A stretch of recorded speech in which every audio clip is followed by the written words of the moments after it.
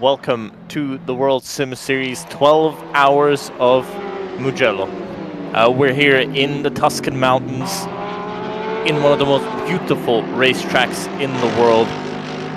5.245 kilometers, 15 turns and undulations through every single corner. Well, for 12 hours, these drivers are going to have one hell of a challenge on their hands.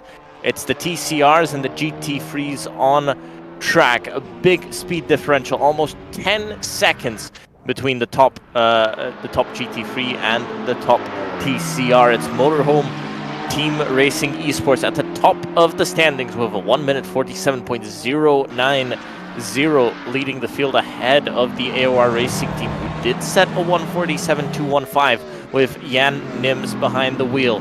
It's a surprise to see Jan Nims not at the top of the standings, but there's still 11 minutes to go in this qualifying session. The TCRs, led by the Velociraptor team, and very closely followed, just by 5 thousandths of a second, followed by the Sean Clark Racing team. Today, for the whole 12, well, not for the whole 12 hours, but for most of the 12 hours, I'm joined by Lorinas, as always, to take you through today's incredible action. Hi, Gustas, and hello everyone. Nice to have every one of you here gathered to witness what's going to be a hopefully fascinating show for the upcoming 12 hours. Of course, we still have a little bit more than 10 minutes of the qualifying session remaining, and well, for me at least, the biggest surprise is to see a new GT3 class leader, at least for this moment, track driving for the Motorhome Team Racing Esports with the McLaren 650S is almost 4 tenths faster than the current fastest lap time of Jan Nims, the well-known German on the World Sim Series platform. He's usually driving the Mercedes AMG GT3 race car on this platform, so he knows it through in and out.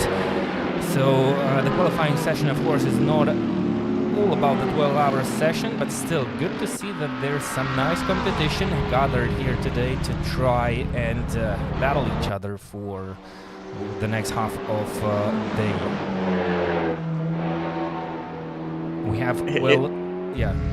It's a very long race, definitely. 12 hours on a track like this. It's not like Paul Ricard where you've got a lot of runoff. This track does bite back.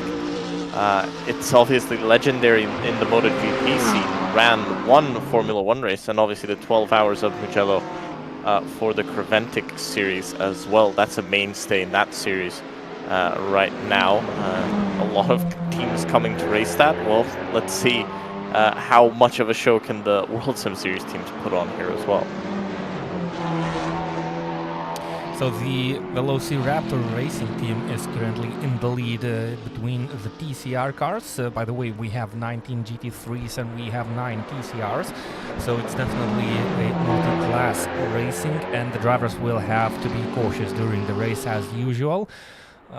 Quite a big speed difference, 10 seconds per lap. So roughly, what's that? 10 laps, and well, the different classes should meet on the racetrack.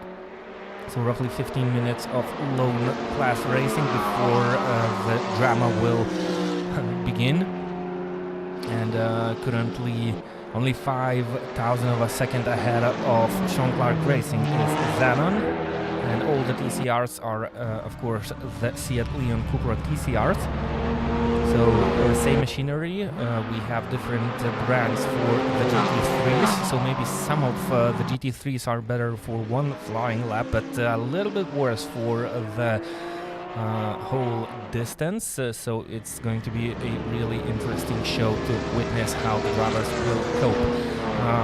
Sean Clark Racing just took the provisional pole position, but only by 700 of a second. And well, interesting point, the last GT3 car is only 1.8 seconds faster than the fastest TCR car. So I wonder how the race will evolve in such speed differences for these teams. Well, the GT3s, yeah, you've got the different brands, but it looks like the World Sim Series team have done a good job with the BOP, as we've got a McLaren at the top of the standings. It's a Mercedes in P2. P3, it's another McLaren. Then you've got an Audi. And, well, McLaren looks like the car of choice, but you've still got, in the top 5, 3 different brands, all vying for that top step of the podium and all vying for pole, at least at the moment. So it looks like the cars are pretty well balanced for today, and you're not going to see just one brand dominating. Yeah, but it's no surprise to see these McLarens dominating the track today. Well, McLaren is good aerodynamically performing car, and the most part of the Mugello circuit requires that quite a lot. Those twisty sections and high to mid-speed corners do good for the performance of the McLaren, but of course there is a long straight where the McLaren suffers a little bit. So during the race it's going to be really interesting to see who will come out on top after the lights will go out in roughly 8 minutes of time, I believe, from this moment standing. And still the motorhome team sport are currently in the lead. Crack, a driver from USA. Yeah, they still have time to go a little bit better, and I'm pretty sure the track is evolving because we have 28 cars on the grid, so they are constantly laying rubber on the tarmac, and the grip performance gets better with every completed lap. So I think the final minutes will be the most important ones in this qualifying session, and every team knows that, and they are getting prepared themselves for the final shootout. Italia Racing Team switching drivers, I believe, in this moment. So this is a team race, by the way. The teams are sharing one car. You can drive from the comfort of your home, and the team members can be in different places, on different continents even. And of course there is a possibility to share one single rig. It's what the rules allow to do. And I think it's interesting that you've got you're switching drivers mid-qualifying session. Not something that's common to see.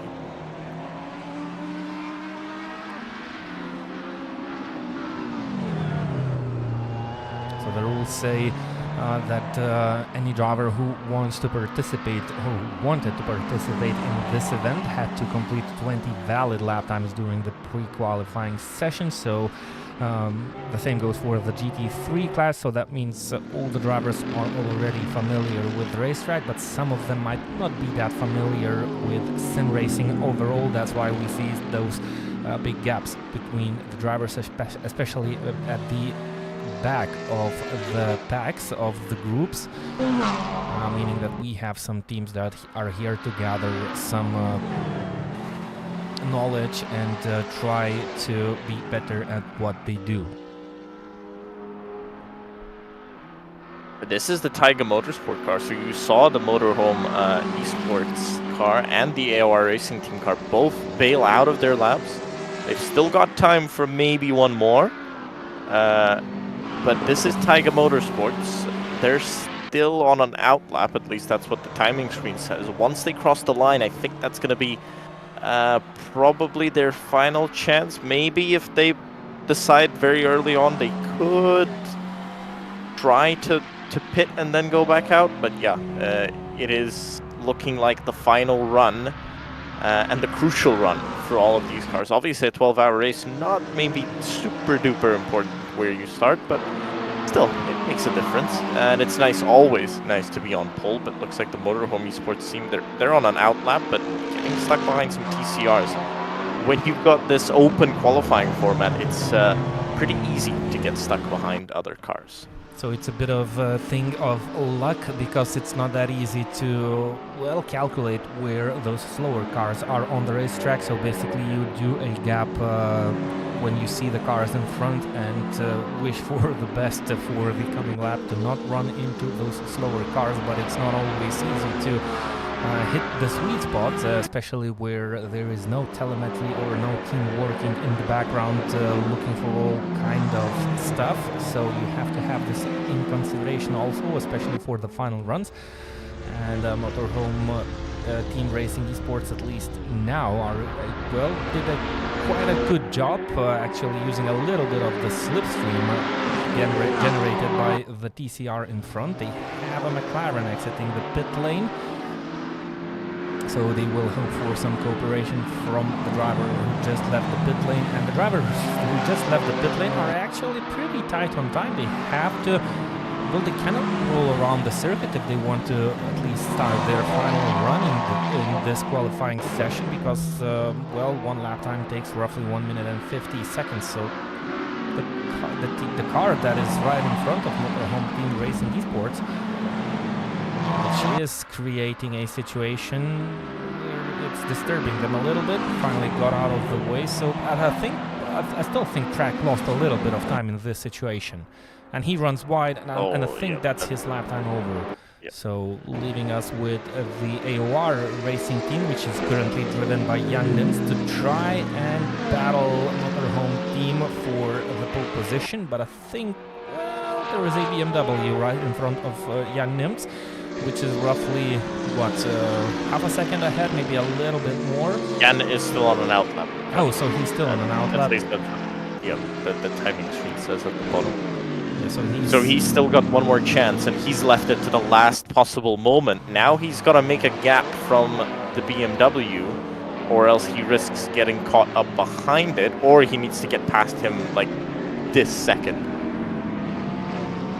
Oh, and he's trying to pass the BMW, but now he's backing off. Well, there's a lot of TCRs also right in front, and the time is crucial. Oh, and that's it. So,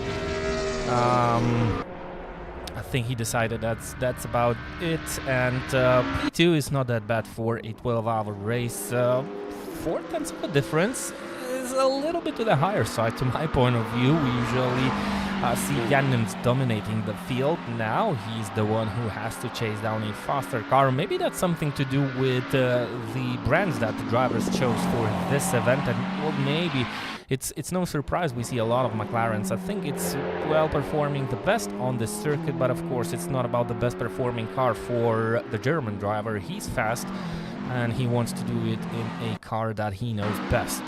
Taiga Motorsports doing some mistakes which will not allow them to go faster.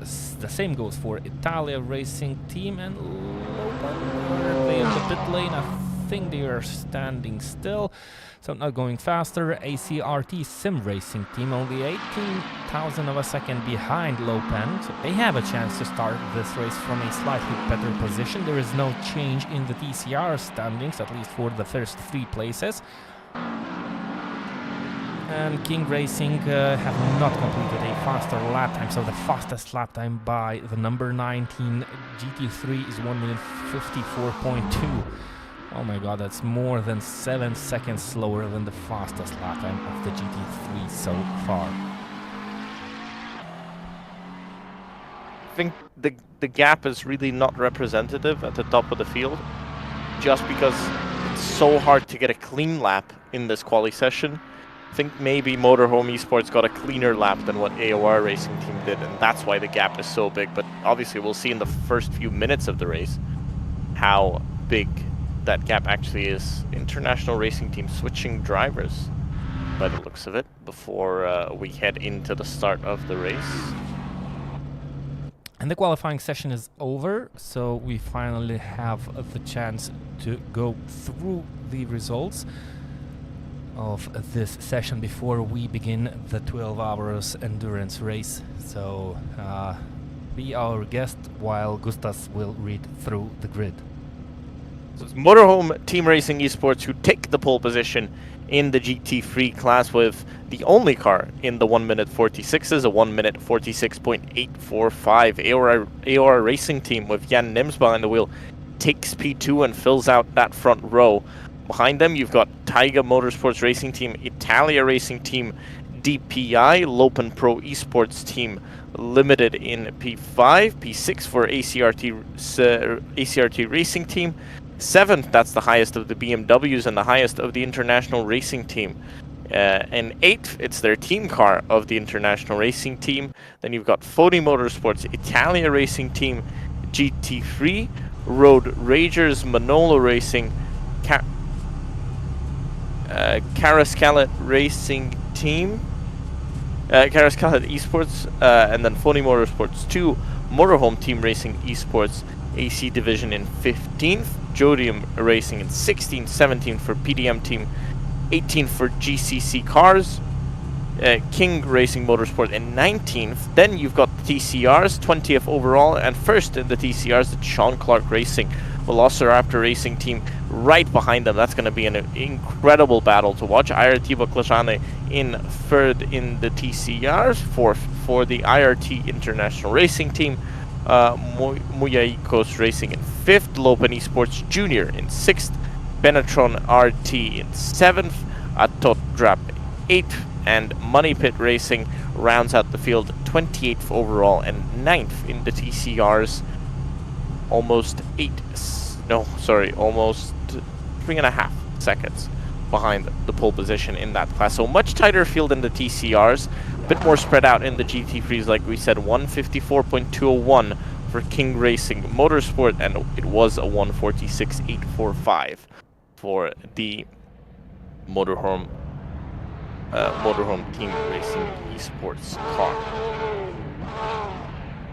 So we still have a little bit of time, roughly 3 minutes before we will see the lights go out. So let's take a short break before we get back with 12 hours racing action and the very start of it.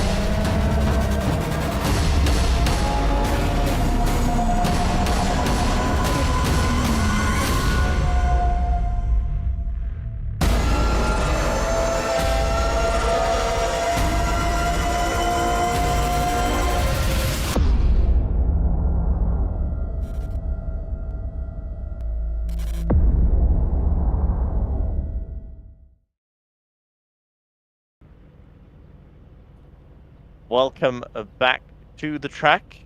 We're here looking at your pole sitter, the beautiful McLaren 650S GT3. We didn't see too many of those in the real world racing scene, but we have seen many of these. The Mercedes AMG GT3, one of the most popular GT3 cars in the world, and it's Jan Nims who's going to be starting that beautiful car from pole position. The international racing team, I think that's P. That is the car, yep, in P7. Oh, it's going to look beautiful during the dark time of this race. Has some beautiful lightning on the tarmac. I think this is P3 car. This does look like the GC Cars entry. Another McLaren. Have the number 028 on the side. This is, I believe, the Italian racing team 44 Audi. Indeed it is. It's interesting to see how the Italians are racing German manufacturer instead of the Italian Ferrari or Lamborghini. But of course, it's not the first time they chose this car to see. And I think we are ready to go racing. Something interesting awaits us just after a couple of moments. Let's try and fix our cameras, and away we go. It is a great start by the Mercedes on the left-hand side of the grid from P2. It might just be Jan Nims trying to take the lead into turn 1. You've got the Audi behind, but Motorhome Racing Team Esports looks like they're just about able to hold the inside, but around the outside, Jan Nims comes and gets the move done. It was a super early breaking point for the Motorhome Racing Esports, and Italia Racing up into P2, and that's Taiga Motorsports. Wow, Taiga Motorhome Team struggling. Already down to P5, I believe. P4. P4. They've got the Taiga Motorsports car getting in front of them as well. So Jan Nims making an incredible start and taking the lead of the race, a second already in front of the Italia Racing Team.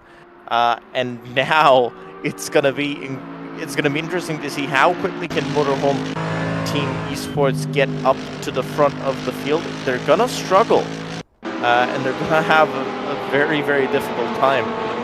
This is the IRT Baklajani team who are at the front of the TCR field. Yep. They've made an incredible start as well. They've got a few GT3s mixed in there as well. They might come with some surprises. They are pretty much faster down the straights, but they have to be careful while going around these slower TCRs, especially knowing that these TCRs are currently in the battle for the highest places of their own class. 9 TCRs started this race, and I believe we will have a slightly tighter battle in the TCR class, though it's still not clear how that's going to end. IRT Baklajani, by the way, managed to get a bit of a lead there, and I think they just about got out of that slipstream range. Looks like all the GT3s might be clear of the TCRs. No, there's a few at the very, very back that still have to get past all these TCRs. It's not going to be that difficult down the straights, but IRT Baklajani take the lead by 1.2 seconds. Incredible start by them. Sean Clark Racing following behind, and the other IRT car in third place. One of the car on the front row, the Velociraptor team, they've dropped down quite a bit. I think they're 5th only in class. That you can see one of the GT3s coming through. Struggling a little bit to do that. Well, these TCRs are pretty good down the braking zones, and they are pretty twitchy around the corners, so the slower GT3s will have slightly bigger problems while trying to go around these faster TCRs, but thankfully everything seems smooth so far. We had an accident in turn 1, that's why we see a couple of GT3s currently trying to go through the grid back to the positions where they belong at the very end of the GT3 pack, while there's some interesting battle building up between the pole position winners. Taiga Motorsports, Lopen, and ACRT Sim Racing teams. 4 cars are currently tight pack pretty closely behind each other, and most of them are McLarens. Oh, what a different line by Lopen Pro Esports team. So into the final corner, which is quite a long hairpin going to the left side, and you have to have a good exit, and it's more important than a good entry because there's a long straight. I think it's 1 kilometer, 100 meters long, so pretty long enough to prepare a move and use the slipstream to your own advantage. Motorhome, by the way, going to the outside, which the move did not work out nicely, so they fall back into P4. They managed to overtake Taiga Motorsports for a short time, but well, it's an endurance race, 12 hours of racing. I think the drivers have to cool down a little bit.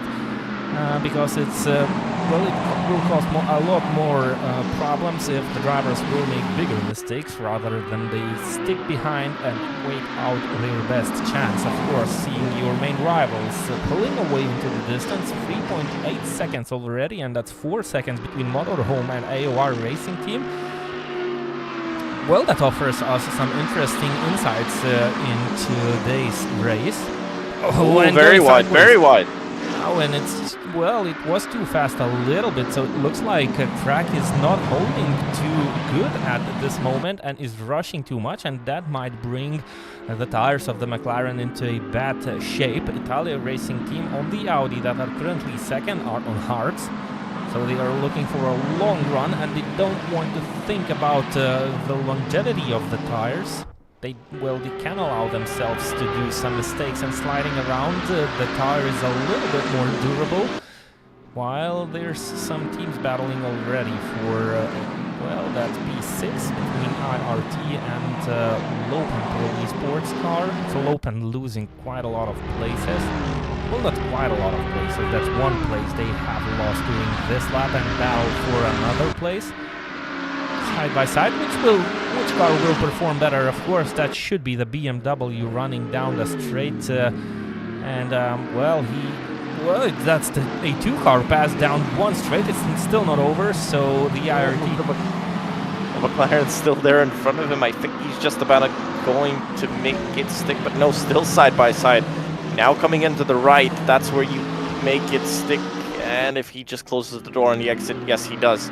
So the IRT team, both in the TCRs and in the GT3s, doing each job from the get-go, making up a lot of spots. And this is, well, sometimes what happens with these big open qualifyings, you're kind of out of position because maybe you just got super unlucky. It's Italia Racing Team in P2, and they're doing a good job on the hard tire. I wouldn't say they're off pace.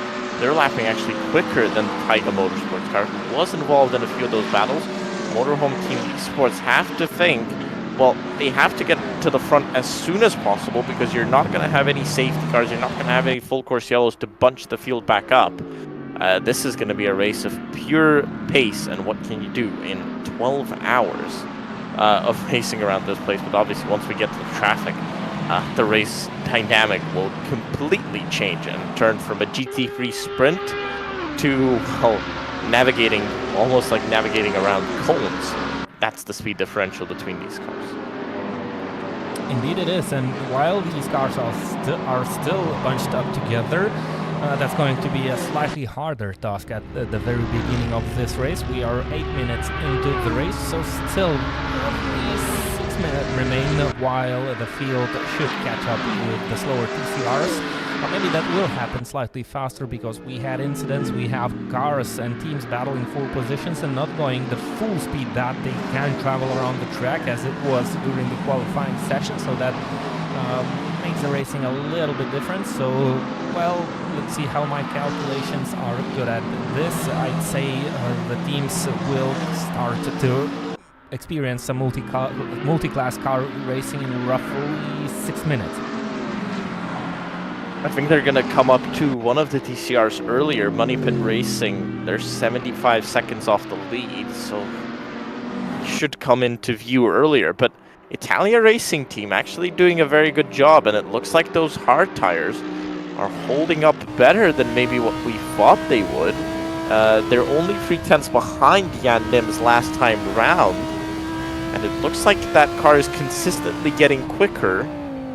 Let's see if the mediums can hold on for that long. Obviously, the GT3s have run in the multi-class series as well on the World Sim Series platform. We've seen them at Mugello. What I do wonder is maybe Italia Racing Team will opt to... Oh, that's a very wide again from the Motorhome Team Racing Esports. So that's definitely what Crack is not enjoying, and he's not... Well, he doesn't want it to stay in position number 4. He wants to go around his rivals as fast as possible, and that's not the way it works. By the way, he was the fastest GT3. The last time they crossed the line, he was half a tenth faster than the current leader, but that's not enough. He knows that he's fast, he wants to go around, and he risks a little bit too much. That brings him into bigger mistakes. You can see his previous lap time was only 1 minute 49.7, and that pushes him back towards IRT and 2 International Racing Team. The gap is only 4/10 right now between P5 and P4, so that's not the best way to try and get back into the front of the field. Well, while rushing too much, you simply force into mistakes. So Crack has to settle himself right now and think about the other plans. And well, you have to understand this is a really long race with a lot of pit stops. 5 mandatory long pit stops for every team. So well, the beginning of the race is not the end, and it's definitely the view that we are seeing right now is going to dramatically change. So the most important task for the team is to keep the car in one piece, try to save and look out after the tires, and well, P4 at this moment doesn't look that bad, but you have to understand that while you're driving, to try and avoid these mistakes, because if you go a little bit too wide into the corner, that brings the heat into the tires, and you can see how much more struggle it creates for Crack to stay on the racetrack, and it created a situation where I think that's Pau Espina in the BMW is able to attack the McLaren. So well, the aerodynamical efficiency is working really nicely if you don't abuse the tires, and it's not the case for Crack. And yeah, he has to... The BMW down to the inside, and he's gonna make... I think he's gonna make it sticky. Yes, he does. Let's see if the McLaren can come back in the draft down into turn 1. But it looks like that car, well, fantastic in qualifying, but not that well in the race, or at least the driver. And he's going back. He's trying to make the move back on the BMW, but not enough, too far away. And the IRT car just about stays in front with Pau Espina on board. So that's the BMW up into P4. One of the highest gainers from the start. Started down in 7th, now up into 4th position. The TCR is just looking at the timings from that gap, just stayed static at 1.2, 1.5 seconds. And well, I mean, to be expected. Those cars are so similar, and the pace of the drivers in those cars is so similar. You'll not see that many differences. Should be coming up to traffic any moment now. I think next time round you'll see the first of the TCRs being caught up by that whole peloton of GT3s. The GT3 is also getting spread out. Looking at Phony Motorsport, for example, the last car on the GT3 field, 40 seconds already behind your current race leader. We have a nice group of cars battling for P14 at this moment. GC Cars is currently holding that position in a Porsche 911 GT3R, and it is battling Phony Motorsport, BDM Team, King Racing, Motorhome, and Motorhome Team. So that's a 5-car battle for P14, and that's well, the pack of closer to the middle of the GT3 pack, maybe closer to the back, but it's still a nice battle to see. And I think PDM Racing Team having some bad connection because it was flying around the track at one moment. That freaked me out a little bit. On board with Motorhome Team Racing Esport. And that's not the same team that is currently battling for before. Yeah, that's the sister car. It is. And Motorhome Team Racing Esports had a crash at the beginning of the race. I've seen this livery running around the gravel, so that's why it's running at the back. It definitely had some issues, and it's not the slowest car, though the last lap was only a 1 minute 52.9. A Porsche is running wide, so indeed it is a nice pack of cars to look at this moment. And it looks like everybody's kind of getting grouped. So you've got that group for P4, for P3 even. Oh, and the Porsche is off track. That's the PDM Racing Team, the car that was flying around. And that might have been caused by some connection issues. I'm assuming the drivers are from Spain. That's Carrion behind the wheel. But we've seen this car flying around the track, and maybe that caused some misunderstandings on the racetrack while these cars were so closely packed on the racetrack. So you have to make sure you have good connection. There's a system on the World Sim Series platform that is kind of in the background looking at how the connection is working for all the teams, but it's not always working as expected. And I think this was the moment where it didn't work quite well. King Racing Team now 0.7 seconds behind GC Cars, and Motorhome is up to P17 after the crash of that Porsche, finding itself a little bit closer to its rivals. Let's get back to the front of the GT3s, because it looks like there's no big battles in the TCR field. One battle for P6. Oh, I think that was the Motorhome esports car going wide again. They tried to make a move around the outside of the TCR, didn't work, and they were pushed onto the gravel. So this is finally the big group of TCRs that we were expecting 15 minutes into the race. Motorhome Team Racing Esports trying to be a little bit more careful now after that first off from their car. Really that's a big shame. So instead of going forwards after the race start, they are just dropping positions. They have to settle down. They have to calm down right now, and they have to think through, because that's already becoming dangerous. Well, of course, it's only 10 seconds between the first and the sixth position right now, the two fastest cars on the field.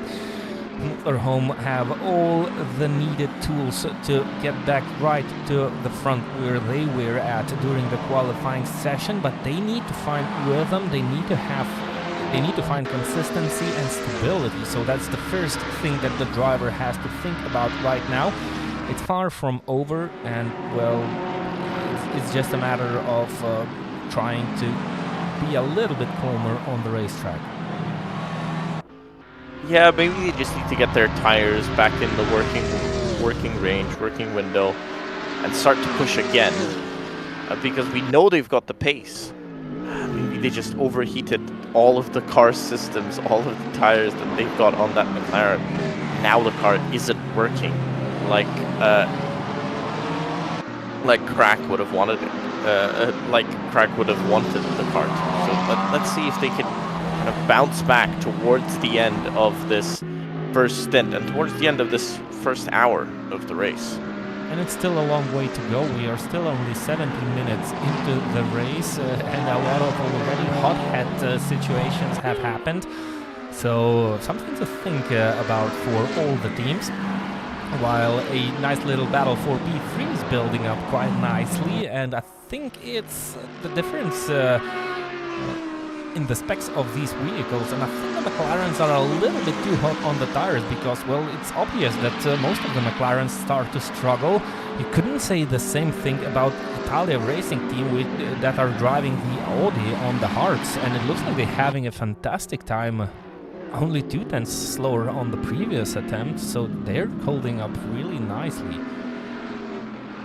They're doing a really good job, especially considering how far off they were in qualifying. And being on the hard tire, they're going to have a big advantage come the end of this race.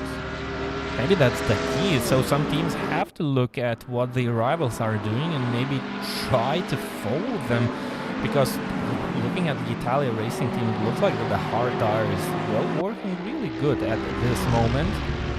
And, well, maybe someone will get the idea, copy it for further stints and try out the hard rubber. And there goes the attempt for P3 between IRT number 2 and Taiga Motorsports. And the BMW is much faster down the straights. It is the place on the racetrack where this car is dominating the McLarens, and it's an easy move to P3. So nice driving by Paolo Espina, overtaking Kalotsai. Battle between Spaniards and Portuguese, I believe. Oh, that's Hungarian driver. That's Kalotsai in Taiga Motorsports. But it looks like the balance is starting to change between the cars and the brands on the racetrack, how they perform right now. And, well, suddenly out of a lot of McLarens in top 5, we only have 2 of them, and they are at the very back of the 5 places. We have a Mercedes, we have a Audi, and we have a BMW taking the top spots at this moment.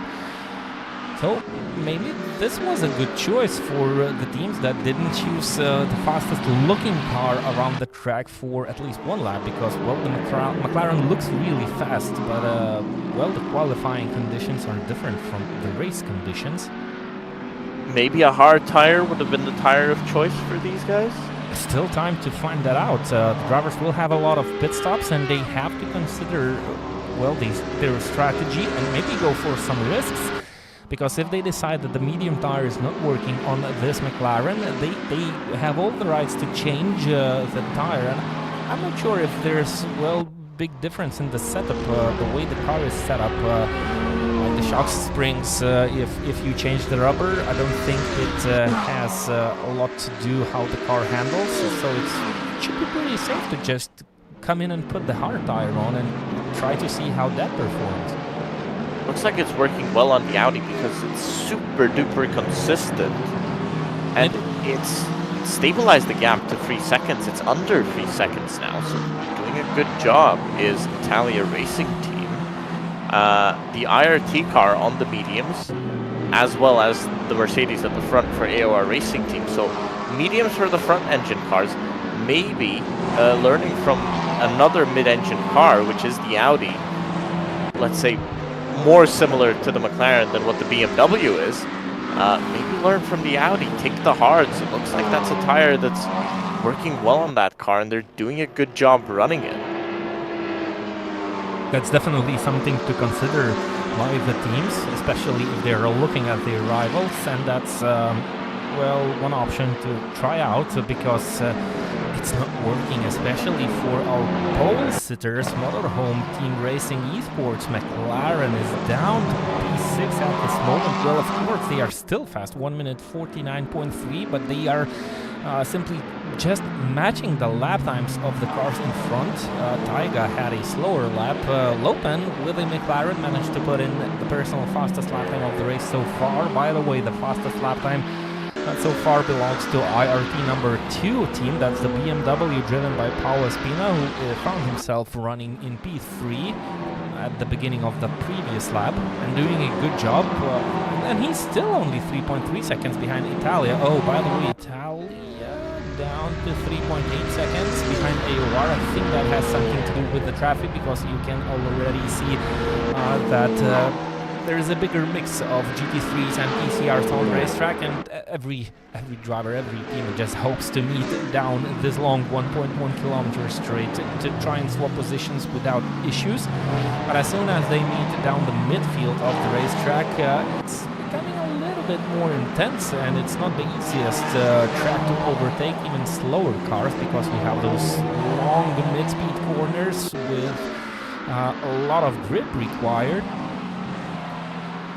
Still, things are looking smooth so far for Mugello, and hopefully they have found the rhythm. Of course, they are already 4 seconds behind Lopen, which find themselves closer to Taiga Motorsports and IRT. So, Motorhome McLaren can kind of expect a little battle in front, and maybe he'll get his chance to come a little bit closer to this group. Their sister team is up to P16 and 3 seconds behind GC cars. And let's join the TCR field, because we have a little battle for... That's actually a battle for P3. IRT Baklajani are still in the lead, 1.9 seconds ahead Sean Clark, but IRT number 1 and Velociraptor having a nice little battle around the track while they are being joined by the leaders of the GT3 class. That's Italia Racing having a go, and that's why Italia Racing lost a little bit of time on the previous lap time, but so did Jan Nim, so the gap is back to 3 seconds. So as you mentioned in the previous race, Gustav, sometimes the multi-class racing gives you, and sometimes it takes from you. So it looks like it has been equal between the GT3 class leaders at this moment. And Velociraptor setting behind IRT. So the move didn't work, as they have been greeted by the field of the GT3 cars. Velociraptor, by the way, they started in P2, trying to get back into the place they were. But no, actually, they'll still be a place behind because they'll only go up into P3 if they can make the move. While the IRT car, they've gone up a position from P4. Well, the other IRT car have gone up 2 from P3 to P1 and holding the lead nicely. The gap all the way up now to 2.3 seconds. That's pretty big in TCR. And then it's another 8 behind them. It's pretty comfortable now for the leaders. Obviously, once you have other drivers jumping into the car, other drivers jumping into the other GT3s, it's all going to change and all going to kick off. Now, let's say it's the easiest stint you run because you kind of know all the drivers. Most of them have qualified their cars, so it's just a little bit easier. So Velociraptor definitely have nice pace because they have, well, they are already almost on the back of the IRT number 1 team TCR. They still have some GT3s mixing around, but it looks like they managed to close that gap down. So it looks like they can keep up and they can right behind the IRT number 1 car. It's a little bit harder to make that move. And there are still a couple of GT3s in the background, well, at least one McLaren. So Velociraptor has to kind of take that into consideration. You see there are more GT3s coming. So you have to find that gap to make that move. And they are going for it right now into turn 1. Zanon and Soropidis are in the cars behind the wheels. Well, in the rigs. Nice move. That's a very, very late break from the IRT car. That's how you lose a position. And now back to the podium is the Velociraptor team. One more place and they'll be back to where they've started, but it is an 8-second gap to the Sean Clark racing car. Gonna be hard to bridge that gap, definitely. But it's still doable, you know, 11 hours, 33 minutes, 20 seconds, a lot of pit stops, a lot of things can go right, but it also can go really wrong during the car's standing time while it is being served by the team, change of tires, refueling, and sometimes we see some bigger gaps or longer pit stops than the other teams do. We have 5 long pit stops waiting for all the teams. So we're seeing a 9 seconds gap at the very beginning of the race is not the biggest gap you can imagine, especially if the team has the pace. So they can have some fun. It looks like the battle for P3 is back into action, and I think IRT number 2 International Racing Team are having some problems maybe with the traffic because they were further ahead. They lost quite some time on the previous lap time. Both of the cars in P3 and P4 were actually slower. IRT was even slower on this particular lap. But maybe it's about the traffic as usual. Motorhome McLaren that is currently in P5 is kind of constantly gaining slowly, but it's still coming closer. The gap is now less than 3 seconds between Lopen and Motorhome. And as soon as these 3 cars will begin the battle, if they begin it, they will become even slower. So that's some good news for Crack, who has to kind of stay in that rhythm, avoid mistakes, and hope for some better action in the second part of his first stint.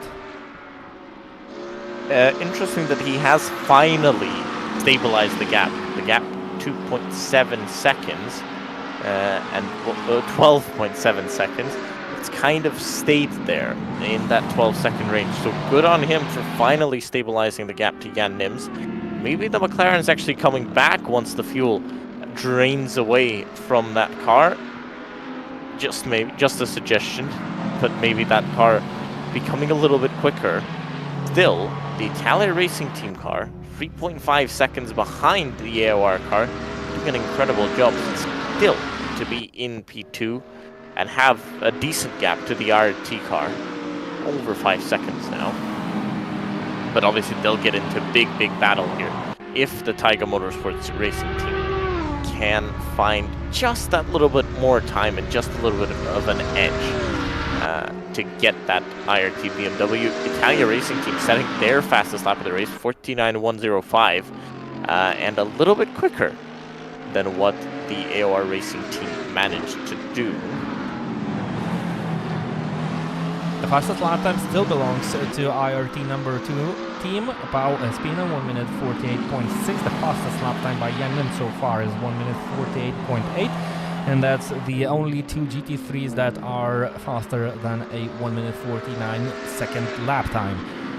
But during the racing, during the pure racing, the pace is pretty much similar. Of course, both of the leaders are half a second, at least half a second faster than the remaining field. That means they are doing good in clean air, having no rivalry. They don't have to look into the rear view mirrors. They are fully concentrated on what's happening ahead, and it looks like it's working pretty nicely, especially for Italia Racing Team at this moment, which was not the fastest car during the qualifying session, but a different strategy might have something on the table for the Italians this afternoon and the coming 11 hours and 30 minutes. Track is still tight. I think the Lopen car is looking pretty interesting to me. At the back of all of this, they're kind of waiting it out. Let's see if they can manage to do anything. Another fast lap for the Italia Racing Team car. Or no, maybe they haven't crossed the line again. 49.105. Quick. I love their consistency, really. That's the thing that amazes me most. 48.9 from the AOR Racing Team. So you see, for the AOR Racing Team, yes, they're quicker, but the lap times go up, they go down, they go up, they go down. But with this car, with the Italia Racing Team car, it's always the same. To the outside is the Lopen car trying to make a move down into turn 1, doesn't make it just yet. Maybe feeling a little bit quicker than the Taiga Motorsport car. Let's putting pressure on the Taiga car. That's going to just enable the IRT car to kind of run away a little bit. Let's see if Lopen can do it this lap or next lap. Maybe it makes sense. If not, maybe drop back, save the tires, save the fuel, and get these 2 cars in the pits instead of trying to do it on track. Yep, and that's what endurance racing is about. You not only think about what's happening on the racetrack directly, you have to think about a strategy, and you have to come up with some brilliant ideas, or at least try to come up with them. And sometimes it works pretty much better than it's working on the racetrack, and you lose much less time. So the more experienced teams can really come up with some nice, brilliant ideas. The less experienced teams have to play around with it. You don't have nothing to lose to try and think something differently, to get something new into your books for the upcoming races. Lopen, wow, what a move was that by Lopen Pro Esports. So, this is not the first time when we see this McLaren entering the final corner much tighter than most of the cars do. So a lot of the cars are taking the final corner as a one apex configuration, but it looks like Lopen are trying to brake pretty late into the final corner to try and gain a little bit of time during the braking. I'm not sure how that's playing out down the long straight, but it didn't look so bad. They were still 0.4 seconds behind Taiga Motorsports. So it looks like Albrecht drive. Albrecht just trying to be clear. A driver from Germany has found a different line around the final corner, which at least for now looks to be working.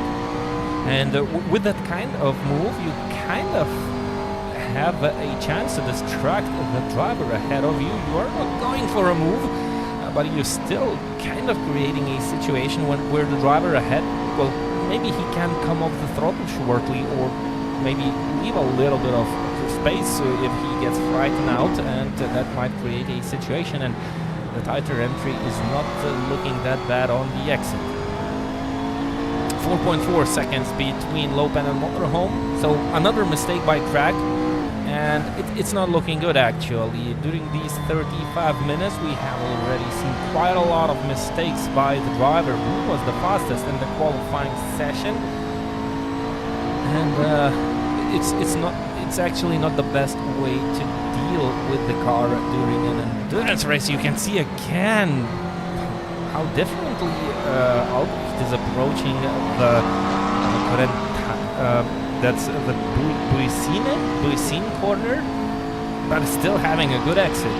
I was looking at the names of the corners, but something changed on the racetrack. I think Taiga Motorsport made a mistake while overtaking the TCR car, and I lost the battle. Be back into turn 1. Taiga Motorsports holding the inside line into turn 1, running a little bit wide, and that's usually what happens when the cars battle into this corner. But that's okay, because you tend to get the inside line for the next corner, and at least by the looks of it, it's working nice. Still not over. Side by side into one of the faster corners on the racetrack, and of course Albrecht has to back off out of it to not create dangerous situations, and you can already see how much slower these cars are going around the track when they are battling each other.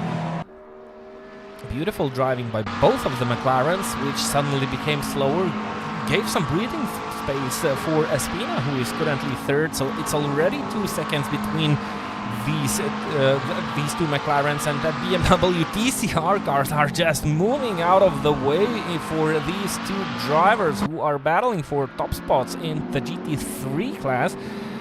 And Albrecht is still behind Kalostzai, but showing some nice racing skills, running a little bit wide, not thinking about the tires.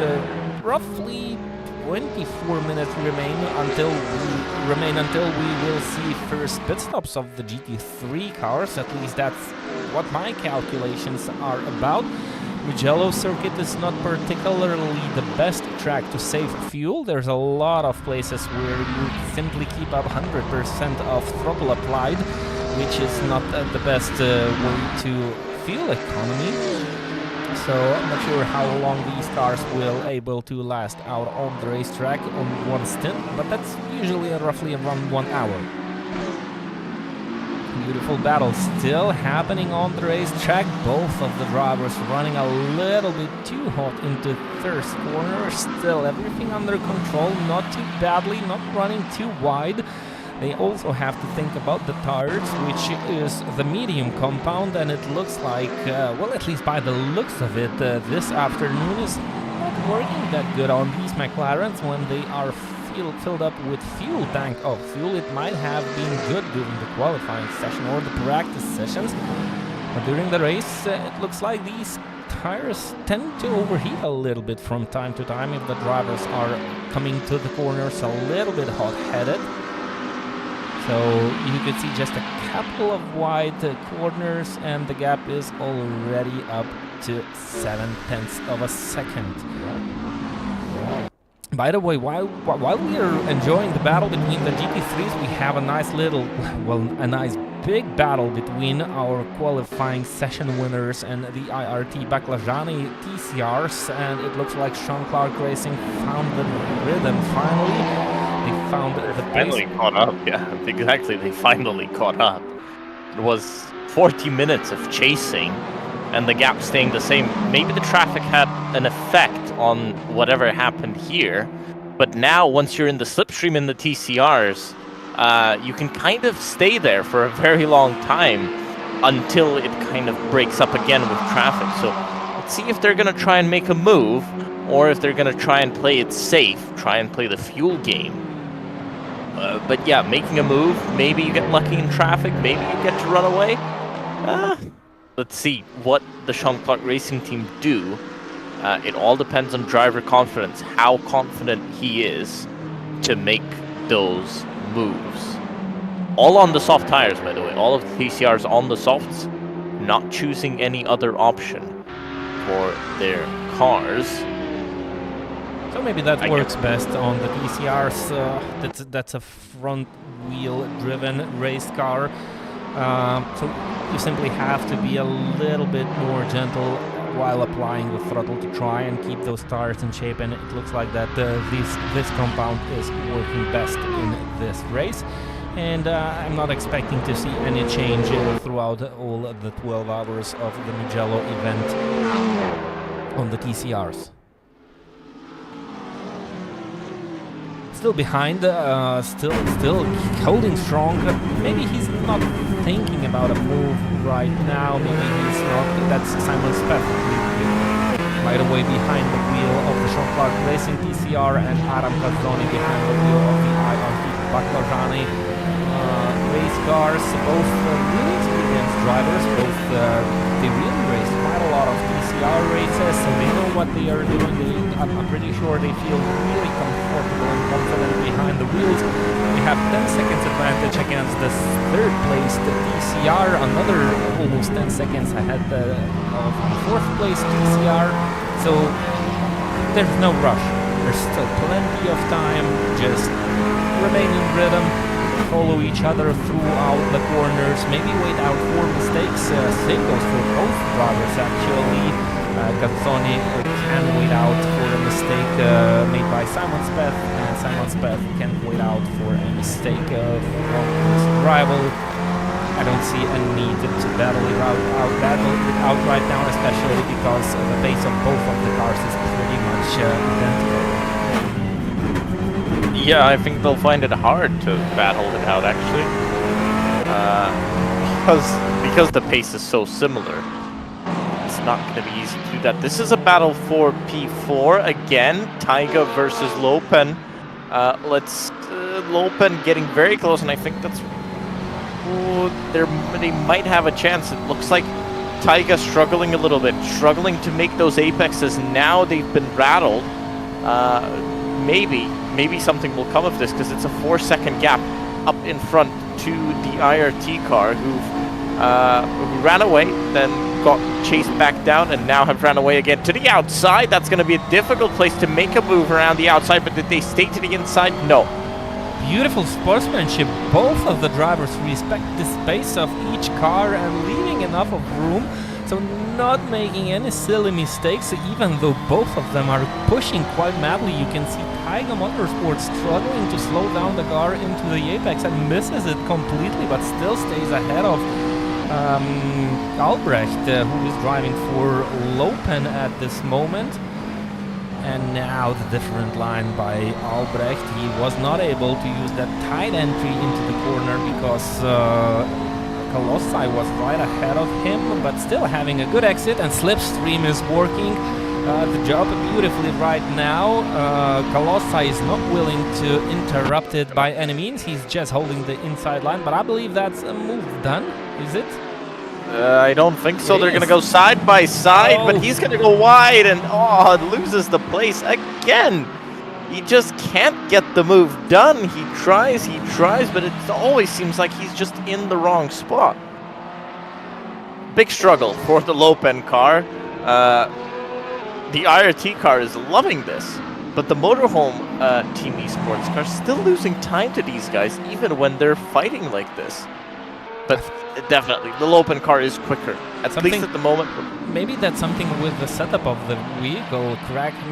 Maybe he has a nice, good setup for fast laps, but it was working during the qualifying session. Maybe it's not working during the race. Maybe they miscalculated something while they were setting up the machinery, because it simply looks like Craig can be fast, but he cannot be consistent. So maybe the setup is a little bit too aggressive. Again to the outside is the Lopen car, trying to get that move done again. It's obviously not working, and he's trying and trying again, hoping that the car ahead will break at some point. Oh, they're getting now stuck behind one of the Porsches. So same class car, but traffic, because they're a lap down. Let's see if something can come out of this. I think that's one of the Porsches that we've seen in the wall before. It is. That's the PDM team, which are struggling with connections. Well, at least they were struggling with the connection issues at the beginning, safely through both of the McLaren, so they didn't lose a lot of time here. Still able to keep up behind each other. That gave a little bit of space for Motorhome team. They are less than 6 seconds behind now, so definitely lost a little bit of time. but not too much. And again, around the outside, reading the TCR. And what will the TCR do? It's just, it will keep driving and holding the same line. They've finally done it. They tried to push the other McLaren. They tried to push the Taiga car into the inside so they could do exactly this, cross the line on the exit, and now they've finally done it, the Lopen car has, and they've got a little bit of a gap, they've got a little bit of breathing space, so now they're able to start running away. A car that has been quicker, definitely, and look how quickly it's bringing down the gap to the IRT car. It's now down to 3 seconds, and pretty much every turn it's going down. What's happening with Paul Espino right now, the fastest GT3 so far? Maybe the BMW starting to show its negative sides on the tires, or well, maybe the driver just starting to feel quite lonely on the racetrack, making some mistakes. It's one thing when you race your rivals closely and you kind of run into a different rhythm, and then there's a second story opening up when you find yourself alone on the track. And sometimes drivers can just lose focus. Maybe that's what it's about, because the gap is up to 3.1 seconds now. Maybe it had to do something with the traffic also. Let's see a GT3 car which has been overtaking yet another Porsche. But it settled down. But look at the gap Lopen managed to extend against Taiga Motorsports. Is already up to 1.4 seconds. And what about Motor Hope Team? Look at that. They are down in P7. So they definitely had a big mistake on this particular lap. Let's wait and see what the timing screen will tell us about the lap time. 1 minute 59.6. Yeah. They definitely were off the track somewhere. They've lost the position now to ACRT. They've got another IRT car behind them, but that's 26 seconds behind. I don't think that's going to be a problem for them. 33.6 seconds. That's your gap at the from P7 to P1. Still doable. On pole. Remember, this car was on pole. This was the pole sitter, and he's now 33 seconds behind. We haven't even gone past the first hour yet. It's still the same driver in the car. That is something has to be wrong on their end. I think it's something to do with the setup. I'm just it's just my wild guess, but it looks like the car is a little bit too aggressive around the corners, and well, during the heat of the moments, the driver is simply not able to cope with that. And when you push a little bit too much with a car that is a little bit loose, of course, it's a fast way to tune up your car. But it also brings a lot of work and a lot of wear into the tires, and a couple of mistakes make your whole stint a nightmare. And well, I think that's something that's about it. What the pace is showing at this moment by this driver, who was really fast during the qualifying session.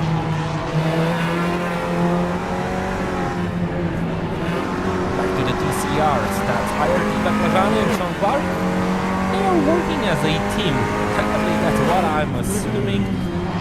Finding themselves really comfortable in these positions. Still a long way to go. There's no need to battle it out right now. Definitely. I don't see any reason to try and make that move if you are not much faster than your rival, and by the looks of it, that's a really nice and clever decision. Try and work your way through the field, and there goes the mistake.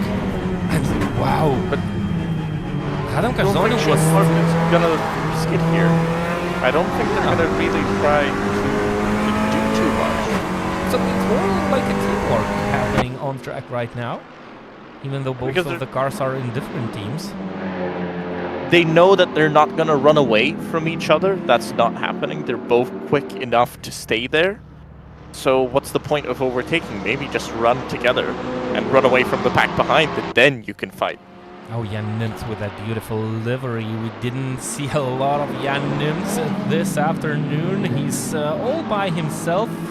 not that far away out in front against the Italia Racing Team, which is quite a nice and pleasant surprise. But there goes Jan Nims around these two TCR class leaders. No problems whatsoever. The best place to meet your other class rivals on the racetrack. Just go past them. Oh, there's some moving happening. So maybe Sean Clark Racing, Simon Speth finally thinking about it.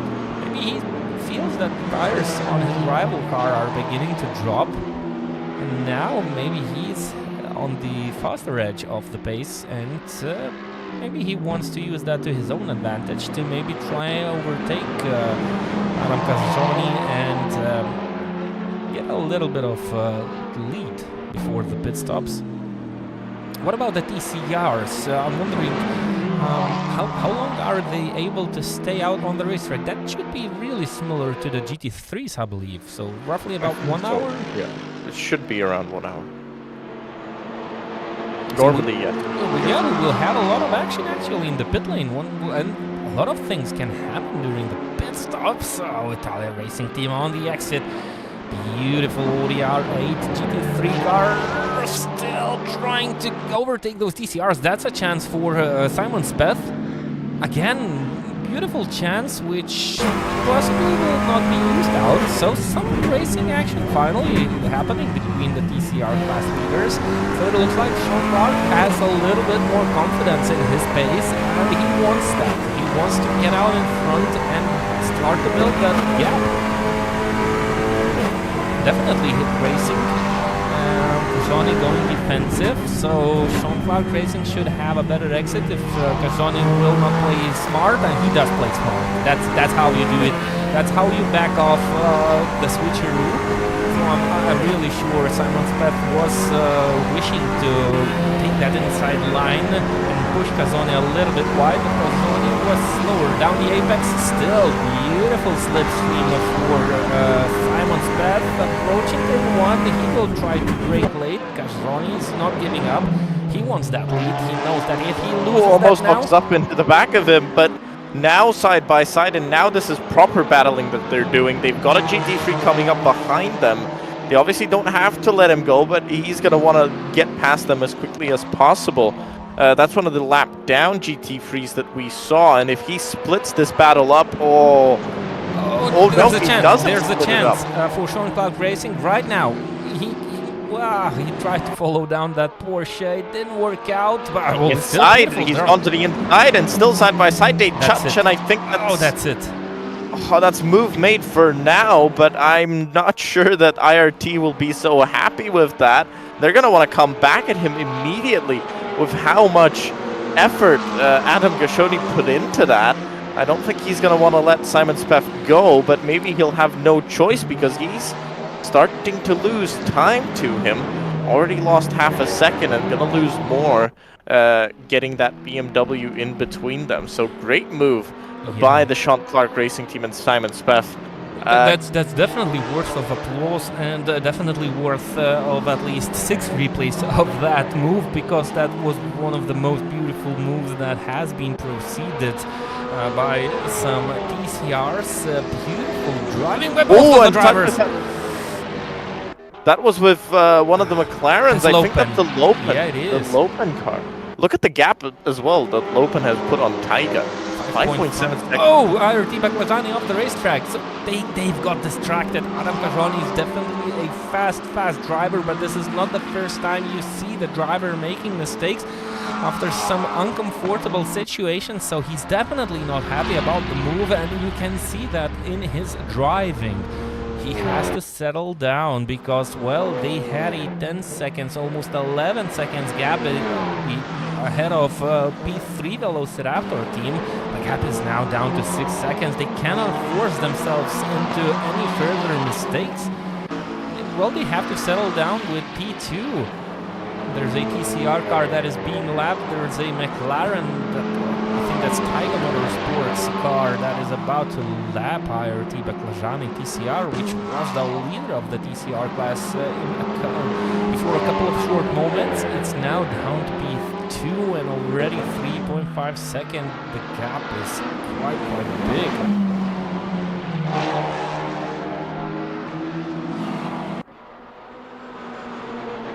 Yeah, so towards the first stint, towards the end of the first stint, we had nice battles happening on the racetrack.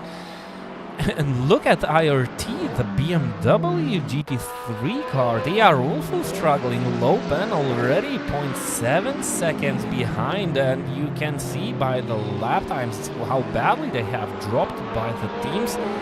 So the tires are definitely showing the age and the wear. Let's see if this is the advantage that Italia Racing want to get. They are the fastest car on track almost.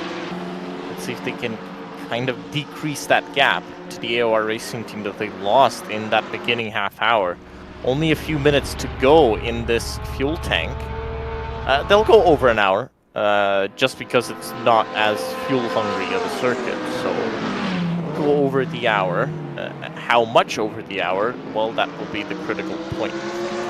That will be the critical point in strategy today. Maybe somebody can actually save a pit stop. Oh, IRT having issues with the Porsche that is about to be lapped, and there was a small contact, and now there's a good chance opening for Lopen.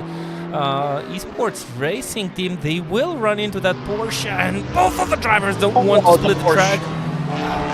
Yeah, the Porsche played a big role in this situation. The cars remain in the same positions. Well, good to see both of the leaders remain on the circuit. You couldn't say unscratched, because both of the cars are scratched right now. Three cars collided. The two leaders have run into each other slightly, and then there was the Porsche. None of them wanted to lift off the throttle, and we have a situation where we have a back marker which was spun around. How would you look at that situation if you were a referee? It's always difficult with the battle going on. It looked like the Porsche just missed a turn there. And, well, the McLaren didn't expect him to slow down so much. Just kind of ran into the back of him, almost taking out the IRT BMW as well. That would have been a big crash for them. I think the McLaren has a little bit of a damage on their car, but that's just sort of the ebbs and flows of endurance racing and multi-class racing. And, well, to me, it just seems like something that happens sometimes with higher ranked drivers and lower ranked drivers. That's a situation that's bound to happen at some point. Yes, indeed. And of course, we have to look at the outcome of that situation. So the only car that suffered worst was actually the GT3, which was being lapped. And you actually cannot blame the driver. And I think he kind of lost on the racetrack. He was not willing to get in the way of the two cars battling, and it looked like he kind of tried to get out of the way, but there was just simply not enough room, and that created that situation where the drivers just didn't find the right language to talk between each other. Still having to deal with the traffic, that's really one of the most difficult parts of the endurance racing. You don't only battle your rivals, as you can see on the screen, so you have to work through the field. And that changes the balance, that changes the dynamic of the race. At one moment you are kind of battling for P3, at the other moment you are just simply trying to survive, and the gap is back to 1.3 seconds. Yeah, and well, that's how it's going to stay up until the first pit stops. I think we've already had a team of the back markers who entered the pit lane. We have a pit stop count on the system. We can only see the long stop count on the Series platform. By the way, if you want to follow up with this race and see the results in a different way, if you kind of are unable to see the teams, the gaps, how they do, you can always go to worldsimseries.com, find the Mugello 12 hours event, and you can easily find all the live results. And the first pit stop's taking place. Lopen taking, well, good decision at this moment, still quite close, around the 1 hour gap, which is also important, but they are trying something different. Interesting to see how that will play out after the completed pit stops. I'm pretty sure IRT will react. Should they react? Well, if they have a different plan. I think Lopen want to actually fix their car. That's the idea here. Yeah, definitely the case. But maybe they are also going on something different, you know. They couldn't overtake the IRT car on the racetrack. Why not to try and undercut them? Because they will come back on fresh tires. Hard, heavy car, but that should be still faster. So yeah, it will definitely be faster. And if they don't do the repair, they'll be in front anyway. I think even after one lap of pushing, they'll be in front. Oh, and running a little bit wide, so that's not helping also Paul Espino to stay in front. It's not a big mistake, but you can definitely see that the driver feels that he needs to push. He needs to extract the remaining of the tires and do as good as he can. So he's trying to use a little bit more width of the available track. Oh, I don't know how much sense it makes to dive in now. Maybe try to extend it as much as you can. That's what I would get do.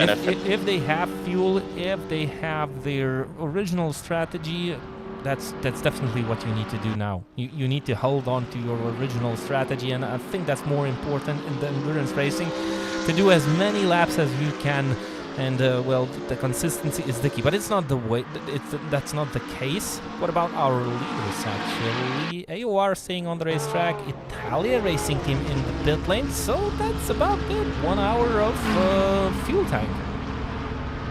Taiga Motorsports actually staying on the racetrack, so they can extend it to a little bit longer. I think. And AOR Racing Team, right? Stayed out. Yeah, AOR Racing Team stayed out, Taiga stayed out, ACR Sim Racing staying out. A lot of other cars coming in. Where is the motorhome? Oh, maybe they are doing a driver change. That's why we don't see them. That's phony. That's the other motorhome. There's the motorhome team racing esports. Something's not right. You can see the McLaren standing still. Oh, yeah, of course, what's not right? They are doing a long stop. I think they are doing the driver change. Maybe a little bit earlier than expected, because usually you see drivers doing at least 2 stints in a row. But maybe Drag finds himself uncomfortable after that miserable first stint. Yeah. So when you have a stint like that, you're going to want to be out of the car as soon as possible. And when you've got the chance to do so, it makes sense.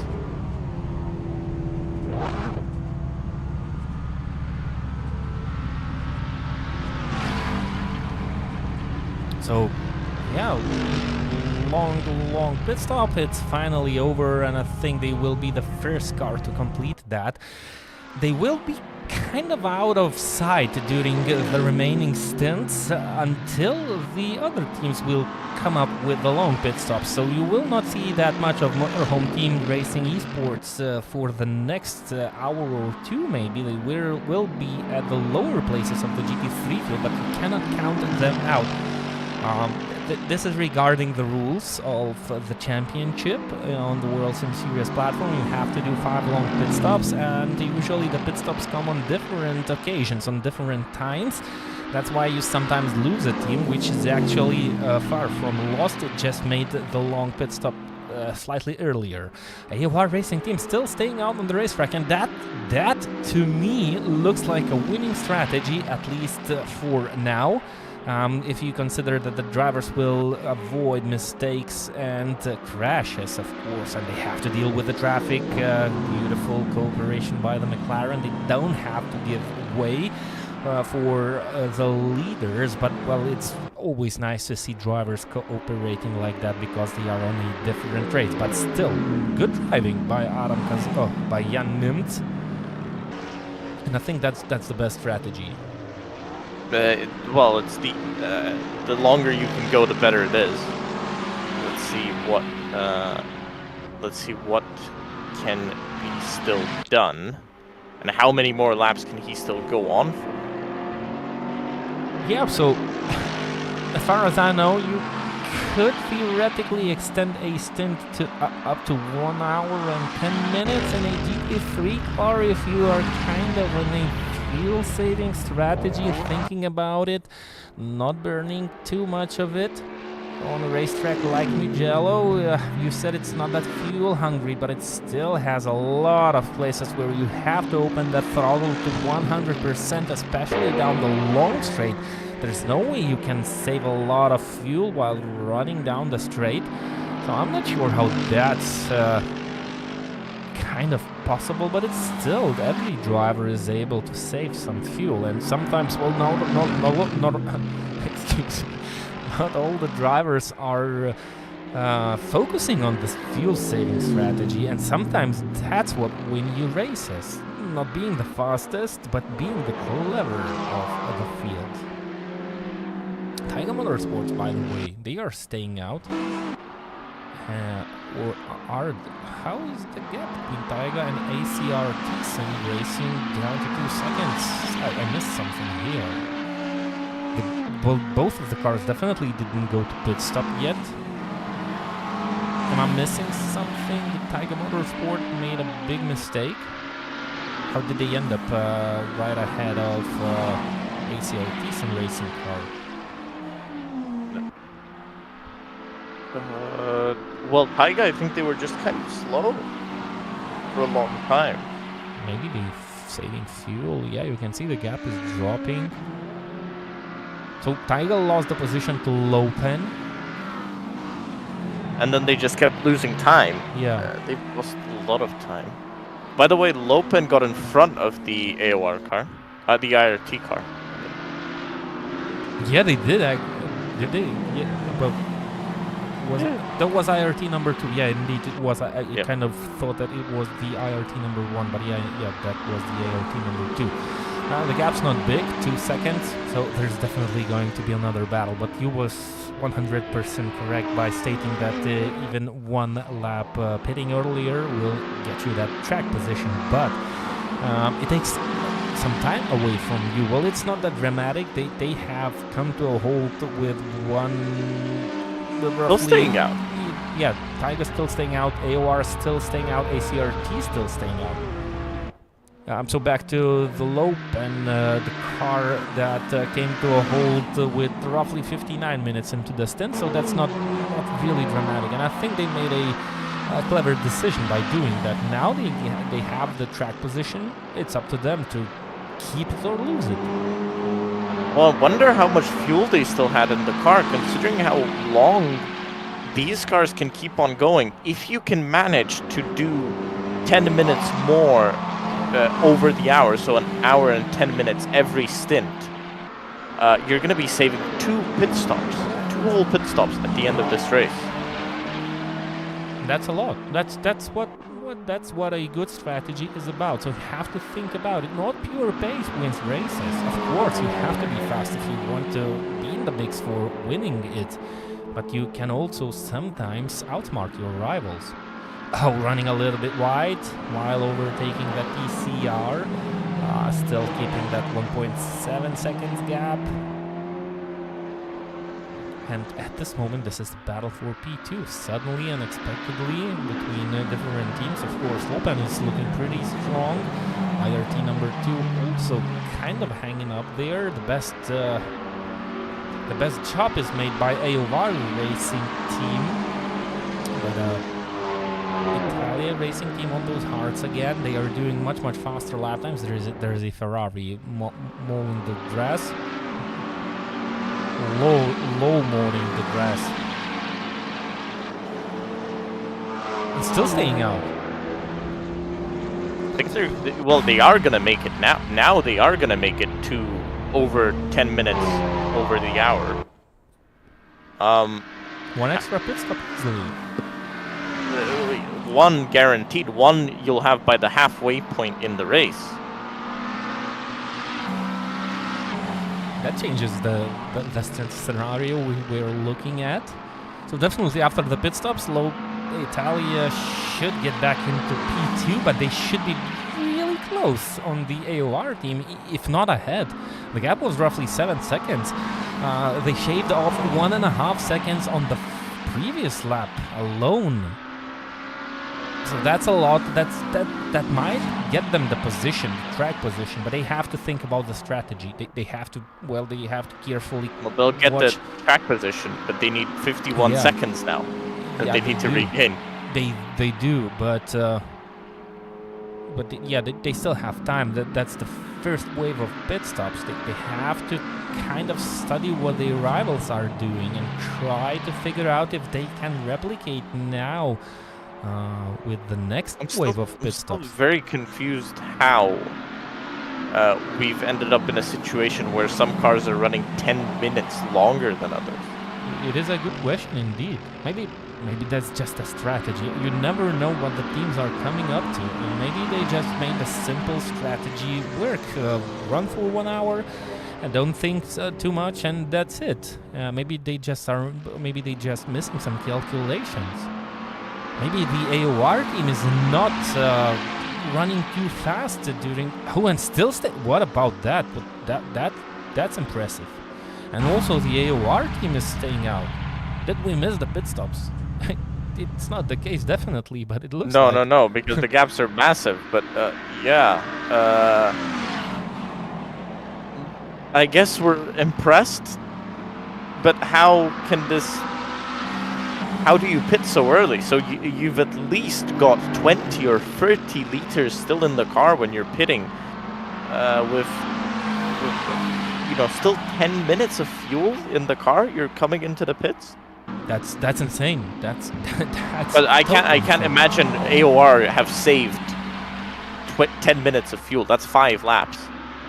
That's that's gonna be like 20 liters a stint. Yeah. No, less maybe. Depends on the car, obviously, but like 10, 15 liters in a stint. That's not. I can't see anyone being that good on fuel saving. And look at these, these two McLarens have also made it this far. Yes, it's not like it's only the AOR car that's made it this far. It's also these two McLarens. And everybody else pitted. You know what? Let's try and configure our timetable to see those pit stops, because I'm eager to see who has stopped and who hasn't.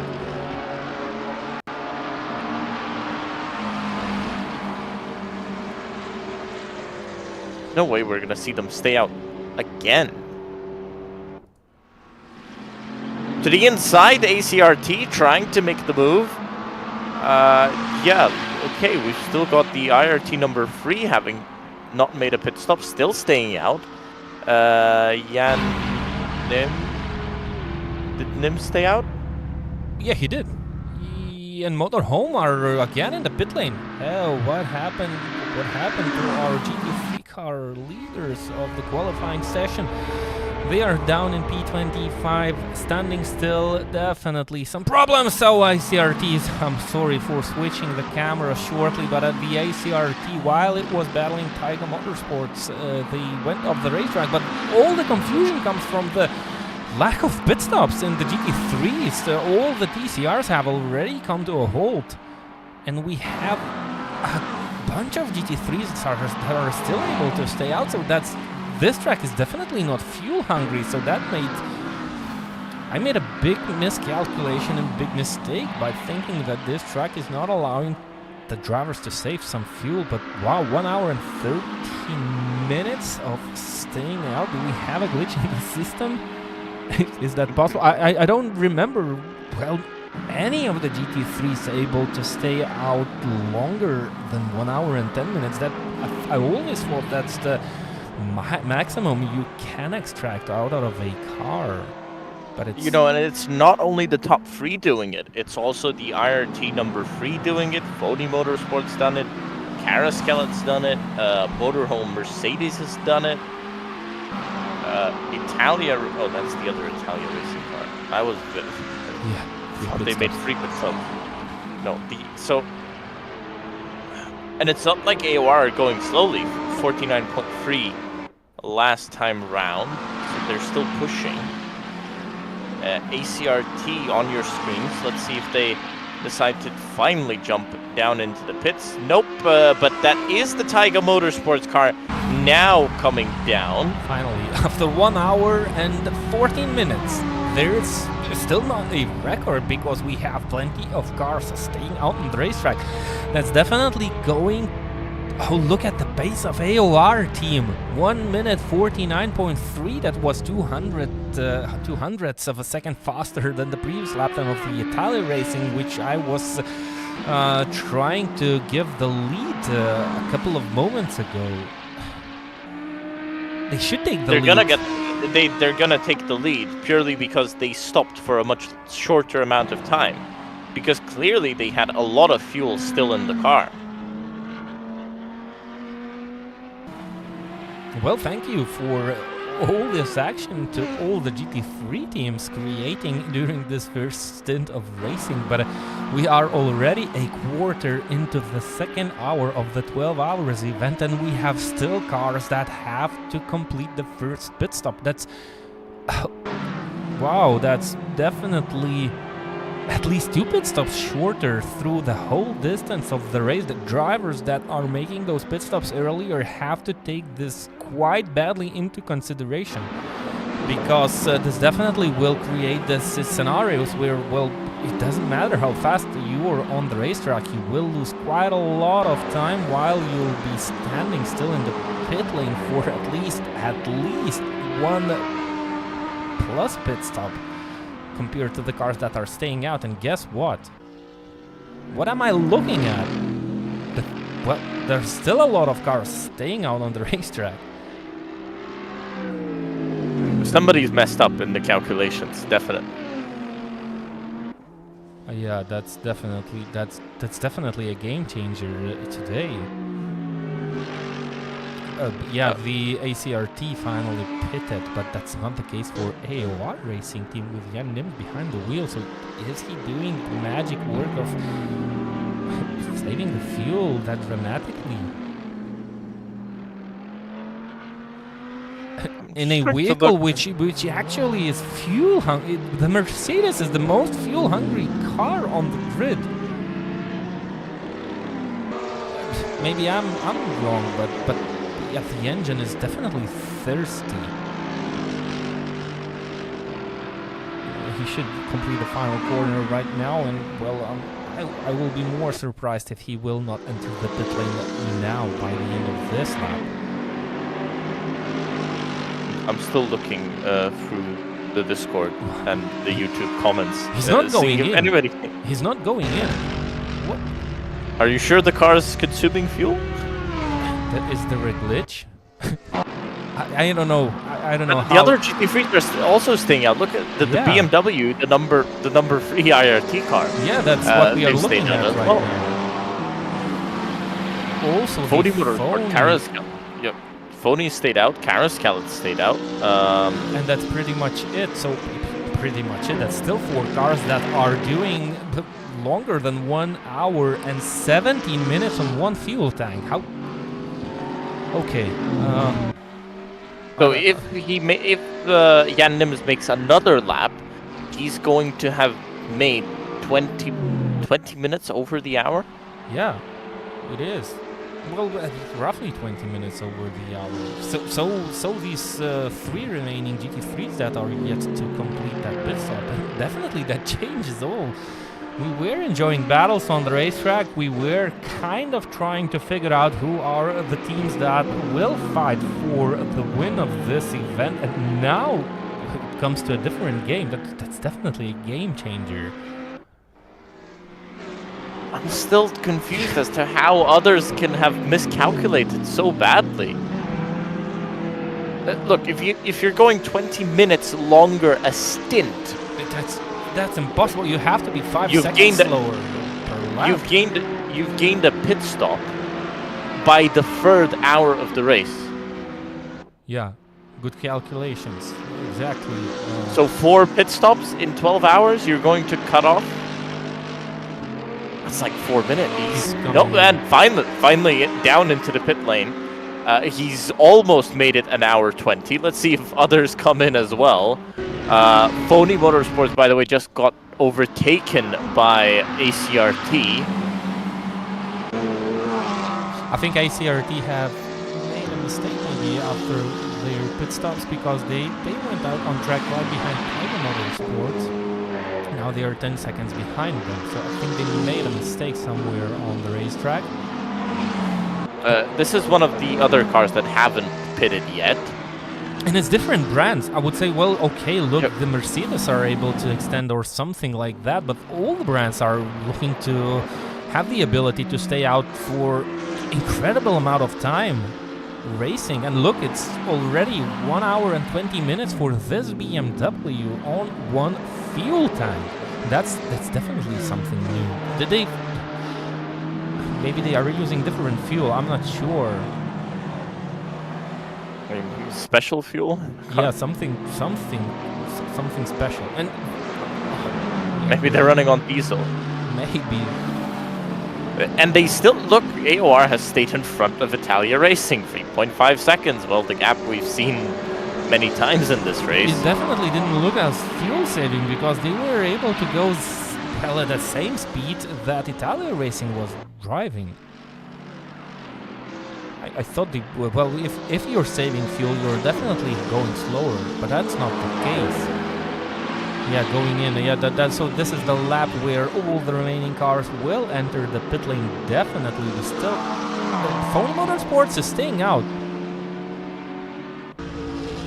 Neglecting my words, so Phony Motorsport is still out on track.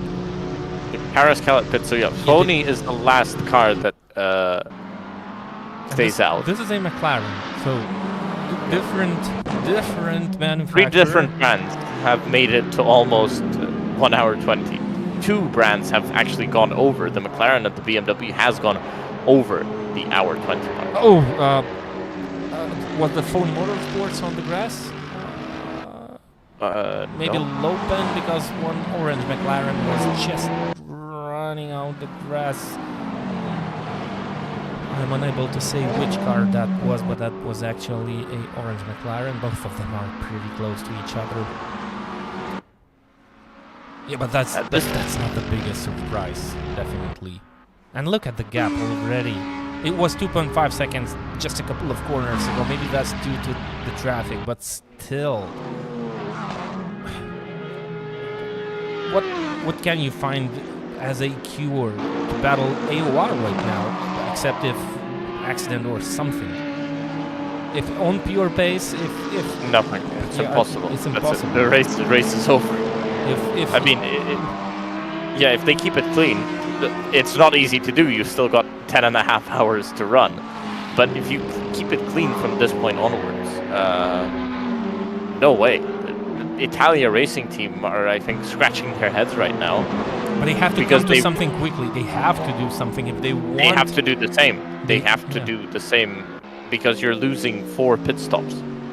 However fast you go, you're not going to make up 4 pit stops. That's 4 minutes of track time. Yeah, you'd need to be going at LMP pace to make that back up. And you will not do that. That's impossible. So only only one cure: save fuel. Save fuel. Coast through the fast corners. Coast before the braking zones. It's something to learn if you haven't prepared for that. Italia Racing gaining on IRT Baclagiani. This is the TCR that is currently second, 45 seconds behind Sean Clark Racing. So something went wrong for the TCR that was battling beautifully Sean Clark Racing for the lead. They settle down in P2. Look at the gap, 6 seconds. Yeah, it was 2.5. Like less than 1.5 laps ago. It's up to 6 seconds already. Of course, it has something to do with the traffic. Italia Racing was kind of squeezed between the DCRs, but still lost a lot of time. Yeah, I'm speechless, you know. That definitely changed everything. And that happened so fast. The wait for the pit stops, the waiting for the drivers to come into the pit lane. I don't remember ever seeing a race where you just... No, I was expecting an hour 5. Yeah, well, okay, 1 hour and 10. that's still okay. That's still no surprise. But 1 hour and 20. That's 10 laps difference for one fuel tank on a Mugello circuit, which is more than 5 kilometers long. So roughly 55 kilometers. Those 5 cars were able to achieve by one fuel tank. So you don't have. So actually, what else it changes? You have to look at Phony Motorsports. You have to look at the IRT number 3 car, because they are not fast on the racetrack. But you know, if you save what 90 seconds, how long is the regular pit stop? Well, okay, it's not 90 seconds. It's a 50-second loss, because the Italia racing team was around 50 seconds behind. They came out pretty much to 50-second loss. So that's 50 seconds on track time. If you say 4 pit stops, that's almost 3.5 minutes. So that's 1.5 laps. Okay, so during 12 hours, you kind of can expect to extend the gap to that much against the slower cars. Of course, there's no cure against a car that it's not only saving fuel and going slower. You cannot expect nothing against a car that is actually slightly faster while you've got someone faster than you and going for a longer time. That's that's going to be difficult to. There's no cure. Yeah, like you said, there's no cure for that. Applause for now. Well, what can we expect now? So. Definitely the dynamics of the endurance racing. You constantly see teams doing okay until they don't do okay anymore. They run into mistakes. While dealing with traffic, you can expect different kinds of scenarios. You kind of can see drivers losing focus if they do too long of stints. So the dynamic of the endurance racing always stays in consideration, but on pure racing pace and, well, on strategy now. It doesn't look good for all the remaining teams except for the AOR Mercedes-Benz AMG GT3 car. The old generation, because we are running on the original Assetto Corsa title. All the GT3 cars are original content made by Assetto Corsa, by Cuno Simulazioni. By the way, the team that has their headquarters located in this racetrack, at least that was the case a couple of years ago. I didn't look into it, and I'm not sure if they still have office in this racetrack, but you could consider this one of the most accurate racetracks on Assetto Corsa platform. The team had the chance to walk around the track with lasers and scanned it to pixel perfect conditions, centimeter, millimeter perfect states.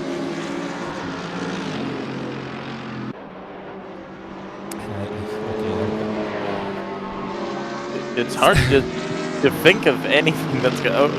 TCRs, right? TCRs, they don't have anything like this happening.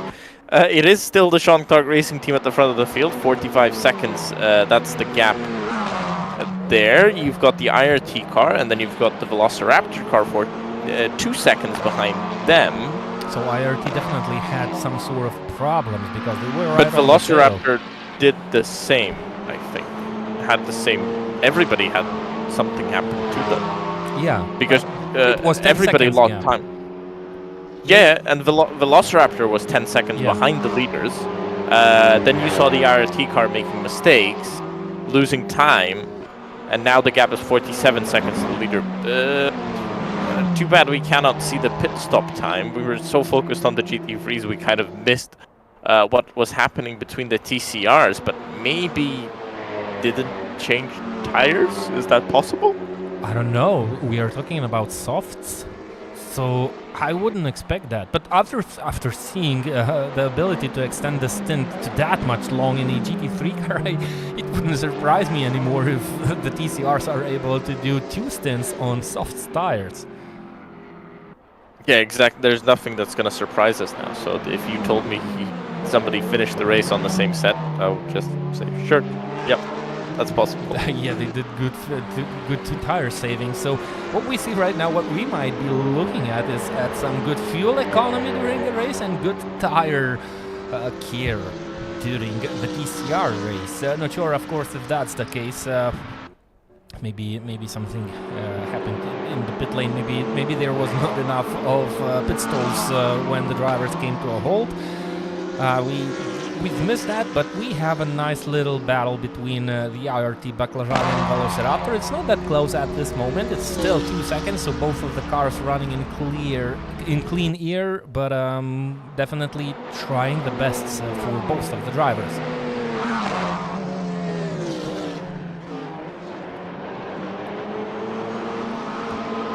TCR is constantly locking the inside rear wheels because they don't have ABS system, and that's a normal sight. That's what you see in real racing of the TCRs. Definitely, they are hard on brakes. That's what the car allows the drivers to do, even without having the ABS system that the GT3 cars can offer for their drivers. They are still kind of trying to care about the front tires. That's all that matters in a front-wheel driven car. The rears are not that important. Another technical question: can you change only 2 tires in a TCR on the Assetto Corsa platform? Is there a possibility? I think so. Yeah, so maybe that's the case. Maybe if the Sean Clark Racing changed only 2 tires, and maybe that allowed them to stay stationary for a little bit shorter time. That's only guesswork, of course, and you don't have to take that serious in any case. But still, those bigger gaps between the TCR surprises me quite similarly to the stint that the GT3 cars were able to pull, because I was really expecting tight battles in the TCR class, and I was not expecting gaps like these after the first stints were completed. We are 1 hour and 30 minutes into the race. Will we see sunset at some point during this race? I believe we should see finishing 12 hours. 12 hours at some point you're gonna probably see the sun set or rise. Yes. Depending on where you're on the road. So some new dynamics into the race should be brought by then, because the track changes. It's not similar for all the drivers. Some drivers can adapt quite fast to the changed view. Some not that fast. It's not that easy to drive on same pace when it's dark, when you're kind of unable to see too far ahead. You have to rely on your memory, you have to rely on your instincts, and that's not the same if you would be driving in a real car, because you are mostly sitting behind monitors, and the way they are set up, you might be having better or worse visuals. So I think when the sun will set out, we might see some more differences in the teams. Velociraptor is doing pretty good right now, 1.5 seconds, so they are definitely putting some pressure on the IRT Baclajani TCR car, and it looks like it's working good. I don't know, I would like to disagree with your night comment. Okay, yeah, sure. So I would say, especially the top driver, I think the further down the field you'll go, you'll find drivers struggling more. But if you look to the front of the field, these guys will just get into another zone when the night falls, and you don't have any other distractions around you, and that's when you can really, really push. And obviously, once the sun sets, there'll probably be less cars out on track. Oh, but we still have all cars. Well, we have 27 cars, so PDM is in the pit lane. We've started with 28 teams this afternoon, so not big losses until now. Still doing good. Can we make a guesswork how many teams will finish this event? 24. My bad. 24. They've looked. I'm going for 26, of course. That's I'm not sure if that's going to happen, but I wish to see most of the teams finishing the race, because that's what makes the racing exciting. If you have less of car-filled racetrack, it doesn't give a lot of multi-class racing. Well, of course, if you remember the race on Thursday, the multi-class race, which is only 1 hour long, we had only 13 cars on the racetrack, but it definitely had a lot of action to offer. So it doesn't mean that less cars on a track gives you less interesting racing. But still, it's always nice to see a lot of cars dealing not only with the track, not only with the race, but with themselves, trying to stay alive. A motorhome team, by the way, still at the racetrack. They had 4 pit stops. They lost 6.5 laps to the leaders. This car, by the way, is your pole car. They won the pole position. They were the fastest car around the Mugello racetrack on one fast lap. Crack has given over the wheel to Polonio. What's 1 minute 51.1, the previous lap time by this driver. It's not fast. It's roughly 1.5 seconds slower than the previous fast lap of AOR team. Logan, by the way, doing pretty good on pace.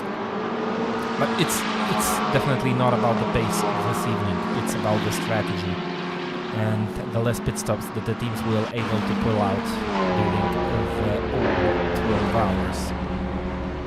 By the way, we lost one car due to connection issues. Okay, 25 now being displayed. Maybe we have cars that are doing driver changes. It's still a little bit too early because we are only 36 minutes into the second hour.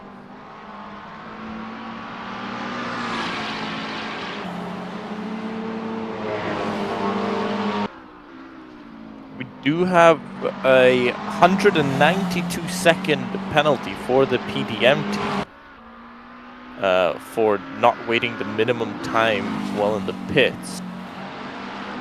It's a big penalty. The GC Cars car, they had a penalty that they did not serve, actually. And then they got disqualified by the system. Money Pit Racing, they're 8 laps down from the lead. That's the furthest car we've got. King Racing Motorsport actually making a pit stop at the moment. Too bad we're not seeing the long pits in the timing. Well, we do see them on the World Sim Series platform, by the way, and we... Oh, right, I needed to, click out of it. We have a couple of teams that have completed the long pit stops. Well, one of the teams is the Motorhome Team Racing Esports that are running 24th, and they have actually completed 2 long mandatory pit stops, which suddenly doesn't make life that bad, but it's still bad. If you can say so, for the team that has the pace, that has the speed to, actually had the pace and had the speed to win in this race. Now, all they can rely on is pure consistency, pure stability. If they continue racing, they just have to do what they are doing and expect for the best, because it's really difficult to calculate about the outcome at this moment after all those pities that they had. But 6 laps behind, right? 2 long stops done. I'm gonna say top 10 at the end of the race. If they keep it clean from now on, top 10. Yeah, that's definitely. Yeah, okay. I'm with you. And I would shoot a little bit further. Of course, it's really tough to rely on the consistency of the team as we've seen so far. But with the pace that they have, I would say they should finish slightly higher up if they will be able to avoid all the other problems that might be ahead of them. But they actually have a chance to finish even higher because, well, what we have 16 GT3s racing now remaining on the track. So they still have... Oh, right, I was looking at the whole field. Yeah, because they still have... They actually... They have the pace because you remember during the qualifying session we had teams that were 7 seconds off the pace of 1 lap. So, and the Motorhome Team Esports was the fastest car on the racetrack. So they have all the chances to still have a, well, if you can call a successful race after winning the pole position and finishing maybe, I don't know, 7th.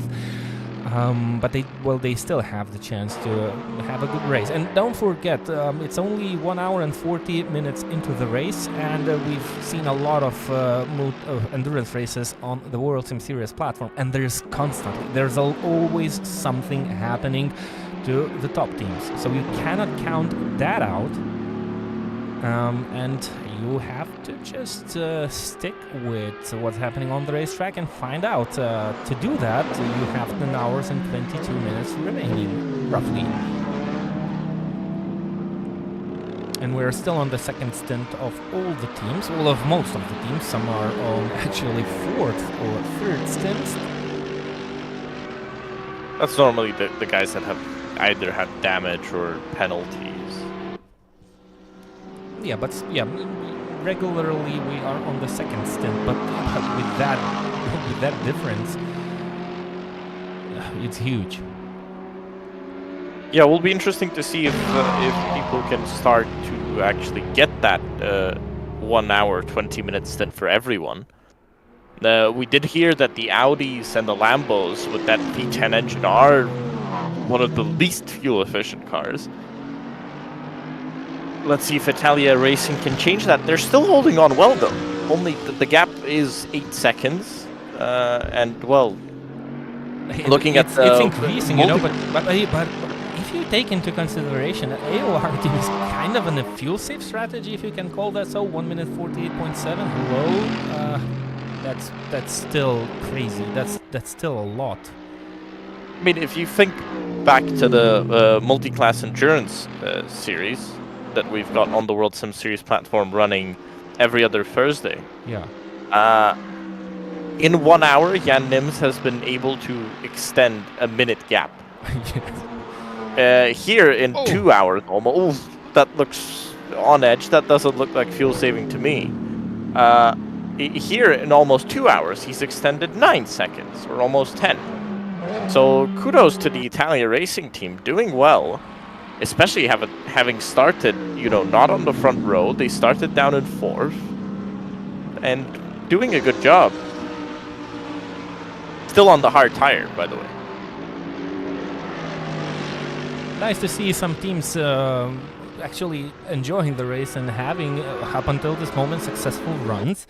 And you can definitely call a successful run for the Italia Racing team, as you mentioned before. They gained a couple... Oh, don't drive on the grass, that's interesting. They gained a couple of places already. They have 23 seconds gap ahead of Lope and Pro Esports team. They're running second. Of course, they have that early pit stop compared to the AOR Racing team, but they are still doing good when compared to all the remaining teams not looking into the AORs. The IRT number 3, they are 8. Phony Motorsports, they are 10th. Caras Calette, they are 9th. These are the teams that we're also staying out for crazy amount of time out on the racetrack.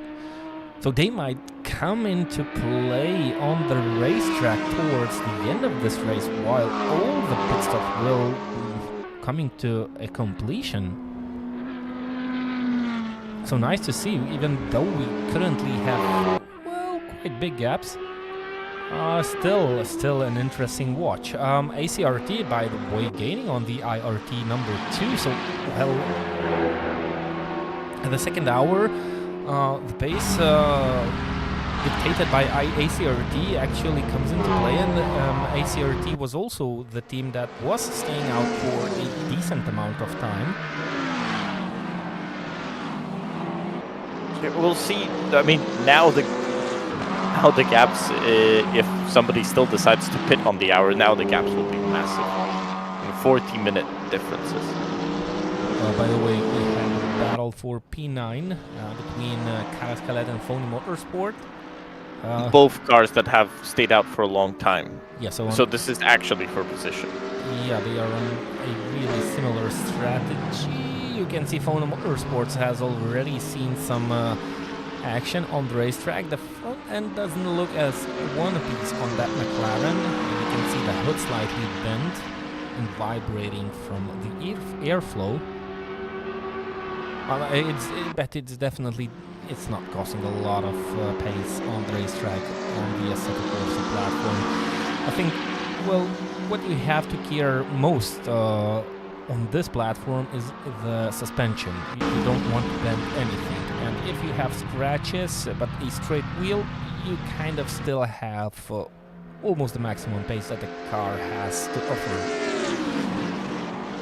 Yeah, it's still survivable.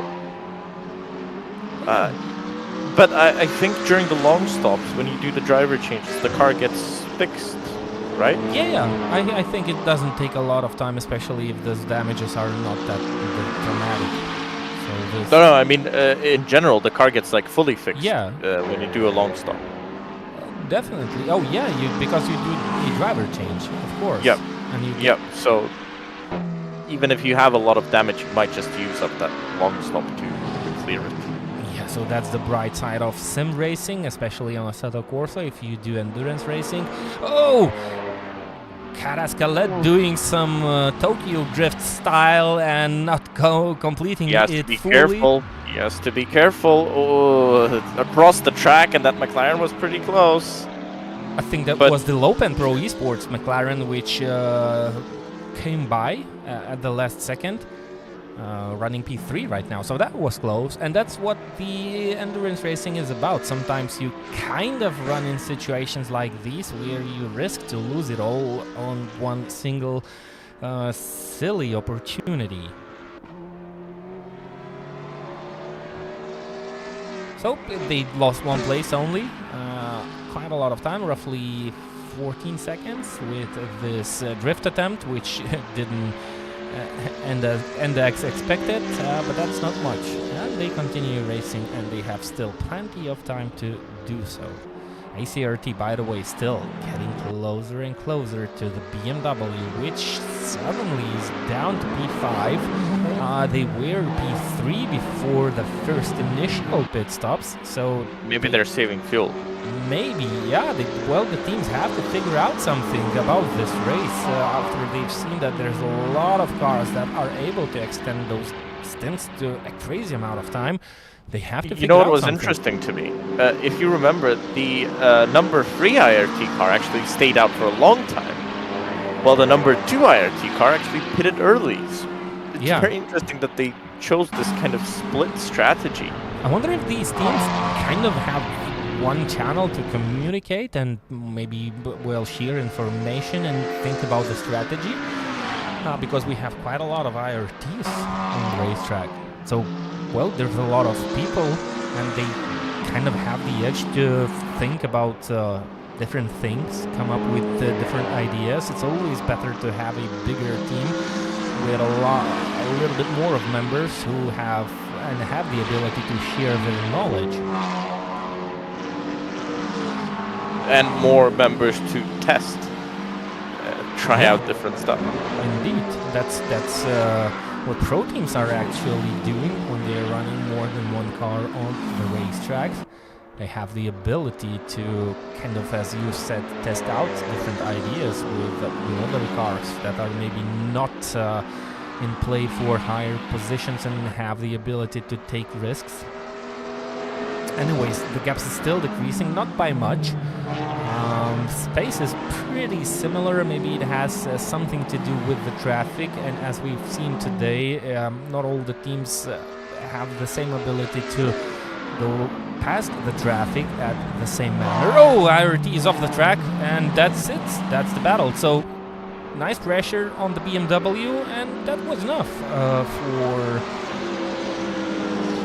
the ACRT team. So suddenly they come out alive. That's ready behind the wheel of that McLaren. Pau Espina is the driver behind this BMW, so the IRT didn't have a driver change, but the dynamics have definitely changed. So you could say he's on fuel-saving strategy, but do mistakes like these while saving fuel? Not sure. The pressure definitely made the work. The pressure definitely I'm pretty sure it has something to do with this mistake that Pau Espina have currently made. It's not a lot. He lost roughly 2.5 seconds, so that's not a big mistake. So it's still a position loss, but it's still not too bad because it's still the beginning of the 12-hour event.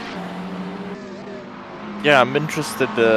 Maybe at some point one of the team members will come in and explain to us what's happening here.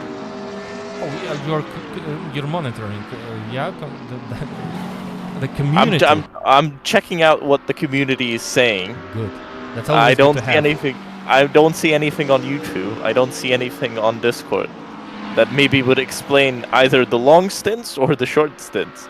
But maybe somebody will come in, will hear this message, and come in and explain to us what is happening and why is it happening. Yeah. The doors are open. If you have something to share with the broadcast, you are always welcome. Gustas is closely monitoring all the known sources. It will really be interesting to hear something out of the drivers that are competing in this race. Still 25 cars on the grid, so my calculations have already been lost, but actually I just did that because I wish to see more cars finishing the race and less cars being disqualified or discontinuing what they are doing. So from pure interest. Coming up to the hour, 10 more minutes until we see what is actually going on and what the plan is for these drivers. Who's gonna stay out for a longer time? So, and the first car to look at is actually the second placed Italia Racing, because they were one of the first stoppers. Lopen was the first. Yeah, but I mean one of the first stoppers. Of course, Lopen was the car that came. Was it? It came in before the hour. Yeah, was it Lopen? I'm already confused. Maybe it was. Yeah, okay. Let's make it Lopen. So they were the first of the leaders. I think Lopen was chasing the RT car, Maybe. and they pitted early. Okay, that already has fallen out of my head with all the surprises that we had today already. So somehow I'm not able to hold that memory quite clearly. But we still have cars that have to be looked at while we are approaching the end of the second hour and the second stint. So the first one that we have to look at is actually the Italia Racing, that are currently 10.5 seconds behind the AOR. Actually, something interesting from IRT. They said that the mediums degraded so fast that they ran out of tires before they ran out of fuel. Okay. That car, by the way, is still on the mediums. So let's see if they can try. Maybe they're saving the tires. Yeah, maybe they are being a little bit more careful, and we've seen the mistake by Paolo Espina, which. Or maybe they're saying that this stint they ran out of tires. Yeah, that means they can't make 1 hour 20. Yeah, so put on the hearts. Look at the Italia Racing team. DPI, by the way, driving the Audi. They wish. DPI. They wish. It's still an Audi GT3. That would help them. Definitely. In the fight against AOR, that would be a pretty big help. A nice little weapon, secret weapon. Maybe they have something under the hood. The surprises don't stop hitting us today. That would be another surprise, of course. Oh, and they tried to rush a little bit in the final corner. Finally, some good communication with that TCR. The Italia Racing team kind of made a tight entry into the final corner, and the TCR spotted that. So nice communication between the drivers and the different cars. That's what you want to see. Not only teams participating, but actually teams having a nice talk with each other without any words while they are driving on the racetrack. That's the beauty of motorsports, actually. You don't have communication, but you have to understand each other from the moves that you make. That's why you have light flashes and stuff like that. Yeah. It's where this stuff comes in very useful.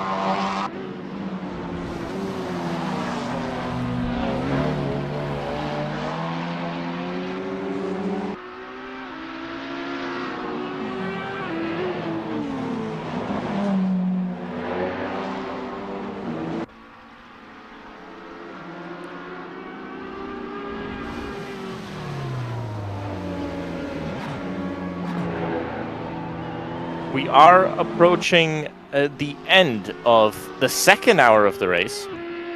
And Lorinas has already taken a quick break for himself.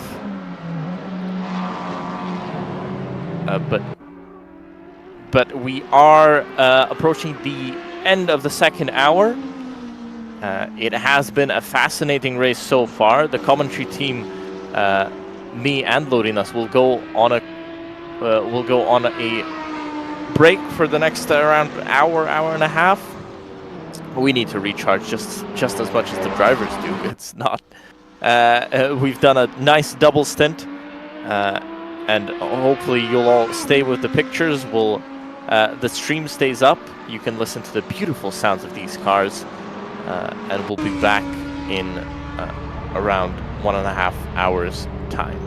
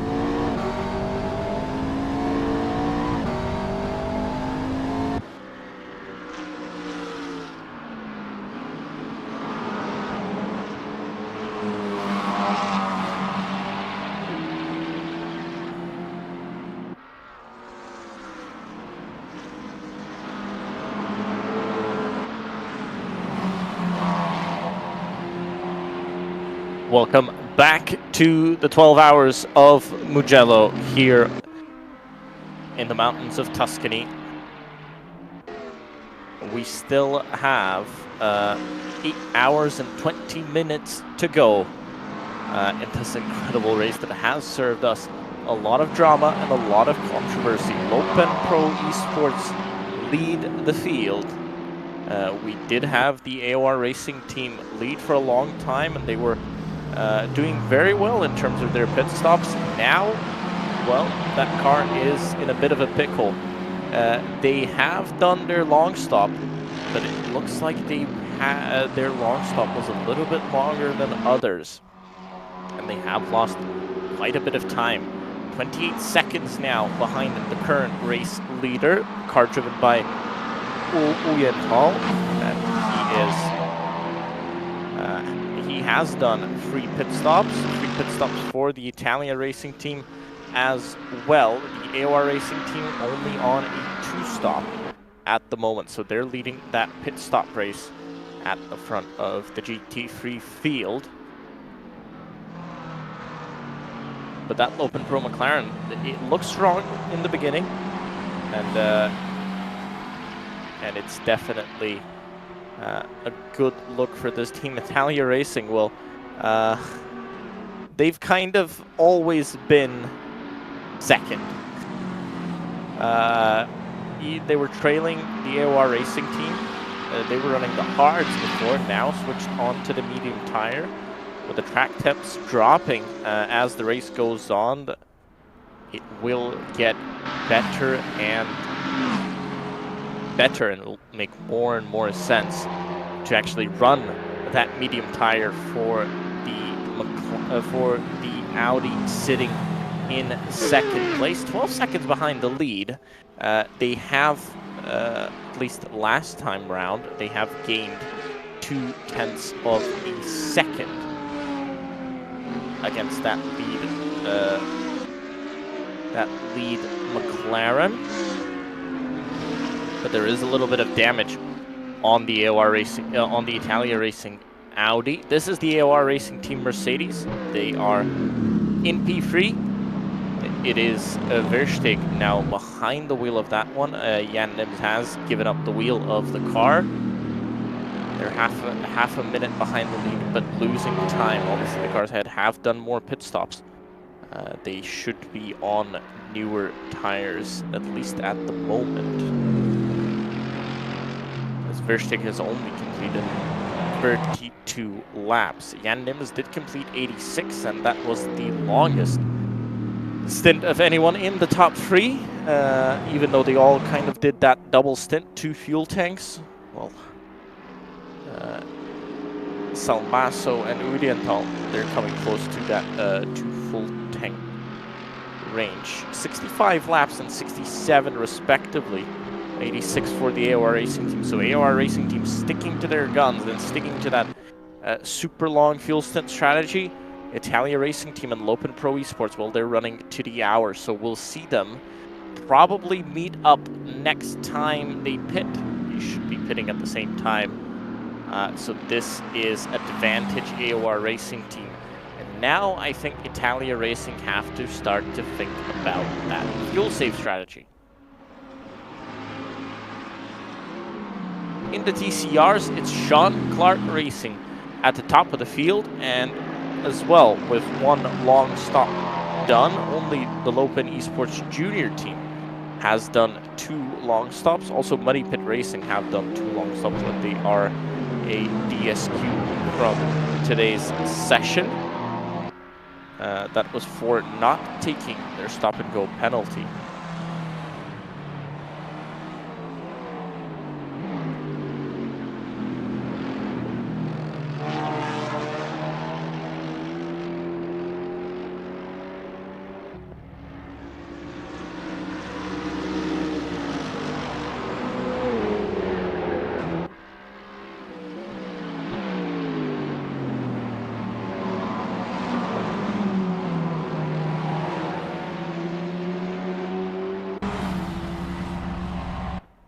RT Baklajani, well, they're a lap behind. We saw Sean Clark doing very well in the pit stops, still doing well because, well, gaining a lap in the TCRs, that's not an easy feat. Velociraptor, they're 9 seconds behind. This is your biggest battle for P2 in today's race.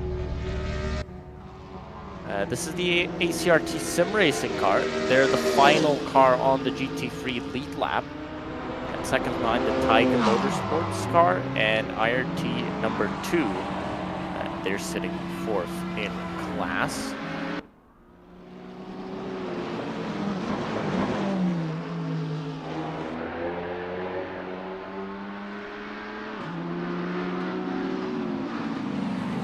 Few penalties being handed out in today's race. Most of them, they look like just not serving some kind of important rule or pit lane violations, mainly.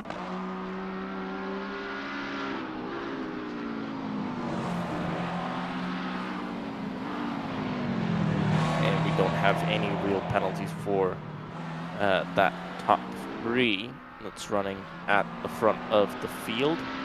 You do have to run clean in these 12, 24-hour races. It seems like a long, long time, but each penalty really quickly adds up, and it's very hard to gain back half a minute or even a minute, depending on how big that penalty is. It's really hard to make it back up.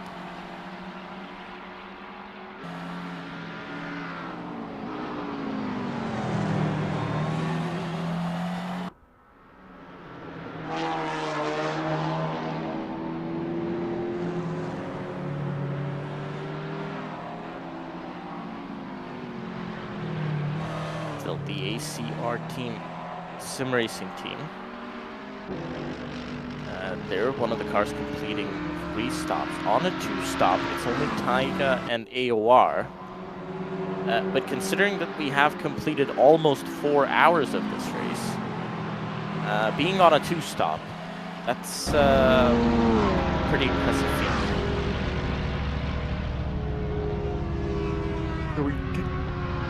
Do expect the cars to be coming in soon, and the ACRT racing team, sim racing team, they're I guess they're warming up their tires down the straight, so maybe struggling a little bit with tire warm up at the moment. IRT number 2, they're on the hard tire. They've said before they do struggle making the tires last all the way to the end of the stint. Well, this is pretty evident on screen.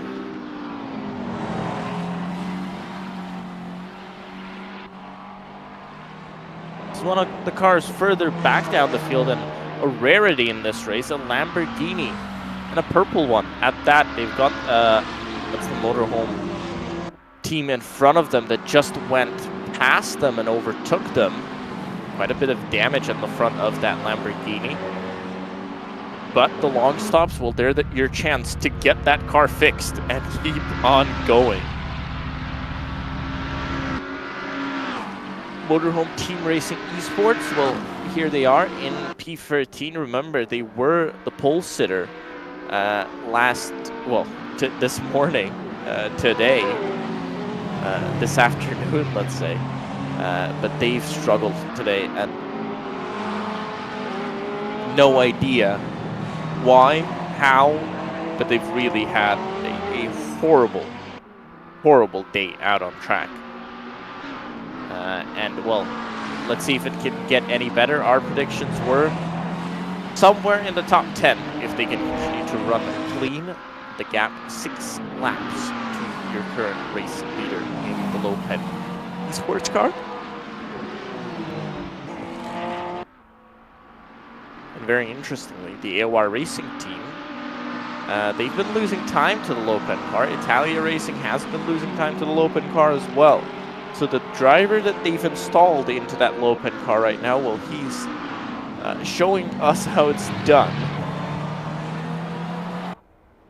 His fastest, a 1:49.054. And that has to be the quickest driver on the track currently.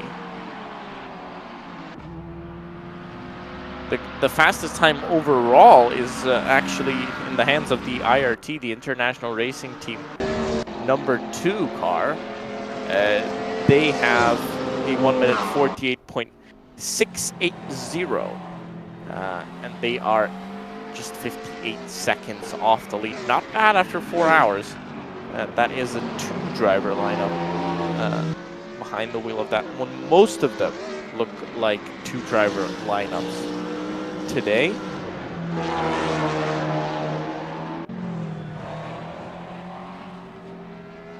That could be just the system not updating before you have the other drivers jump in back behind the wheel.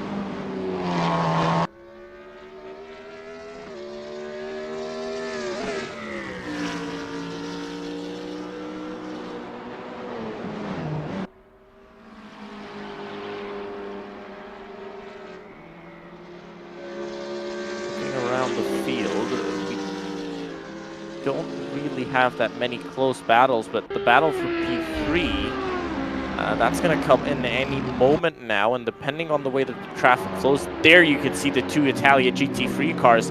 They've got one in the middle as a buffer, but I'm not sure the stewards would look too kindly on someone using another team car as a sort of defense mechanism. We know that the Italia Racing Team car does have damage, and that might be why.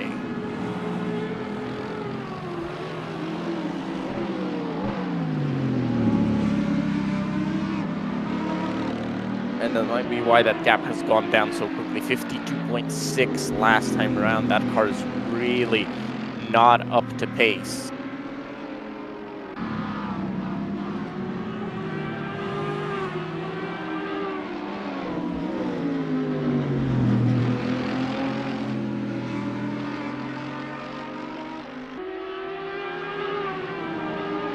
Closer and closer to that team car from the Italia Racing Team. Let's see if it tries to block, or maybe it's just going to let the Mercedes of the AOR Racing Team go cleanly.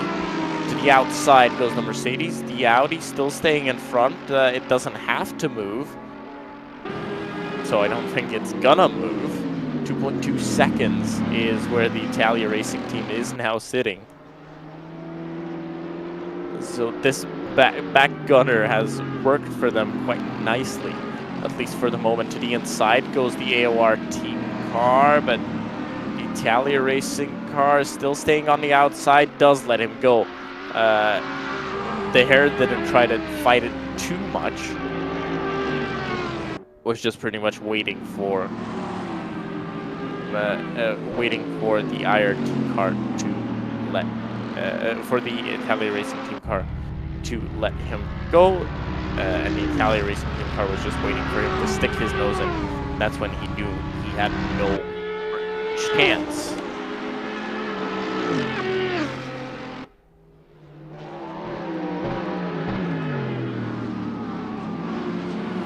So a 50.9 flashes on all our screens, and that is the first time in a while that the Italia Racing Team car that's leading, that's in second place, has matched the pace of the AOR Mercedes.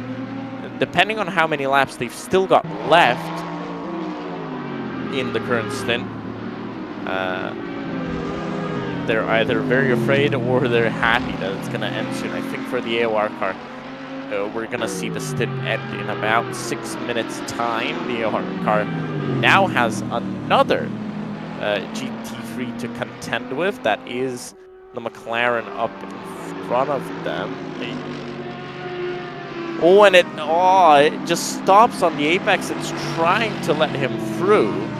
But this often happens when you try to let someone through, you actually impede them even more. So unlucky for the AOR Racing Team, and they've lost a bit more time.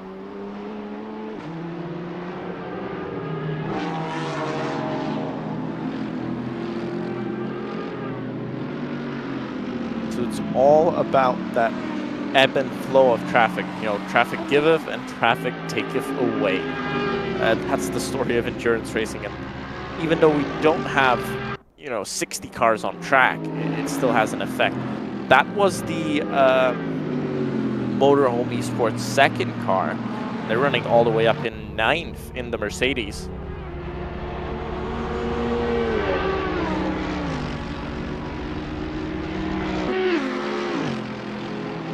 Running better than their sister car, which, you know, was the one that took pole.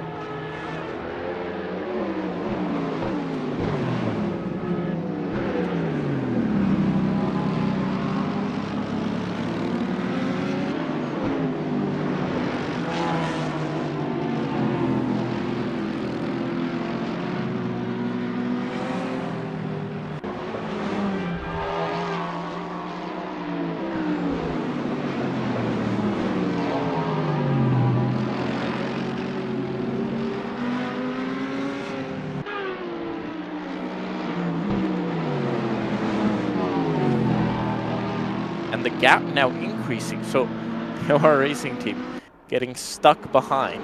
35 seconds now to the lead, so the leader is making a gap and very, very tight in that moment there with the Velociraptor team.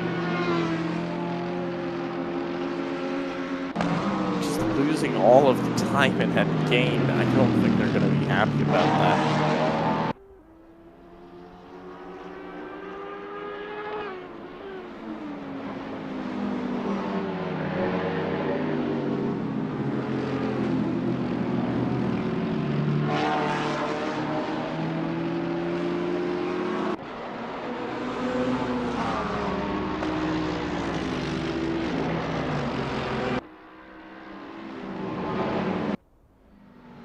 Further up, this is the Lopen Pro Esports team. That front end looks a little bit touched by something.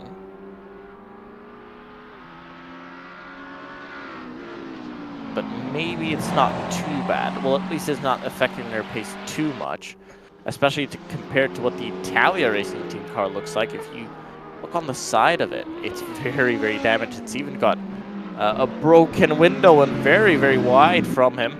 50.1 last time round. They're matching the leader, but it's, let's say, a different kind of matching. That's not happening every lap. I think the leader has just been a bit slower last time round.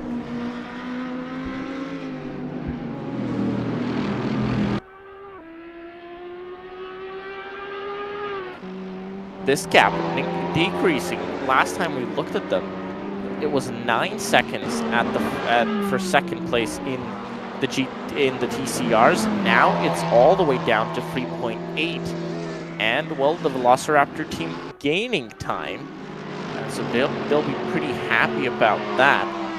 That's a good look for that Cupra TCR of theirs, hoping to get up into P2. It's going to be difficult, though, to catch that Sean Clark racing car. Looks very, very quick at the front of, at the front of the TCR field. Do have, I think, a few cars coming into the pits. This is your biggest battle on track currently. This is Taiga Motorsports versus the IRT number 3 car.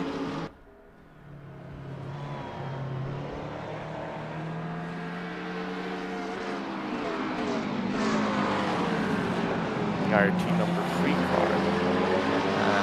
He's 0.7 of a second behind that Tiger car. I think the Tiger car just came into the pits. It's still only 2 pit stops done for the IRT number 3, but same goes for the AOR racing team and Fodi Motorsports. These were the 3 cars that we saw hanging around on the track for the longest. I think I can hear that Lorinas is back as well. Yeah, I'm back from my break point, and I'm already hearing what you are talking about and looking at the results. And well, as mentioned before, the race is far from over because our previous leaders are currently third. They are only 4 seconds behind Italia Racing. Lopen suddenly ahead in front. But I still think that AOR have the best chances so far with the different strategy. But it's nice to see that, well, the field is kind of shuffling up a little bit, and the leaders have changed. And that's what you usually enjoy seeing during racing, when you have a couple of contenders to take that checkered flag. But it's still only a third of the race completed in roughly 10 seconds. So a little bit too early to try and guess who is going to come out in top. Team number 3 up into position number 6. This is the next car that has the different strategy, and you can already kind of separate out those cars that are running on a different strategy, different fuel saving, or maybe tire consumption. There is still only one team in the GT3, well, 2 teams in the GT3 who are on the hard tire. That's the other Italia racing team, Yodium Racing, and PDM team, which is sadly at the very back of this field, quite a lot of laps behind, so they are not in contention. But the teams that, well, we're suffering from tire degradation, they didn't decide to go on hards. Wonder, is it because they didn't practice, or they think that they cannot, well, maybe put the temperature? Well, the IRT2 car did go on hards. Oh, yes, they did. Okay, yeah, that's my mistake. Now, so that's why I am confused. The IRT number 2 are on hards, and the Italia racing team in P2 are on mediums, so they swapped tires. And the Italia racing team has a little bit of damage on their car as well. Yeah, but they went to the mediums, which is interesting. So I guess with the shorter fuel runs they were doing, they found that the medium actually worked on their car, which was very strange to even start with the hard, being the only car to start with the hard. But they kept up pace well, and it looks like there isn't that big of a difference between the mediums and the hards. Just that now the temperatures are dropping a little bit, and the drivers might be looking at somebody very far off track. One of the McLarens, maybe that was the Tiger Motorsports McLaren, or maybe not, but something similar. But I've switched to the battle for P2 in the GT3 class, and now the AOR team lost a lot of time because they kind of found maybe a bug during the driver's change. That's why they lost one lap. Roughly one lap, because something went wrong in the pit lane. So yeah, they lost a lot of time due to making something incorrectly, and that the system didn't like. So they have to kind of chase down their rivals now. But it looks like pretty okay. Versteeg is behind the wheel of that AMG Mercedes GT3 car, with a very fascinating livery. The car looks in one piece. They are doing okay, 1 minute 50.5. That's not the fastest way around the Mugello circuit. I'm not sure how fast Versteeg is on normal pace, but Tendal, who is driving the Lopan Esports McLaren, managed to complete a lap 1 second faster. So yep, the Lopan car has definitely looked quicker at the front of the field, which is interesting. And now, if they can actually start doing those long stints, Lopan is in with a chance of doing something good this evening, as they've been pretty quick. Ooh, very wide, it looks like, from the AOR car.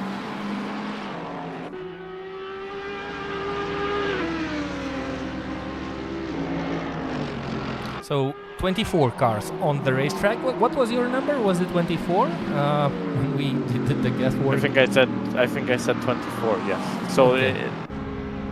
I'm still there, but I don't think that's gonna happen. It's getting close. Yeah, after 4 hours, we've already lost 4 teams, so that's tight. So if you count 4 teams for 4 hours, that should leave us with roughly 16 teams by the end of this race, which will come to an end in a little bit less than 8 hours.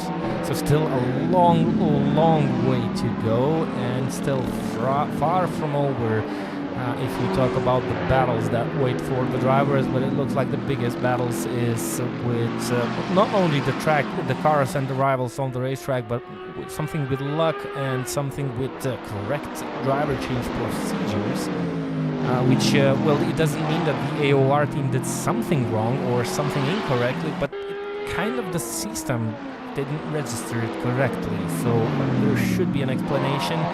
And after the race, I'm definitely that the team is going, well, the whole team, including the World Sim Series, is going to take notes and try to figure out what happened to avoid that in the future events. But, well, it's a shame for the team, which was looking, well, astonishing and almost without any rivalry.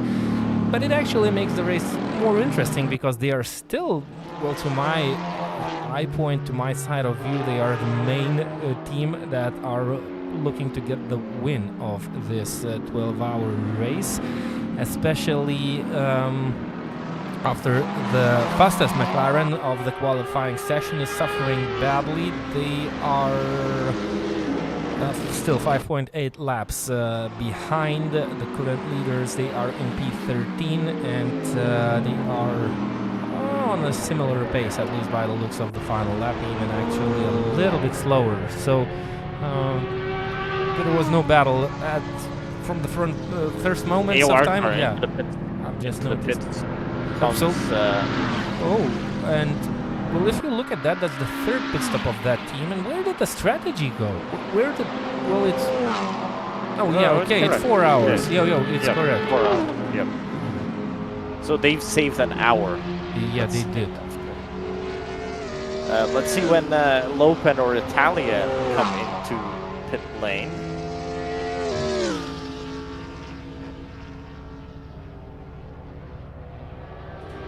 I guess if they try and stretch it out from this point, they might just get lucky against the AOR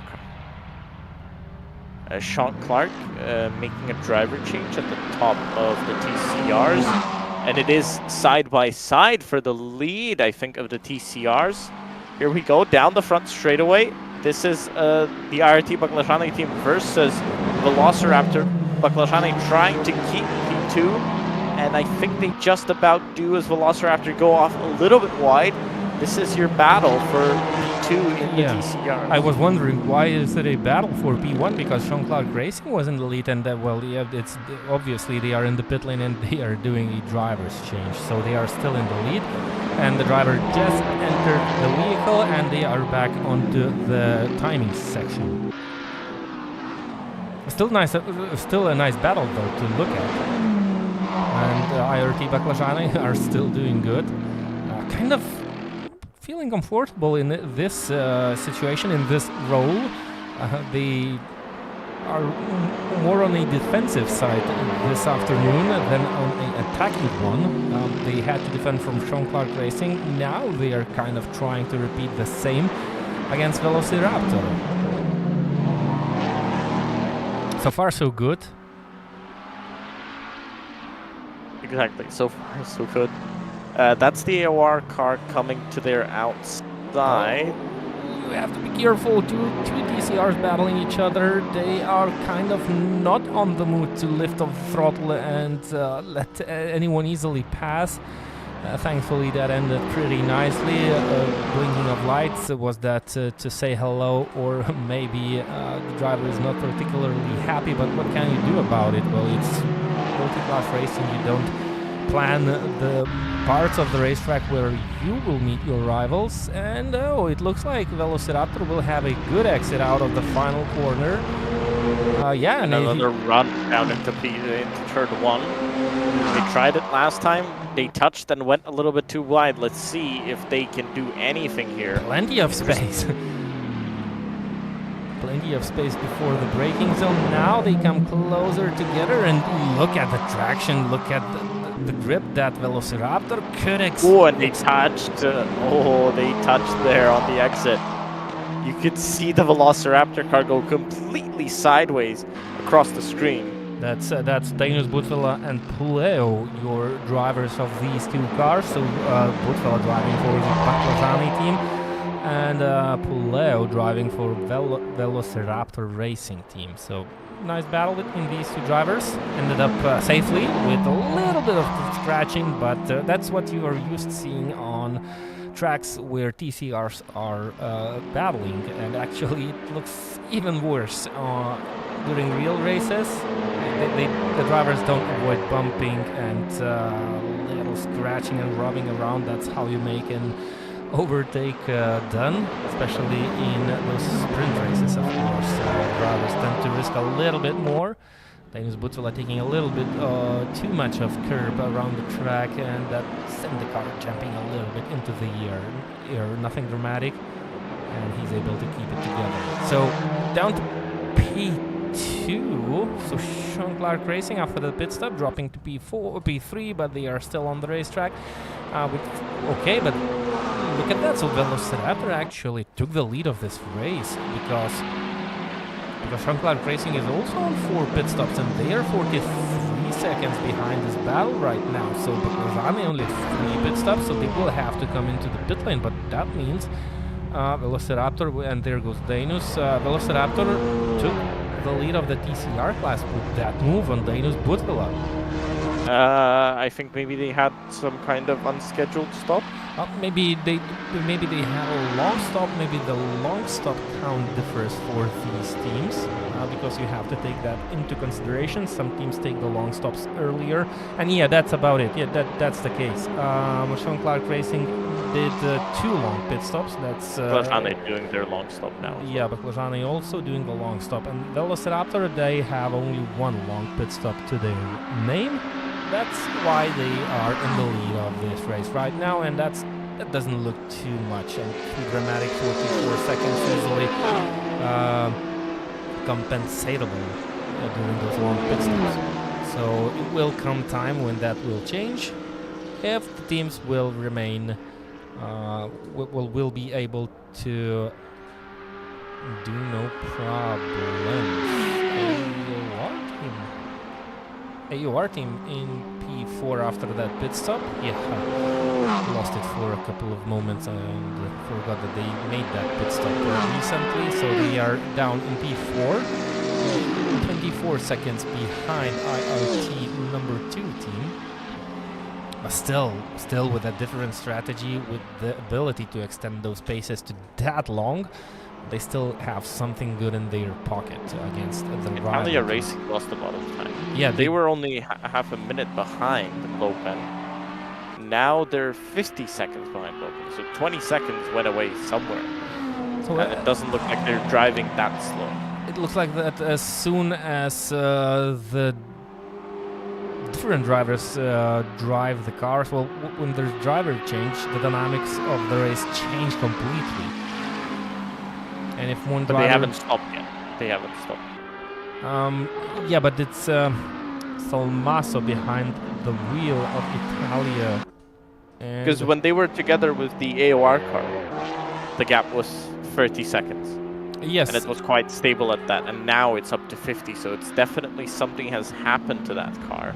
Yes, indeed. I'm not arguing about the gap and about that something has happened. Definitely something has happened on the racetrack for the Italia Racing team, but they also lost the position to Lopen Pro Esports. Same count of long pit stops, so Italia Racing with the damaged car, slightly damaged car, have also ran into some sort of problems. And, well, actually, I'm not sure how long they were able to extend their stints previously, but it's kind of getting near to their next pit stop if they haven't changed their strategy, because we are 4 hours and 14 minutes into the race. So that means they did extend the stints a little bit, and they were able to run a little bit longer than they did with their first run. I think they have changed the strategy for sure, because these drivers have already run for longer than their teammates have. And so that means they're going for longer stints. Because their teammates have run 65 laps in the case of the Lopen car and 67 in the case of the Italia Racing car. Both of the drivers in the cars now have done 70 and 68 laps respectively, so they've gone for longer. and that's good. That's good for racing. That's good that the teams reacted to, well, the really different strategy, well, really different first stint, which surprised us, which caught us by surprise. And now we see the race change a little bit. So the calculations should drop also, and the fact that the AOR team sadly had difficulties means that this should make the racing a little bit more exciting towards the end. Hopefully the drivers will have all the strength to keep it all together and avoid further mistakes. Learn from the mistakes that they made in the past and try to not repeat them.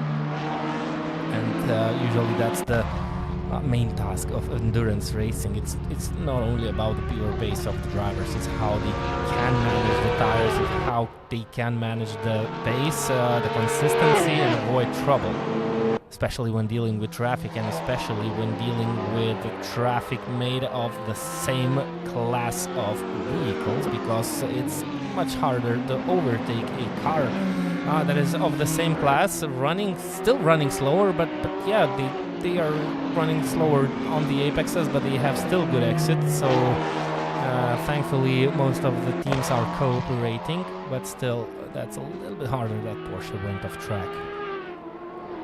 It did let go Italian racing team by and made a mistake, but that Porsche is definitely not in one piece and has seen a lot of scratches, but well, some of the drivers came here to win, or at least to battle for the win, but we also have some teams that are here to kind of participate and try to bring a little bit more knowledge about the endurance racing. You have to kind of make a couple of the races to see and understand what that's about, and well, work on your consistency and race strategy and racecraft and stuff like that. So I'm pretty sure the tasks of the teams differ from team to team. Oh yeah, there's definitely teams that show up to... I think they all show up to win, but some show up with the only goal in mind of winning, and others show up... By the way, excuse me for interrupting you, Lopan have just came to a halt and they are doing a driver's change. Okay, so long stop for them now. Yeah, and it doesn't look too much of extended stint. Still, well, if that's the fourth pit stop with 4 hours and 18 minutes completed, that means their one stint lasts for roughly 1 hour and, well, let's say 5 minutes. That's still 15 minutes shorter than the stint of the AOR team. And that's still a huge amount of time. Yes, that's concerning for the Italian, for the Lopan Esports. Yeah, the Lopan Esports. They are back on track, so the driver is behind the wheel. They have changed. But they still have to wait out the long stop time. That's long. But the main thing, the driver is back. Do we have any ongoing penalties? It doesn't look like so. A couple of cars have been disqualified. A couple of them just gave up. Oh! That was a nice drift session right in front of the Italian racing team. I think that was one of the IRT number 1 international racing team, TCR. They are currently 4th. Yeah, that's Silverio behind the wheel of this TCR from Portugal. So the name suggests that the team is made of drivers out of different countries. That's why it's international. Nice to see drivers finding them on different parts of the world and coming and building up a team and actually having a couple of cars on the races to run, and well, that's being made out of drivers from all around the world. And what can you say? Sim racing brings people together. Sim racing brings countries together, and they have to work with each other. They have to communicate. They have to come up with different strategies, so basically they become friends after a certain amount of time, and that's actually what's beautiful about sim racing.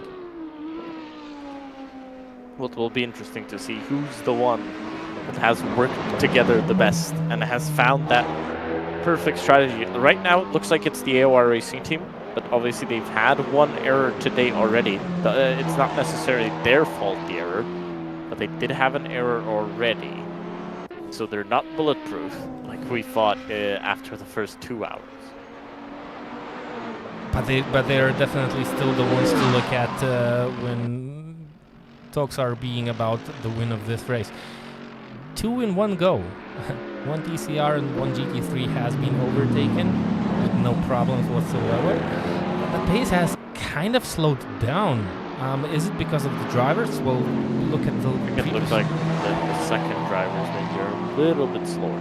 Yeah, it's 1 minute 50.9 for the AOR team, and we've seen some 1 minute 48 being completed with the same car. So the teams are actually dynamic, and you always wish to have like 2 or 3 drivers that are able to extract the same pace of the cars, but it's usually not the case, and you have to just live with that. But that's the same case for all the teams. So there are faster drivers and there are slightly slower drivers, and mostly equality is the same through all the teams. Oh, that's Italy. Is it being? That's the other car. Okay, that's the other car. Oh, I didn't think it's. I didn't thought it's the same car, same looking car. Okay, It looks exactly the same, yeah, but it's the sister car. They are currently 12th, 1 minute 53.2 the previous lap time, and no one in 1 minute 49 at this moment. So Lopen were able to extract those lap times before their pit stop. So let's wait and see who will sit behind the wheel of that McLaren. I'm hoping to see more fast laps. And Lopen is the team. Oh, and they actually caught up with Taiga Motorsport. They have met on track already this afternoon. This is the next time of their meeting. So Lopen with fresh tires, they should have a little bit more of the available grip, but they have a heavier car. So they have to kind of focus on good exits. The car is looking in one piece. McLaren has scratches, so maybe it's not being fixed after the driver's change, or visual board. Yeah, look at the front, the left side has some sort of scratches, but so maybe the car remains the same when there's a driver change, because the way the system on Assetto Corsa works, when there's a driver change, there's actually the driver disconnects from the server, and the car, I thought it's being reloaded, but that might not be the case. Or who's behind the wheel of this McLaren? That's G. Vati. So Vati, maybe he made a mistake coming out of the pit lane, because the car definitely has some scratches. I think it's just a visual bug, because it had scratches in the step beforehand. Yeah, so either it's not being repaired, or at least the scratches remain the same, because it wasn't originally possible in Assetto Corsa to have those driver changes, but with the help of community and with the flexibility of the software, it has been made possible. And that's a big joy, because now we're able to have these spectacular events on World Sim Series where drivers not only enjoy some sprint races, but some real team racing action on the virtual racetracks. And I'm actually not that familiar with that system, because I never had a chance to race a multi-class endurance race on Assetto Corsa. Was tight. With that BMW being sideways, thankfully it was not in the way of these two battling McLarens. It's a battle for P4. Italia GT3 in the pits, and they're doing a long stop. So that's going to be someone else jumping into the car. Oh, what a big mistake by... Vati just made a big mistake, and there's another McLaren going into that wrong direction, and it made a disturbance for Taiga Motorsports. Thankfully, they managed to keep it on the track, but they lost quite a lot of time, and well, basically they lost the position. This is not a battle for real position. Oh, and running wide again, so it created a real distraction for Taiga Motorsport Racing Team. Neuberger behind the wheel. Maybe with that mistake, he kind of overheated the tires where it suffered or showed the character in the next corner.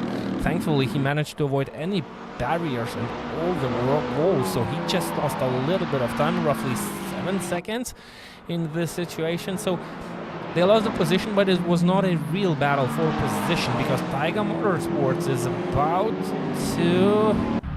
Well, not about, but they are still to make their 4th pit stop because they are only they've stopped only 3 times. But this is already the difference, the different strategy showing on the racetrack and on the results screen. And it's getting harder to predict where is the real battle on the track. AOR up to P2. And they've stopped recently, so it's not a long way for the AOR team till they'll find themselves back at the top. Well, remember, AOR didn't do the long stop here. Yeah, they still AOR didn't. only, Exactly. yeah, AOR have only done 1 long stop. But so did IRT number 2, Italia Racing Team, doing the 2nd long pit stop. ACRT also won 1 long pit stop. Lopen just completed their 2nd long pit stop. So they're not the only ones that made only 1 long pit stop and a driver change. So that's good in that department.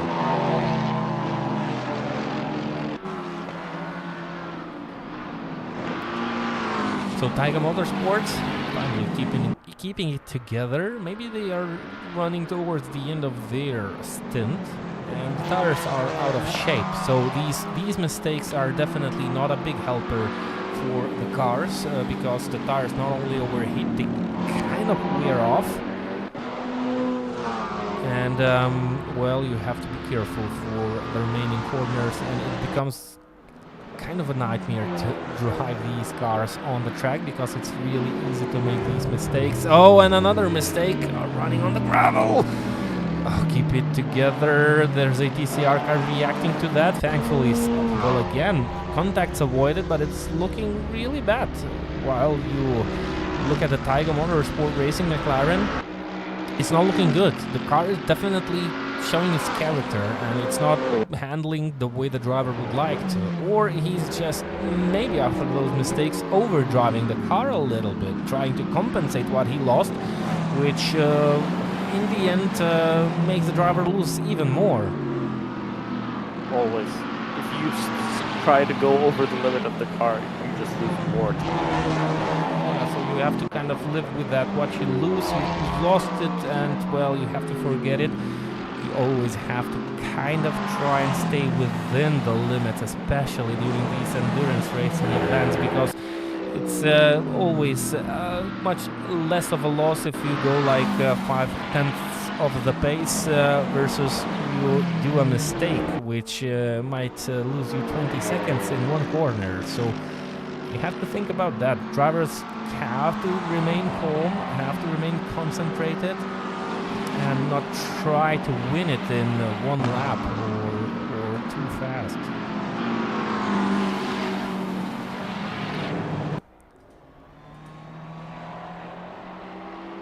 Eating a lot of curb. Anyone who's watching from either any of the teams or just spectators, we'd be happy to answer your questions on YouTube and or Twitch, or even on the World Sim Series Discord. Pop your questions in, and we'll have a nice discussion here while the race has calmed down.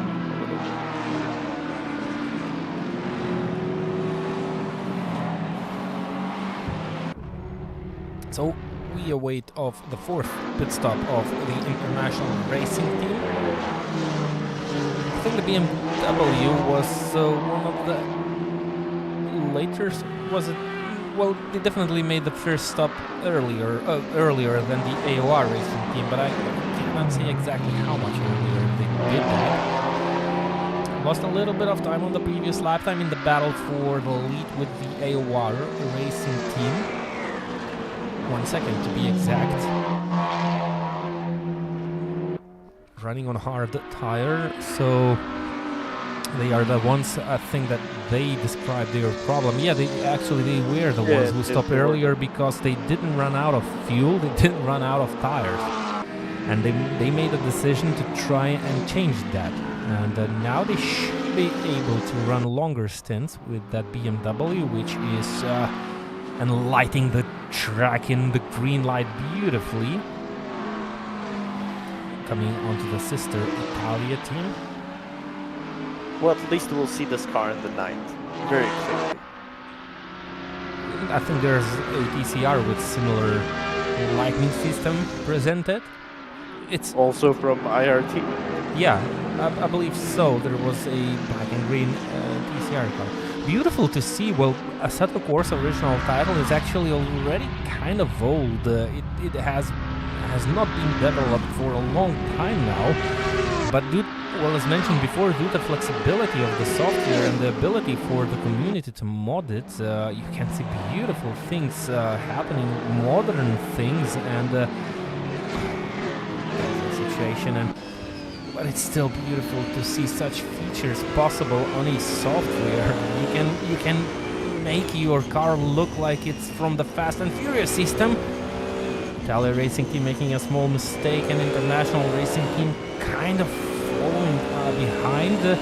That BMW that came out of pit lane created some sort of a confusion, but looking at the lines of the driver, looking at the BMW, it looks like it just doesn't want to turn. It looks like there's not a lot of grip offered for the driver, so maybe that's because of the hard tires, but you can see the driver struggling to turn into the apex, or is he just overdriving a little bit? That's Gustas Malakauskas behind the wheel, a driver from Lithuania.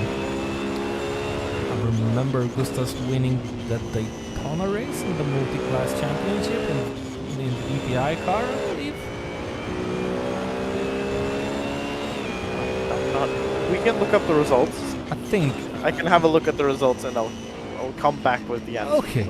I might be mistaken, but I believe that was Gustas Malakauskas. So my point is, Gustas is a driver who has experience running a lot of races.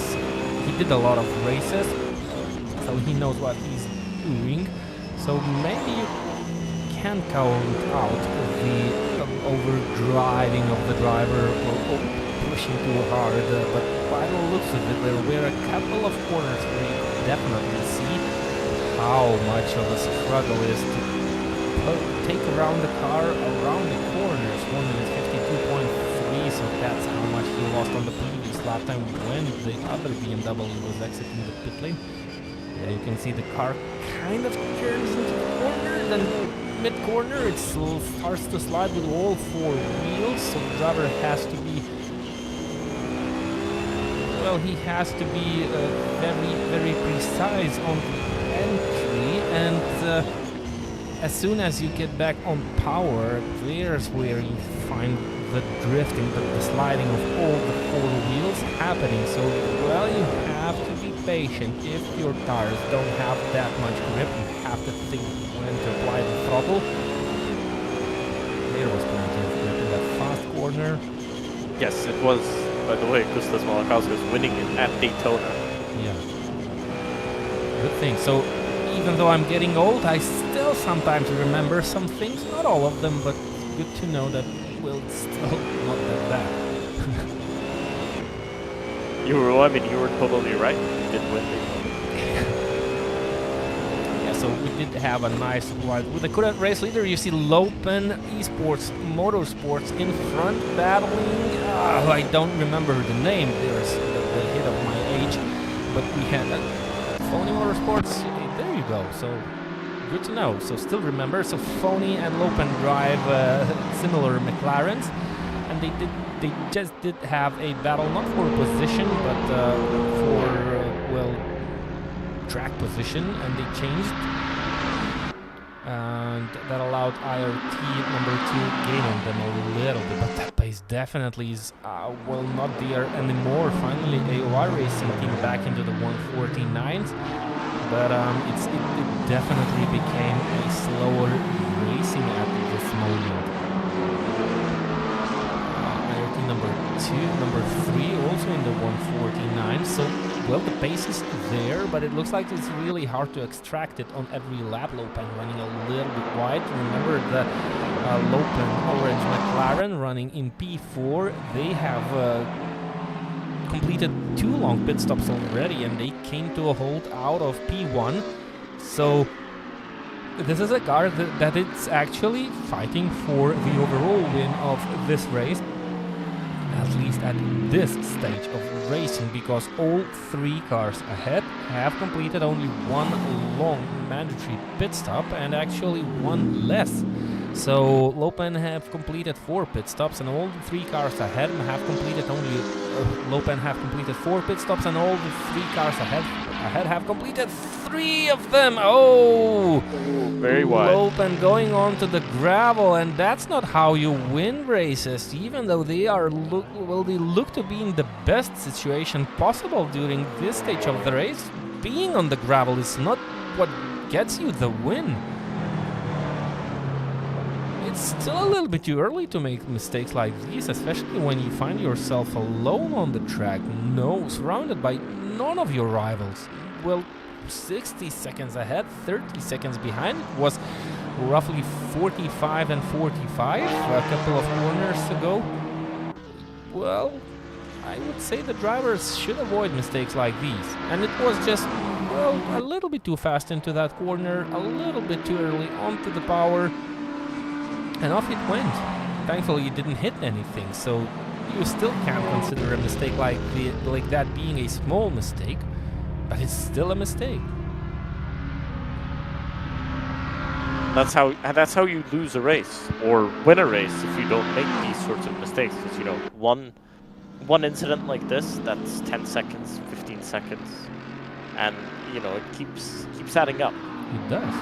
So yeah, what they have to do now is concentrate on the consistency. Well, as any team should do now, because there's no direct battles. It's just down the phase of the race for now. It's like that. It's again running on the grass, or maybe that was the curbs. That was the camera angle. But the phase of the race is like everyone has to stabilize the pace. Well, you don't have to run like 1 minute 48, 1 minute 49, so you can easily drive around in 1 minute 50s. And especially the Lopan car, because they are good time-wise. Well, at least they were good, and they are still good time-wise. They are still virtually leaders of this race. As soon as the cars ahead will head into the pit lane, they will be back. So they have to think about that. So still a long way behind IRT number 2. That's 1.2 laps, but the long pit stop takes longer, so they should be back in the lead.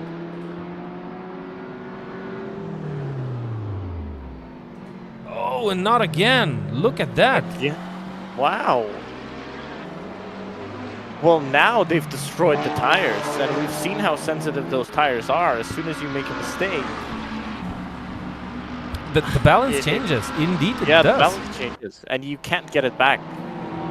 Well, the motorhome team, they couldn't get it back for the whole stint. Yeah, they so basically thrown it out again, of the window. Again. He's done it again. He doesn't have the tires under him anymore. He needs to now. I think there's a lot of frustration from the driver right now. You know, it's like it's not you're sitting in a real car and feeling the grip with your body. You're sitting behind the wheel of a sim, and the balance changed, and now he's maybe frightened to not do those mistakes, but they keep coming because there's not enough of a feel for the driver how hard he can lean on those tires. And you never want to, well, to do too easy. You still want to, well, do those lap times. And now it's kind of a stage where he needs to relax. And another 15 seconds lost. And fifth part of the track, because it was 1.2 laps, now it's down to up to 1.4 4 laps. And it's basically getting out of hands for Lopan Pro Esports team. Yeah, they've lost a lot of time. It's going to be difficult to regain. Obviously, they've still got that one long stop advantage, but I'm not sure how much that will help. I think they've already lost the long stop to AOR, and all of these cars will be pitting at pretty much the same time. I expect to see the AOR car down into the pits in the next... AOR? Yeah, the AOR car. Wasn't it AOR like maybe 10 laps ago who made a pit stop? Right, yes. I was thinking, I got confused between long stops and short stops. It's a very difficult system. Yeah. Right, yes. AOR have made the stop, so let's see how long they can run, and let's see how long these guys can run.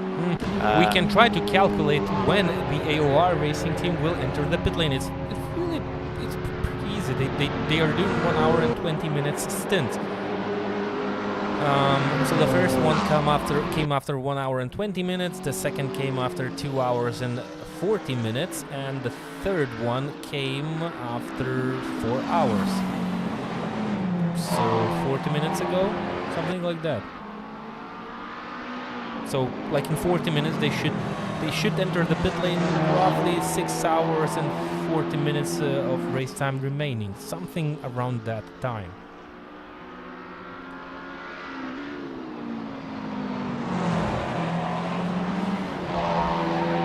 The gap is still decreasing, but it's so slow, and actually it increased on the previous lap between the AOR and IRT.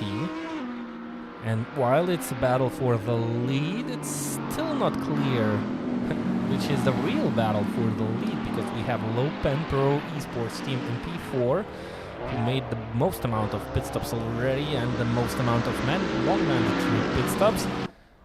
Oh, look at the pace of IRT number 3. They just completed their personal fastest lap time of the race, at least the driver who is behind the wheel now, and he's doing good. That's Abdel Hadi.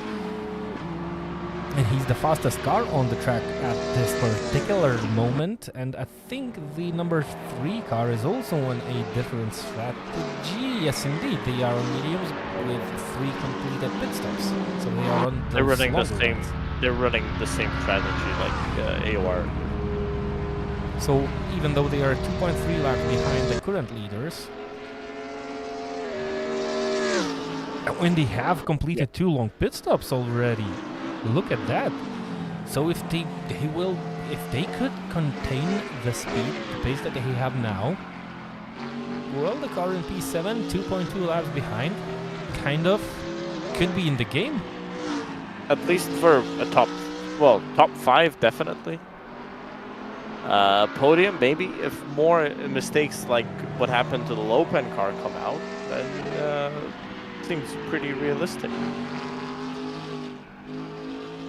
Interestingly, if you look at the AOR team's lap times, the fastest lap for Versteeg is a 1 minute 49.729.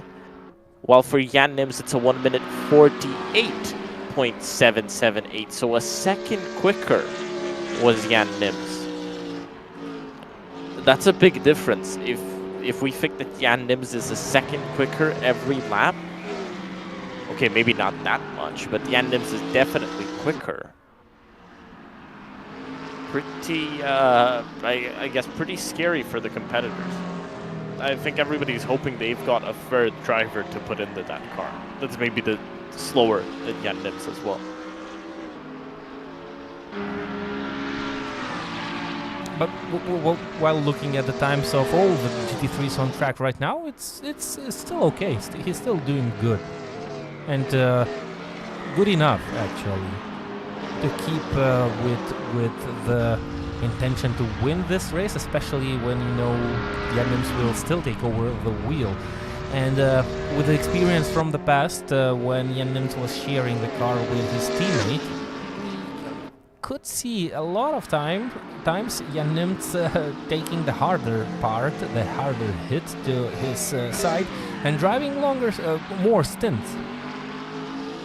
Extracting all of the car. And I think the team will consider this option if Jan Nims is ready for that. To try and spend a little bit more time behind the wheel of that Mercedes, because, well, he's doing phenomenally good. He was second fastest in the qualifying session. That's a shame that we lost that early the McLaren of Motorhome Team Racing Esports too early in the race. Well, we didn't lost it, but we lost it out of the lead, out of the real battle for the lead. I'm not sure how they will cope with the remaining hours. They have also completed 2 long mandatory pit stops. They are still a long way behind. That's 5.2 laps. They might come back towards the end, maybe, but well, not that. Maybe not that close. So still, Jan Nims looks to have the best chances towards the end to take control to his hands and to, well, extract the pace, while his teammate is still doing good. He's still chasing, he's still decreasing the gap between himself and the IRT number 2 team. It's hard to say which position the battle is for at this moment, but well, it still should be the battle for P2 at least, because I am expecting Lopen to see at front as soon as the other car stops, but if calculate correctly, when's the overlap expectable? I mean about the count of the stops, because AORT is definitely going to have less pit stops overall. So at one point during this race we will see less pit stops for the AOR team, but they should already be ahead of the cars that are currently in front. Less stops for AOR. I think that's going to be next stop. Fine. We should then always be seeing them on less stops. That's my calculation that I had in my head. That from next stop onwards, we're going to always be seeing them at one less stop. And by my calculation, it should be a long stop next time around, with around 20 more laps to go for the AOR racing team.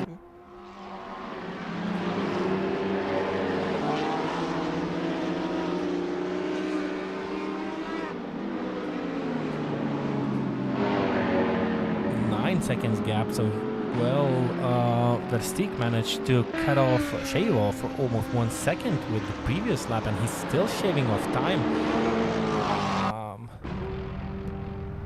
IRT number 2 on hards, so he shouldn't be running into problems with the tires now. Of course, those hards are also waving off. 1 minute 52.8, so he lost a lot of time in the traffic.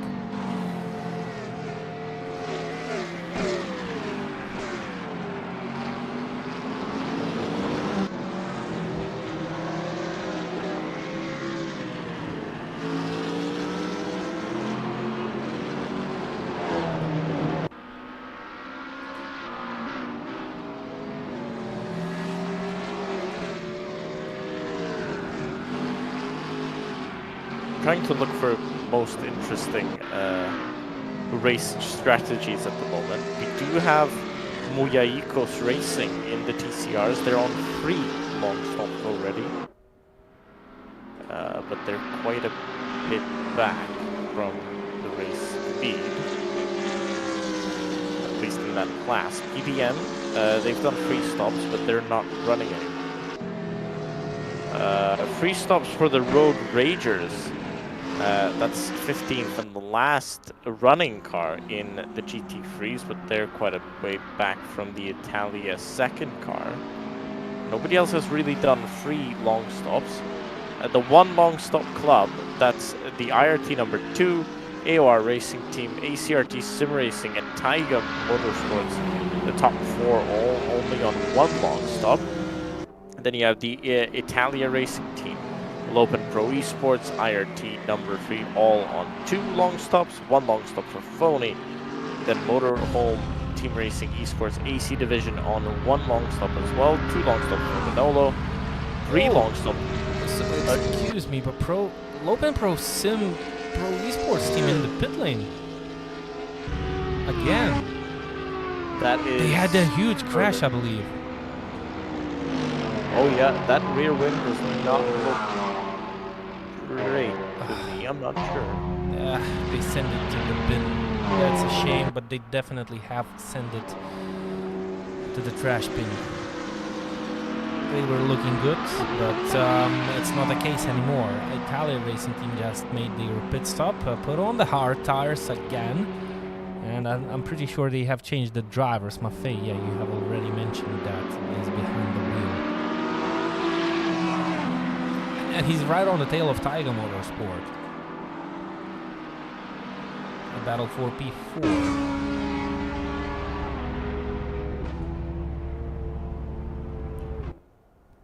By the way, the car that started on pole, they're now in P12 overall, with 3 long stops already completed.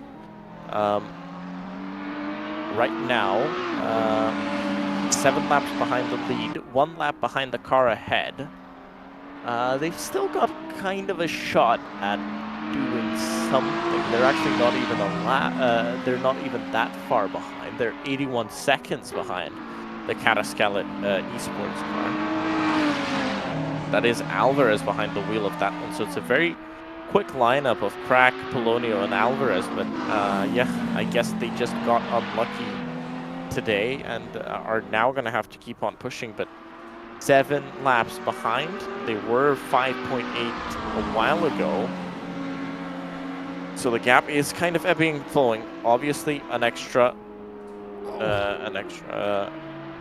somebody went wide. Yeah, that's Italia Racing and Tiger Motorsports. We're battling for position number 4. There was no contact, but they just didn't fit on the truck. Well, I'm not sure if Italia Racing pushed. The Tiger Motorsports didn't look like that.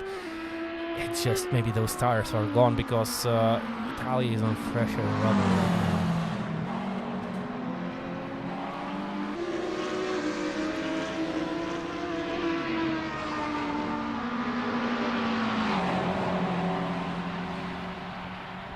And that's it. That's position swap for P4. And again, back to the normal rhythm of endurance racing. We don't have any safety cars yet, at least yet, which could bring and bunch up the field together to bring a little bit more excitement. So we have to kind of live with that, and the drivers know that, and well, that brings slightly different calculations to the strategy. Look at the AOR Mercedes AMG GT3 running wide on the exit. That means Versteeg is trying to extract all that is remaining in this Mercedes, and if our calculations are correct, he still has roughly 27 minutes of track time remaining, so kind of getting towards the end of his stint, but still not there yet. Still quite a bunch of laps remain for the driver, but well, maybe he's excited because he's constantly gaining, constantly chasing down Gustas Malakauskas, who is currently in the lead, and with the big mistake by Lope Pro Esports, you could say this is the battle for the lead of this race, at least now. Definitely the battle for the lead of the race. No wonder, because the AOR car was the leaders right from the start, and that's where you expect to see this Mercedes. With a different sounding engine, you can clearly hear when the Mercedes approaches the cameras. And he's gaining on 2 GT3s battling for position. I wonder if that's the faster Italia Racing team ahead. Good cooperation by the BMW. Still running a little bit wide because he took a tighter entry into the corner because he had to make an overtake, and you already see the car's tires reacting to that because the corners were not that smooth. Following corners were not that smooth. He had to make some corrections with the wheel, and the Audi looks to be moving slower, so I'm assuming that's the sister team ahead of the AOR team. Yes, indeed it is. Number 10 Audi, And they are currently 7 laps behind the leaders.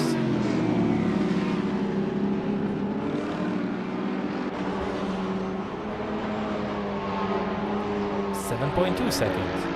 Well, if both of the cars will stay on the track for, well, 25 minutes, they should meet on track.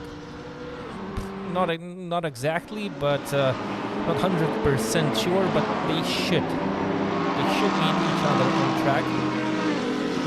What do you think the probability of overtake is? I think it's... We need to have that graphic, like in Formula 1. Yeah.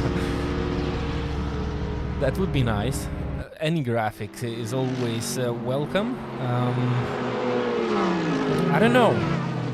Maybe those TCRs are trying to not lose a lot of time, and that's what they are allowed to do, leaving enough of space for the GT3s, and well, a little bit of time lost around that corner, but that's what the multi-class racing is about.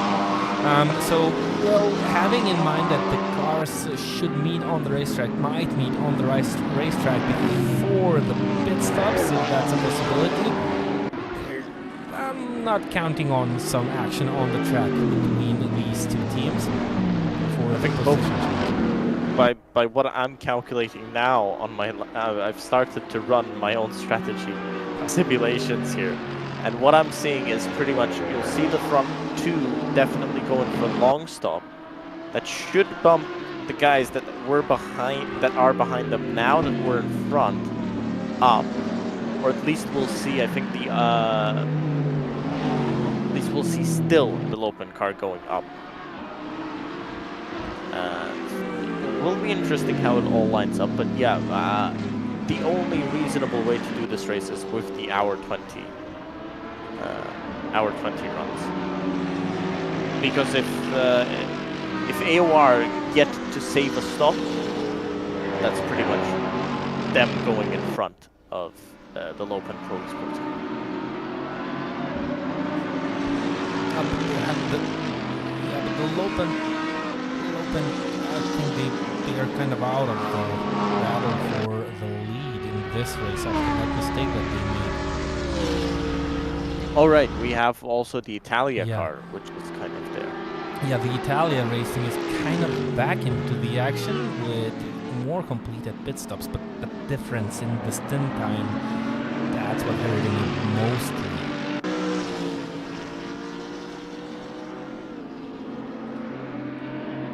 Still trying to see what the community is saying. There's no new news. I think everybody's keeping very quiet about what strategies they're actually choosing. And there's contact. There's contact between the AOR car and the Lamborghini. Just looking back, and the Lamborghini kind of didn't see him on the outside, and they touched there, coming into that left-hander. I don't think there's much damage on the AOR car, but that's not gonna speed them up at all. Yeah, so they were chasing slowly, and now the gap is again bigger. It's not too big. They lost roughly 4 seconds.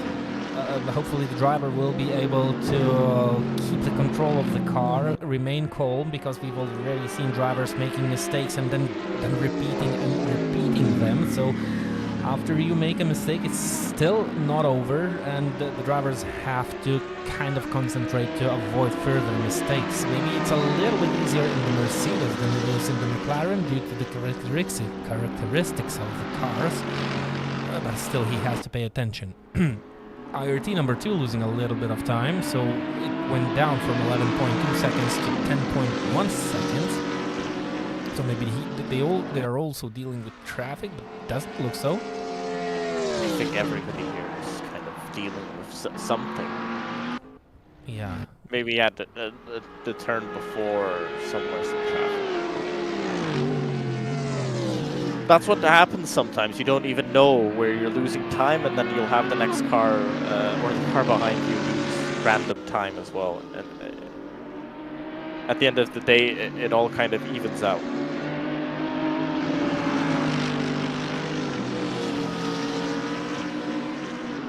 Yeah, and again they have to pass the sister Italia team. Oh, and no problems again, but looked so close. Mercedes. I think the sister Italia Racing Team car, they don't. It's interesting that they even move out the way. I guess they want to play fair, but I could see that car being stopped on the apex. Yeah, you're totally correct. Well, why not? Give a little bit of a headache for your sister car rivals. Because yeah, Italia Racing Team, the faster car is still kind of there in the battle for the lead, even though they are on those shorter stints, which will definitely not help towards the end of this race, and it's already not helping. Maffei is on the 17th lap of his stint. What about if maybe that's not how it's counted, but yeah, he's on the 17th lap of his stint. It's really hard to say which lap is Verstappen on, because we can only see the total lap times of the drivers, so that these are the first drivers by my IRT in the pit lane. Long pit stops coming. Exactly on 7 hours time. So after 5 hours, they are making their 4th pit stop, and well, the AOR Racing Team, if the calculations are correct, should still stay out on the track for quite a long of time. But now I start to think 10, 12 laps. 10, 12 laps.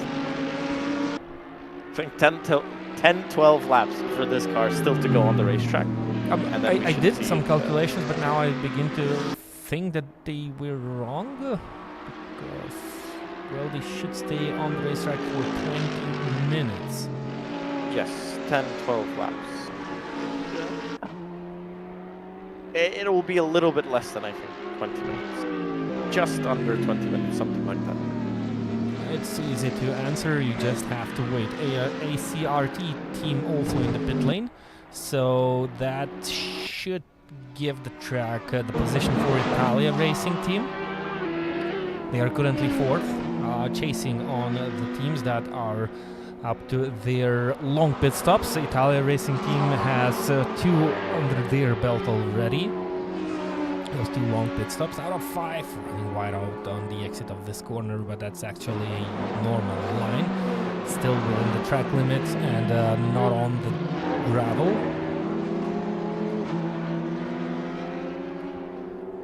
Still waiting for the driver's change for the ACRT team. ACRT dropping to P2, that's normal. They were only 10 seconds ahead of AOR Racing Team. That's tight. But still doable. ACRT long stop? Yeah, they are. They just made that driver change.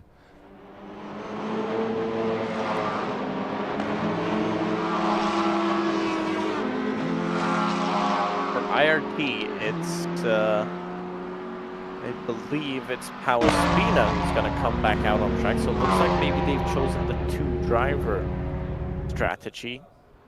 But Gustas Malakauskas did 96 laps in that car, compared to Jan Nims, who in his first run, he did 86. Gustas Malakauskas did 10 more laps.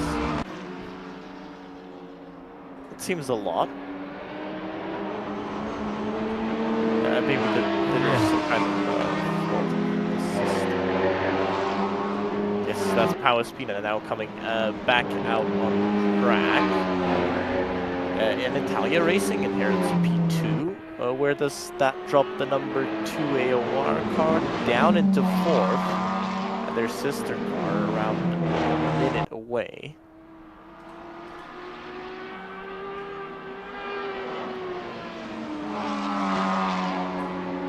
Okay, so that's status quo back on track for the AOR team. Back in the lead, of course. Not such a long time the pit stop awaits, but that still shows that this car is still the main team to win this 12-hour race. They're looking pretty strong with the strategy. Tiger Motorsports up into P3, also running on a similar strategy to AOR. And well, the main thing is they are able to avoid bigger mistakes, which is what you expect from a team which wants to have a decent result in such races. And we're still not even halfway through the race, actually. So still interesting to see battles, still interesting to see what the teams are dealing with, but it's still quite early to try and guess and try to do the math to understand who will be the teams at the end who will battle it out for the real win of this 12-hour endurance race on the World Sim Series platform, which actually this year became a special event championship.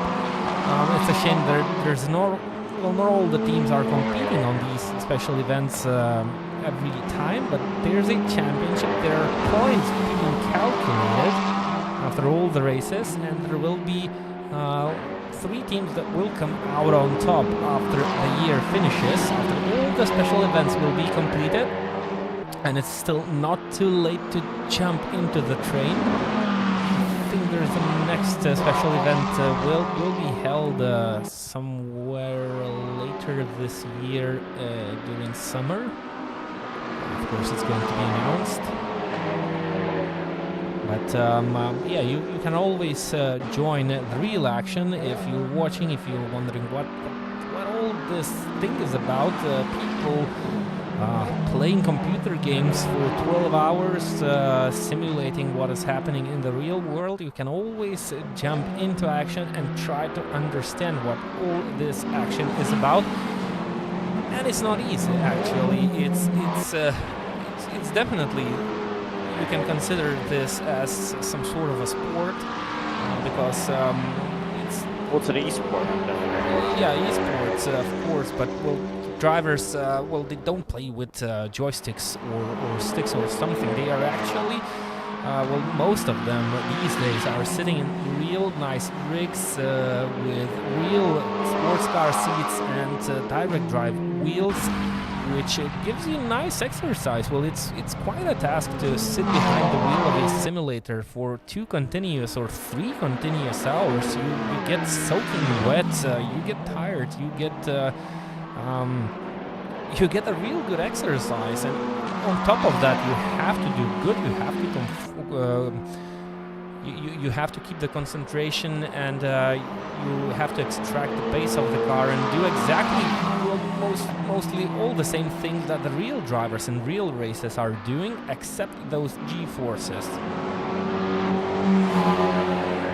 And it's cheaper as well if you crash the car. It doesn't cost a penny. Only your pride, especially if we show it on the stream. Talking about the championship and the standings that we've got, Motorhome Team Racing Esports, they're the leaders right now in this championship. They had a win at Daytona. Yeah, I think they dominated it. In the GT3 class. So they were hoping for another win here today. That's not going to happen unless everybody else crashes out, pretty much. Motorhome Team Racing Esports AC division, they're down in P6 in the championship. This is, by the way, all combined. So for Daytona, for example, you have the DPIs and the GT3s. They scored the same amount of points.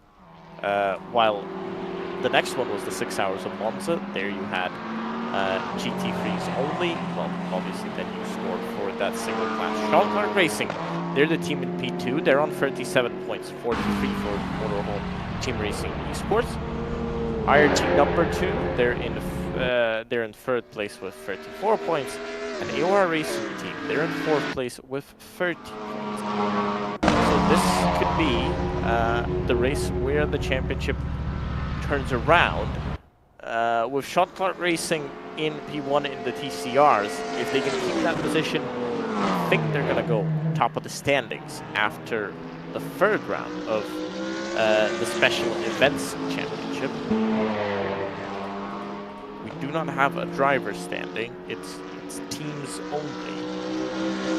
And it'll be interesting how the season develops and how many of these teams go for that championship glory. You only need one good race because these special events, you know, they're so long, so difficult. Sometimes you just get unlucky. So having just one or two successful and good events, well, that can help you out a lot. Indeed it does. So it looks like we have faster drivers back behind the wheel, so we should be expecting a higher pace at this stage of this race. Still not happening. Still, none of the drivers are within the 1 minute 49 zone. And I'll just remind you that we had fastest laps of 1 minute 48. So I'm expecting to see the pace coming up to a higher note later in this event. But for now, it's kind of in the 1 minute 50 seconds zone.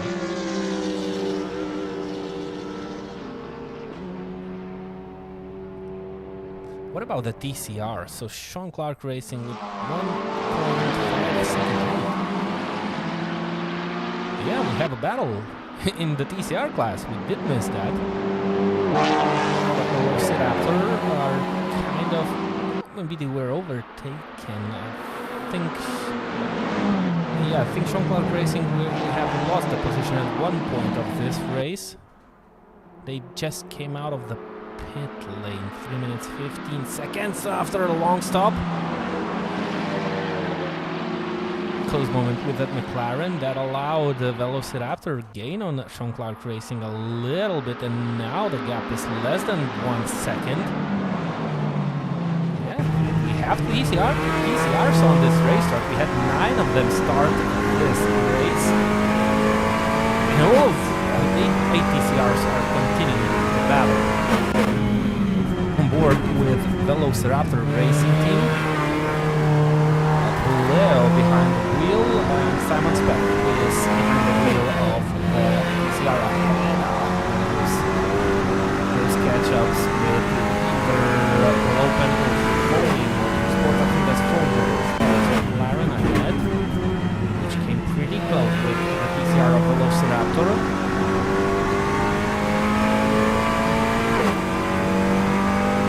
And the gap is back to 1.5 seconds. What I'm expecting in this situation, I think Simon Speck will finally increase the gap. As soon as he'll find the rhythm, he's just returned to the racetrack after the pit stop and after the driver's change, I believe. Yep, they're one foot. It's not even a battle. The Sean Clark Racing car has looked so strong today, and we kind of kept missing that TCR battle. But we saw the IRT McLaren team get in front.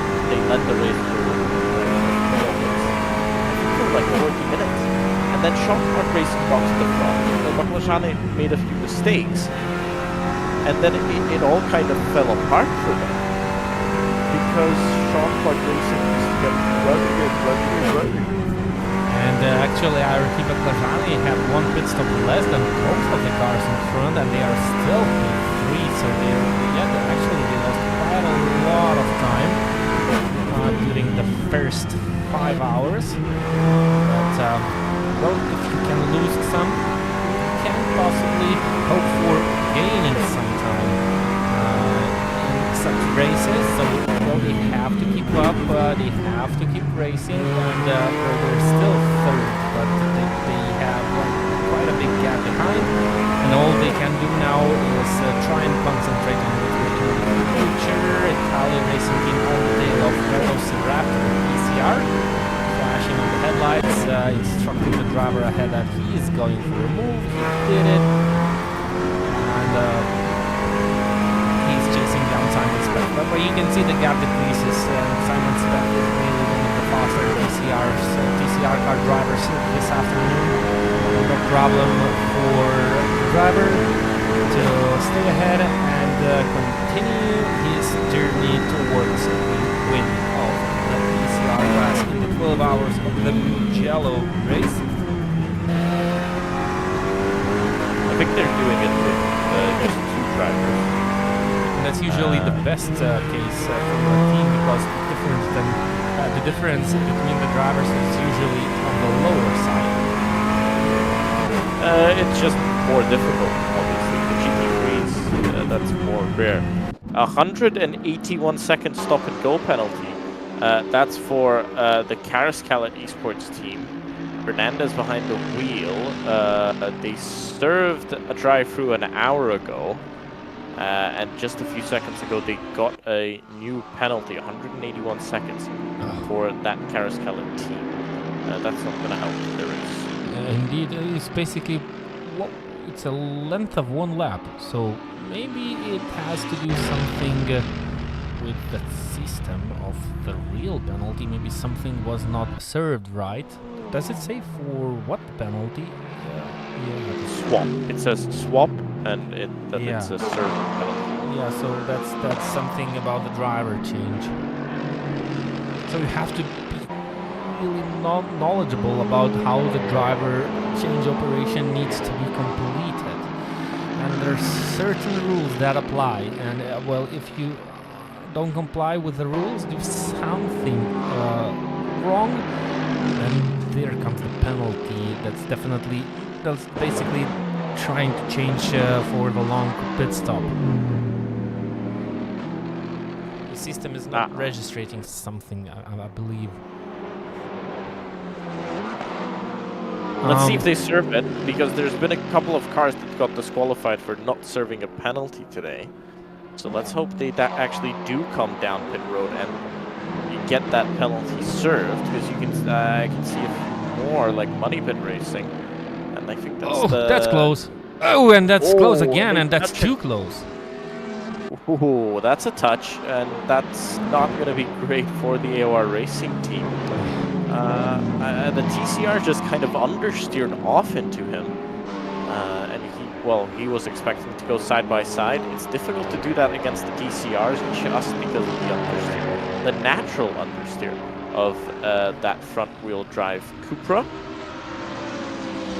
Again, I'm reminding. Yeah, again, I'm reminding everybody who's watching the stream, whether you're a team member, spectator, or a driver yourself, drop in your thoughts, your comments into either the YouTube chat or the Twitch chat, and we'll be sure to read it out. And if you're a driver, a team member of any of the teams, drop it in the chat which team you are, how your race is going, and we'll get you some TV time on the stream. Just something more for us to talk about and keep the community engaged. 1.4 laps is the gap for the lead. It's AOR Racing Team with 6 hours and 43 minutes to go. And that means that this car should enter the pit lane short. That might happen by the end of this or the next lap. And this is due to coming up. And that this is due to the different strategy that the team is able to extract this afternoon. This is one of the few cars that is able to stay on the track for an unbelievable long time. That's roughly 1 hour and 20 minutes of one stint time in total in a GT3 car on the Mugello circuit. Of course, the virtual version of it, but it's still makes me wonder every time I think about it. We've had some input from the drivers. Not sure which team this is, but they said that they tried the hards and they were not worth it. That's at the IRT number 2. They are back on the mediums. Okay. So they didn't like the hards, which is interesting, because Italia Racing Team, I think, is back on the hards. Yeah.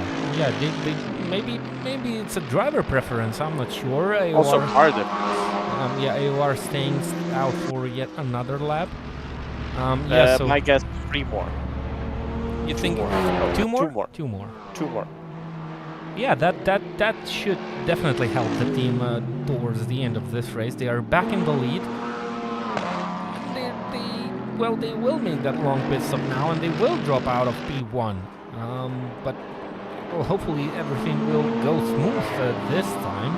I'm cheering for the team, and hopefully the mechanics will have no problems to fix this open hood of the Mercedes, which maybe causes some sort of problems down the straights to reach those top speeds.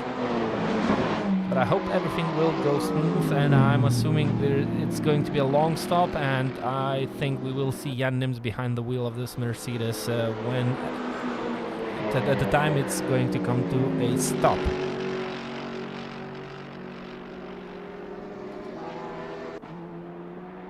They are still faster. They're not particularly fast, but they are still faster than the Italian racing team in P2, IRT number 2. 1 minute 49.4. The speed starts showing back. That's Paolo Spina. And I think he has the fastest lap of this race. Yes, he does. 1 minute 48.7 is the fastest lap by Paolo Spina during this race. That's the fastest lap. And Paolo Spina is, well, chasing down Italian racing team. They are on similar strategies, somewhat similar. They have both completed 4 pit stops in total. I have to check if... Yeah, both of the cars have 2 long pit stops completed. And yes, you were right. AOR staying out for yet another lap. Or I'm just miscalculating something really badly. Well, remember, the time they stand in the pits, that goes above the 1 minute, the 1 hour. Yep, 20. you got me there. Nice catch. So that might give them a couple of extra minutes. But yep, there's a battle for P2 right on the track. The gap is 15 seconds, but that's basically nothing because there's still 6 hours and 40 minutes of this race on the clock. So that's still more than half of the race remaining. It hasn't been half of the distance completed yet.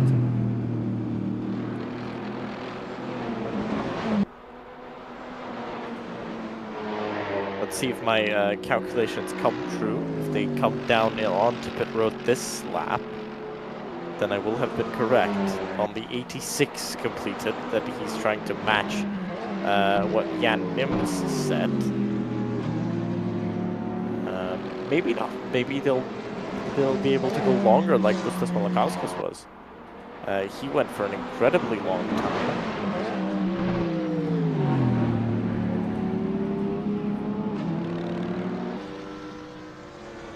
Yes, he did. Which makes us wonder a little bit if those digits are correct. Actually, interestingly, maybe I can tell you. If this is correct, Jan Nims drove for 158 minutes, which is 2 hours and 40, right? yeah, it is. 2 hours and 38 minutes. I'm not right. He's going for another lap. This is his 161st minute to cross the line, so he's actually going longer than Jan Nims. Yeah, so maybe that's what the pace is all about. Maybe that's the reason he's running slower lap times. So he's just saving fuel. So better fuel economy, lower pace, but better fuel economy, always better for the strategy. When you think about the final hours of this event, which is still a long way to go from this moment of time. But he's doing good. He got back the lead for the AOR team, so how can you say he's not doing good? He's definitely doing brilliantly. I'll be interested what pace can Jan Nims show. Yeah, we just have to wait a little bit and we'll find that out. Interestingly, IRT number 3 with the similar strategy are up to P4. And Lopen Pro Esports P5 after that horrible crash. And 1 extra pit stop, a little bit wide Versteeg in that corner, so maybe he's already pushing.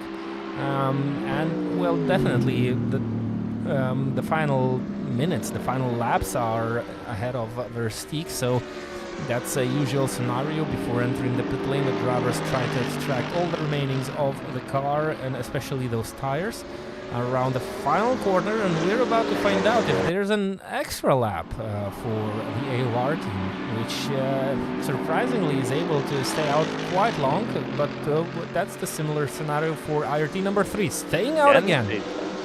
Wow. So they're doing a good job by running for such a long time.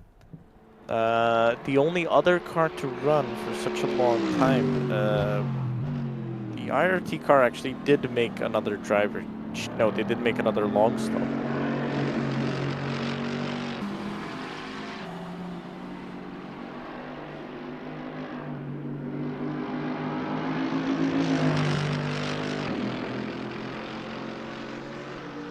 It is, since we're kind of following the real-world weather in Mugello, almost, I would say. We are right now at 17 o'clock, so 5 o'clock and 3 minutes on the track. The track temperature has actually increased throughout the race today, which is interesting. On a track like, on a race like this, you would expect to have the peak at midday, but I think the clouds have just cleared a little bit. If you remember, back to the start of the race, it was a little bit more cloudy and a little bit more overcast. So it looks like the temperature has increased a little bit, but the sun is starting to set, and soon it's going to be into the driver's eyes and going to be very, very difficult to see. Your race leader. Let's see if he comes down into pit road this time around. I'd be very, very surprised if he doesn't.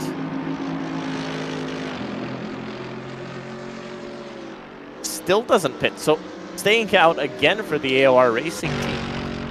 That's very interesting. This is a car that we haven't given enough love today because they've been so far ahead and they haven't been in battles. This is the Sean Clark Racing Team car, the Cupra TCR, and well, they're leading the field still. It's Simon Speck behind the wheel. He's sharing the car with Jussi Neirula. That is the lineup behind the wheel of the lead TCR. 1.5 laps in the lead. Huge margin.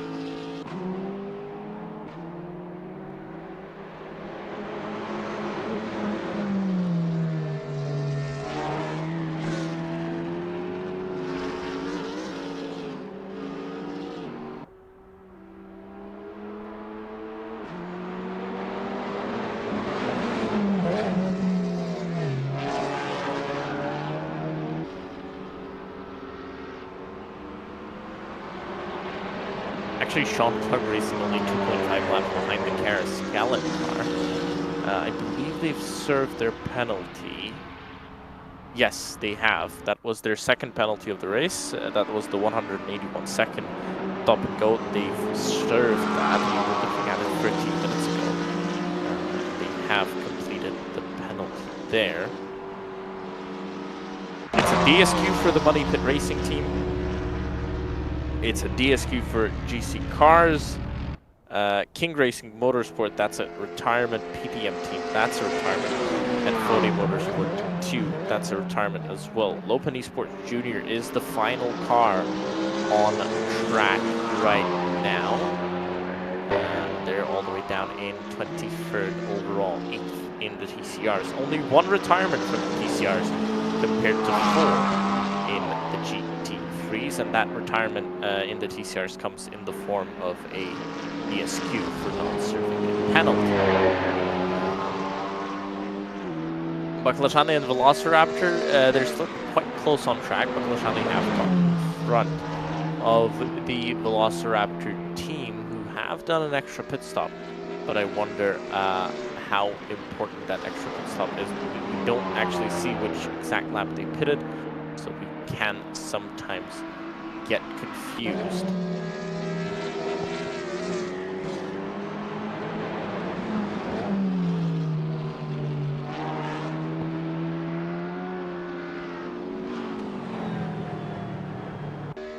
the sun setting, let's take you on board for a lap of Mugello circuit with the Sean Clark Racing Team, the leaders in TCR. For TCR to see how these drivers navigate the track, the traffic around them.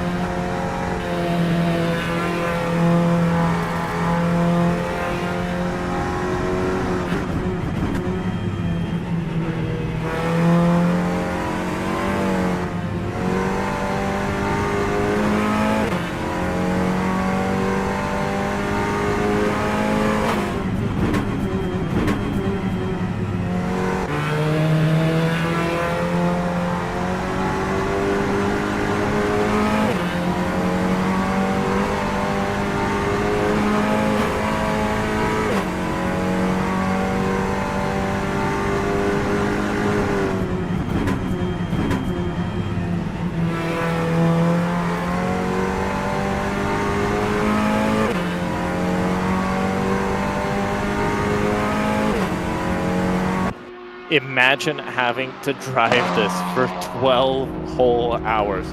The dedication and concentration it requires is just incredible.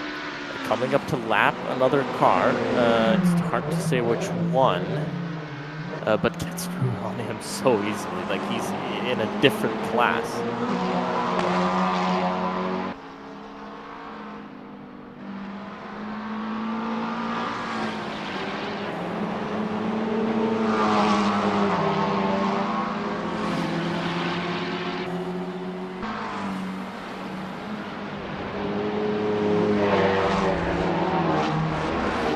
This is a battle coming up soon. Italia Racing Team versus the IRT number 2 car. They're getting closer and closer. You can now see those green LEDs really shining. I think the headlights look green as well. They might have some issues once the sun goes down. It's hard to see.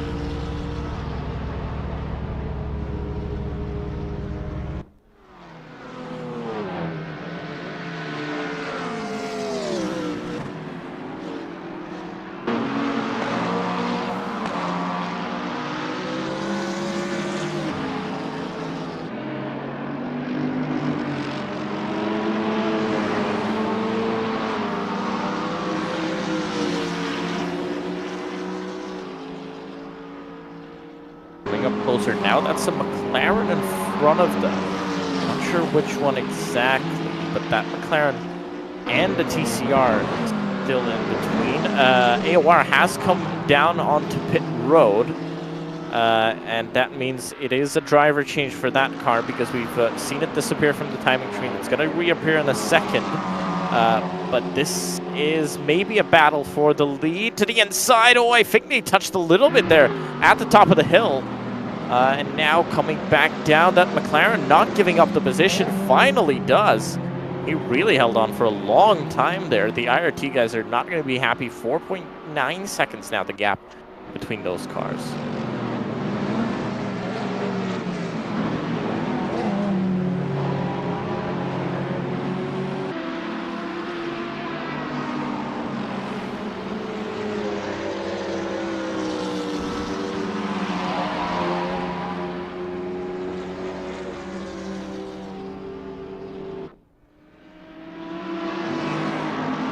look at how much time they've now regained, 4.2. So definitely that BMW is running quicker.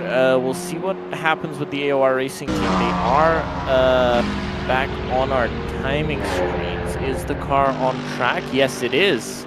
The car is on track. I wonder who's behind the wheel. It's Simona Survona, so it's not Jan Nims like we were predicting beforehand. This is very interesting, actually, that we don't have Jan Nims behind the wheel.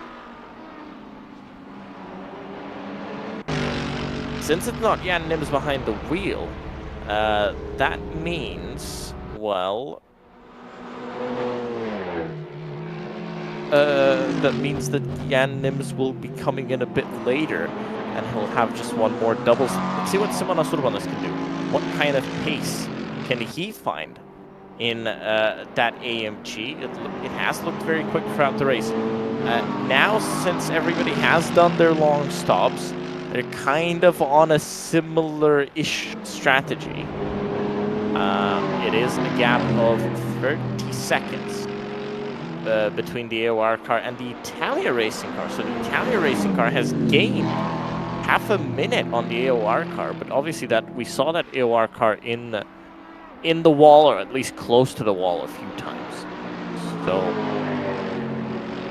this is quite an interesting development in the race. So now IRT number 2 and Italia Racing are fighting for the win of the race this evening. They've still got a McLaren between them.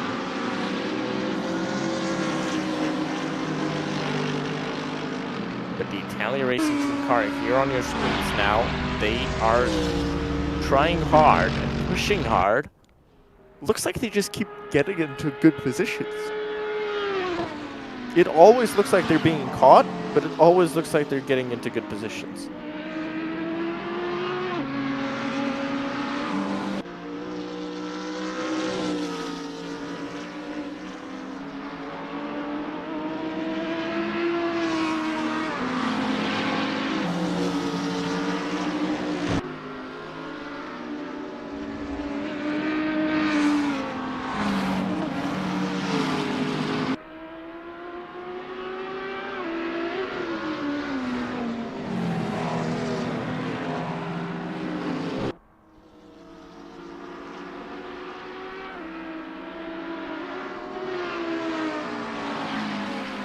It looks like the Italia car is maybe just a little bit slower. It doesn't look like it has any damage. It doesn't look, you know, like the car is struggling or anything. It just looks like it's a little bit slower.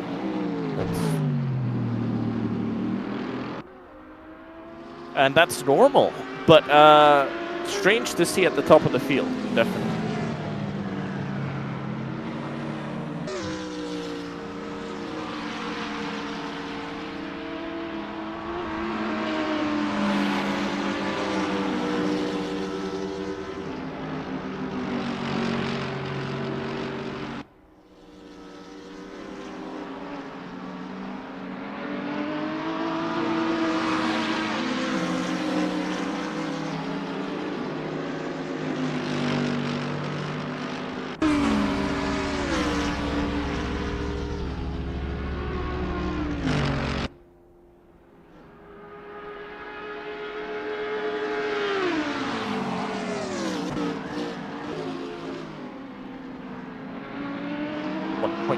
Seconds the gap now, and you can see that's, I think, the Lopen Pro Esports McLaren. Yes, it is.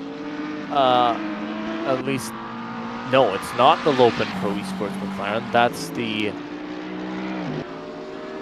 Phony Motorsport McLaren that's trying to unlap itself from the leader. The Phony Motorsport car is 5 laps behind, and they're trying to unlap themselves from the Italia Racing Audi. I love the colors on that car, even if it's not a Ferrari. And it's weird to see Italia Racing Team and not a Ferrari. It's still nice to see this car in those colors.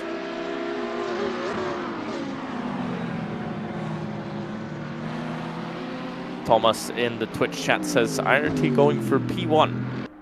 IRT are going for P1, and they've got a McLaren in between, but the McLaren moves out of the way. It gives space to IRT, and ooh, big slide from the Italia Racing Audi. They're under pressure now. 6 hours and 20 minutes to go here at the Mugello, 12 hours. This is the battle for P1 at the front of the field, and I think this would be the first ever move made for P1 during this whole race since turn 1, lap 1. Here we go, 0.4 of a second coming onto the front straightaway. This is the Italia Racing team trying to break the draft down the straight, but the BMW, it's pretty good down the straights. I think it should be a little bit quicker than what the Audi is. And here comes the BMW on the back of the Audi. Is he going to make a move to turn 1? Shows his nose. The Audi goes wide, and I think he's just about going to stick his nose into there. Audi going very wide, staying on the left-hand side. If he can stay on the right here, he's going to be able to make the move. Stays on the outside, now to the inside, and that's IRT Racing Team. The International Racing Team number 2 car taking the lead, but the Audi still on the outside, trying to keep that place. No, doesn't happen, and I think that just about seals it. Ooh, the Audi might be coming back. Yes, it is coming back to the inside, but no, not enough. Not enough speed on the exit, and now, finally, it's the IRT car leading the race. Again, you can see that Italia Racing Team drops it back down to second. AOR as well, you can see they're 26 seconds. They've caught up quite a lot, but I think they've more caught up to the Italia Racing Team.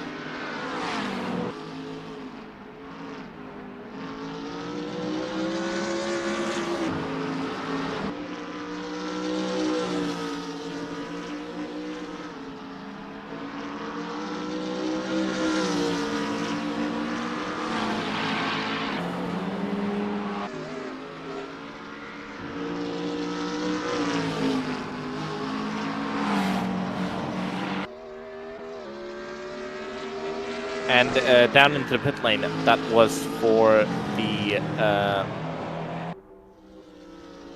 Italia Racing car, I believe. Yes, 5 pit stops. That was down into the pits for them, and they come back out with 6 hours and 17 minutes to go.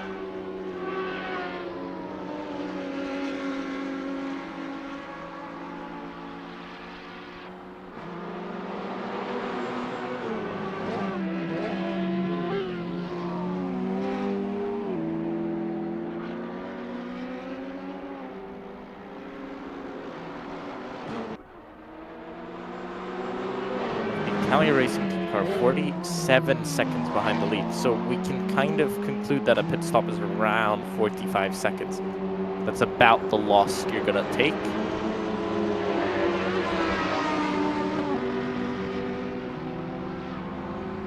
And that kind of puts AOR Racing Team back into P2.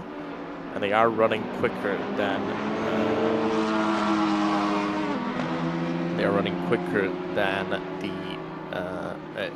the current race leader, the Iron number 2 car. So we'll see how that kind of develops.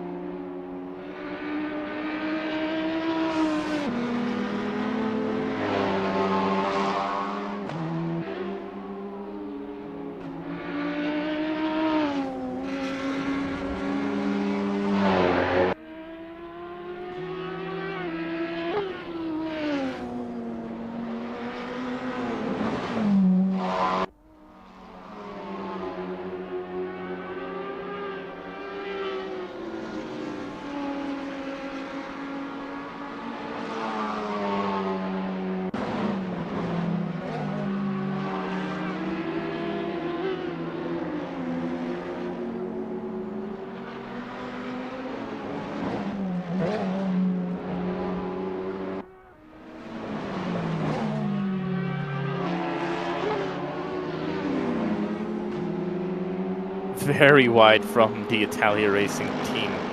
Again, it looks like they're kind of struggling for pace at the moment. This is the IRT car. They've been kind of quiet today, and, well, starting to move forward and make some moves.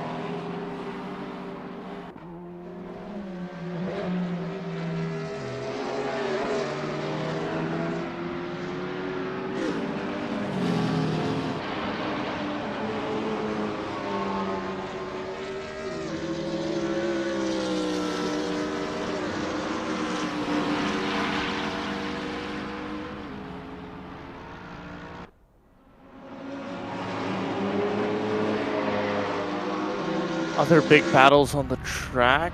We saw something here. That's the motorhome Mercedes that's still on track. 29 seconds is the car behind. That's the Manolo Racing car. I don't think we've even touched them this race. This is the Manolo Racing car. They've been very quiet today, definitely. If you look at where they started, the Manolo Racing team started actually in P12. But who are the highest gainers today? Let's disregard the TCRs gaining by retirements. The highest gainer today is the Motorhome Team Racing Esports AC division. They've gone from P15 to P8 in the GT3 class. Would be difficult for them to catch up to anyone in front, but that gap is under a lap now, so... And that's the IRT number 3 car. That is running a similar strategy to the AOR car, and the AOR machine, well, that's 22 seconds now only behind your current race leader, Power Spina, behind the wheel of the IRT number 2 car. The AOR car obviously driven now by Simonas Urbanas.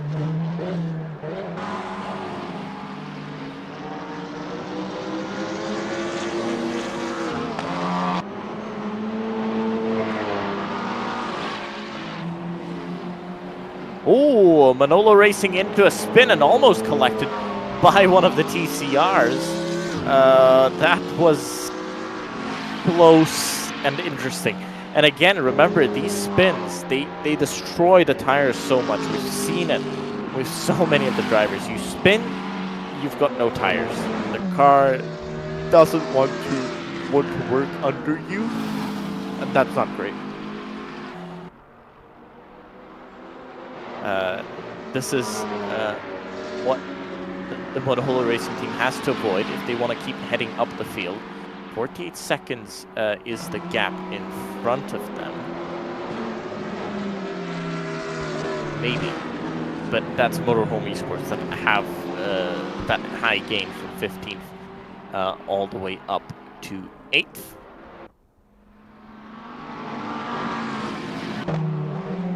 This is the Velociraptor team. They're in 18th and third in the TCRs, trying to catch back up to the IRT Baklajanek. I think Lorinas has rejoined. Yeah, hi everyone. I'm back behind the mic, trying to figure out what's happening on the racetrack at this moment, with 10 minutes remaining to the half point of this 12-hour race, and I see that Velociraptor had lost out to IRT Baklajani. Didn't see the story behind this. I see they have one pit stop more than their rivals. Is it strategic move, Gustas, or did they lose it on track? I think they just lost it on track. I didn't see anything strange. Actually, there was 3 hours ago, actually, for the Velociraptor team. They did serve a drive-through, so they're actually on the same amount of pit stops.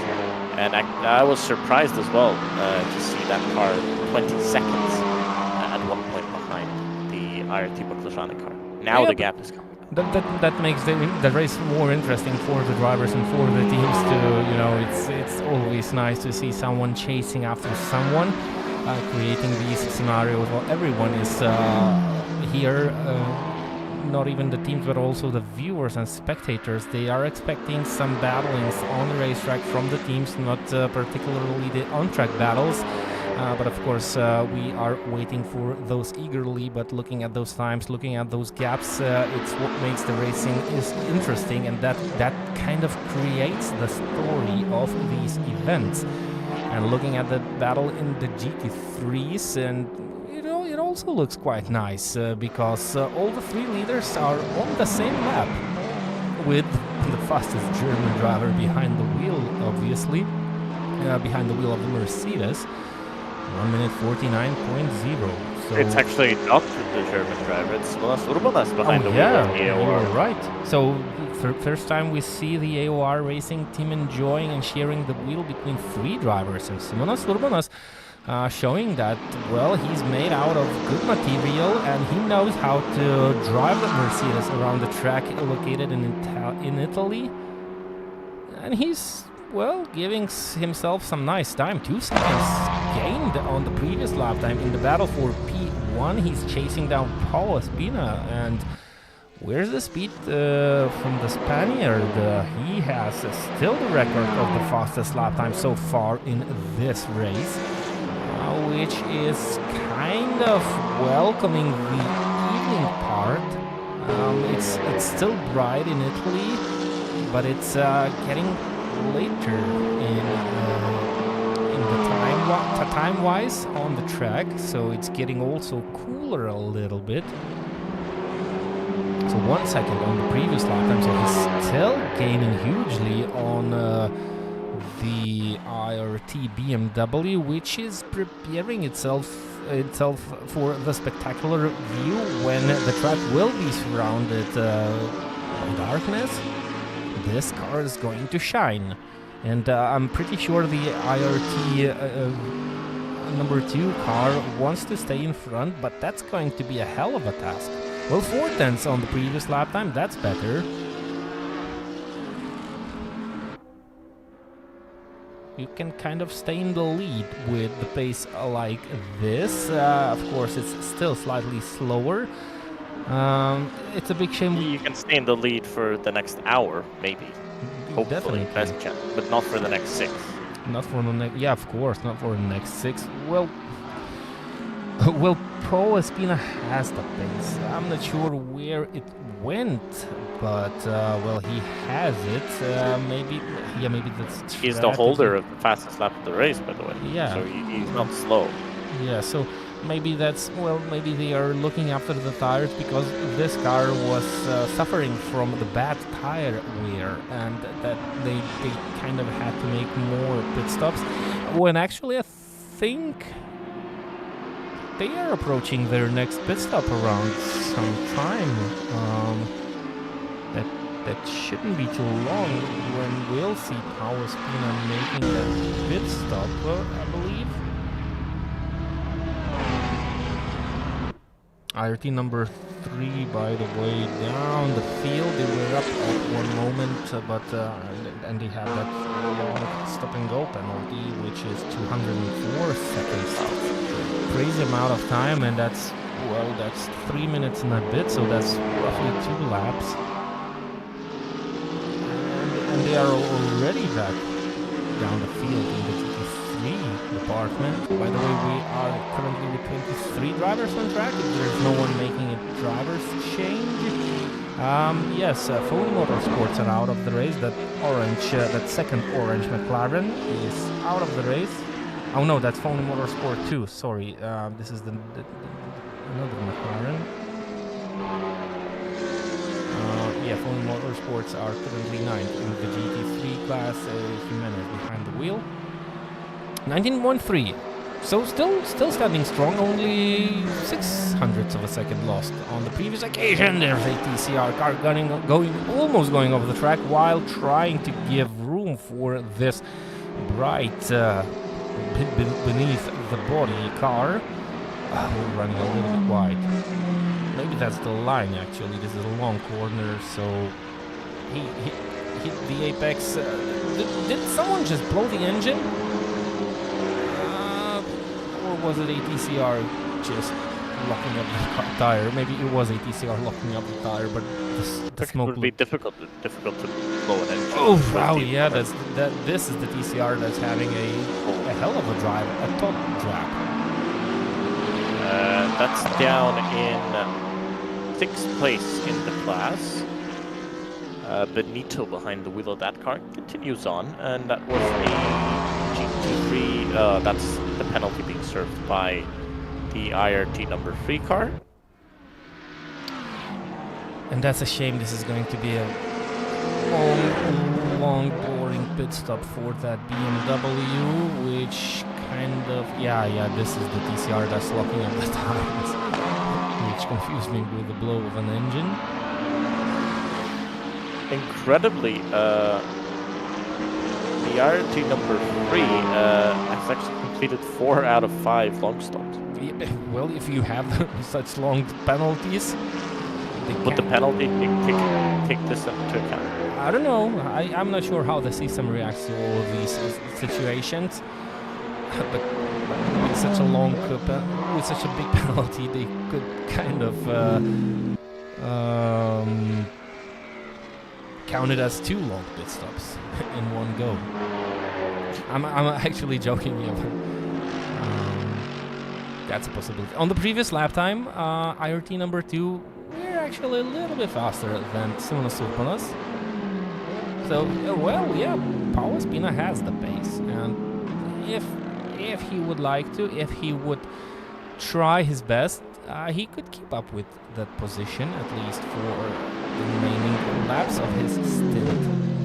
Hard to predict when's the pit stop happening. We don't have calculators which could show us at least the previous stint times, which we are used seeing on the Assetto Corsa Competizione platform, which is a nice little helper, but the gap is still decreasing. Yeah, and now it's 1 minute 50.1. Oh, and I might have had, maybe it was a 1 minute 49.9 versus a minute 48.8. Because the previous lap time of Simonas Urbanos was actually a 1 minute 48.9. This lap was 49.5. So he's still gaining and doing that beautifully. The fastest lap time of Jan Nims is 1 minute 49.543. The fastest lap time of Simonas Urbonas is 1 minute 49.590. So only 500 of a second slower than the fastest lap time of Jan Nims. There you go. There is your best teammate you can imagine. Good job, Simonas Urbonas, so far. So this is definitely going much quicker as Simonas compared to when they had Verstappen. But yeah, because he's pretty much matching the times of what Nims was doing. Another team in the pit lane doing a driver's change. As we we have almost approached the halfway through the race. Only 20 seconds to go to reach that goal. So, well, half of job done for most of the teams remaining on the track. Yeah, going a little bit too wide, but this corner is actually that's the that's the Correntaio corner. That's the 12th corner on the racetrack, which is actually quite a long hairpin. So I think that's intentional, to send that car wide in the middle of the corner to have a good exit and a second apex hit. So he is just doing a good rotation of the vehicle. And yeah, previously I'm pretty sure I was incorrect because the lap difference was 1 second between IRT and AOR. I just didn't notice that Simonas Urbonas made a 1 minute 48.9, and suddenly the pace is back, the pace of the race. Oh yeah, look at these two IRT cars, and imagine, the second IRT car, I mean the TCR version of the IRT car, which also has the green light underneath the body. It's going to really look spectacular during the dark time of this race. We are currently 4th. RT number 1. So how many RTs we have? 4. 4 IRT cars. That's a big team. So a couple in the GT3s, a couple in the TCRs. The TCRs have a car in in the 2nd position and in 4th position, and the GT3s are currently holding the lead, and the IRT just hit huge problems. Yep, that's the number 3. Both motorhome teams are in the pit lane. Actually, the one that is recovering after being on pole, they're finally into the top 10. Good work, makes some progress. I'm glad to see the team does continue in this race, even with all those problems that they have. They are still not giving up, and they know that they have pace. IRT number 1 diving into the pit lane with those green lights underneath. Well, I mean, why would you stop? You've got a clean car, it's still possible to drive, and the points are important for your championship. Because remember, this is your actually championship leader in this series, so they don't want to give up. They want to keep going. They have to take every possible point. They have to collect every possible point of this evening. Alvarez behind the wheel. At least he was behind the wheel before the pit stops. Let's take a look if that changed. I think it didn't. And they have 8 pit stops under their name already. That's half. That's 2 times more than the IRT number 2 and AOR team has. So of course, with that amount of pit stops, you're well out of the contention to win such an event. But still, you can do pretty good if you have the pace. I'm pretty sure you can still recover and have blast of a time.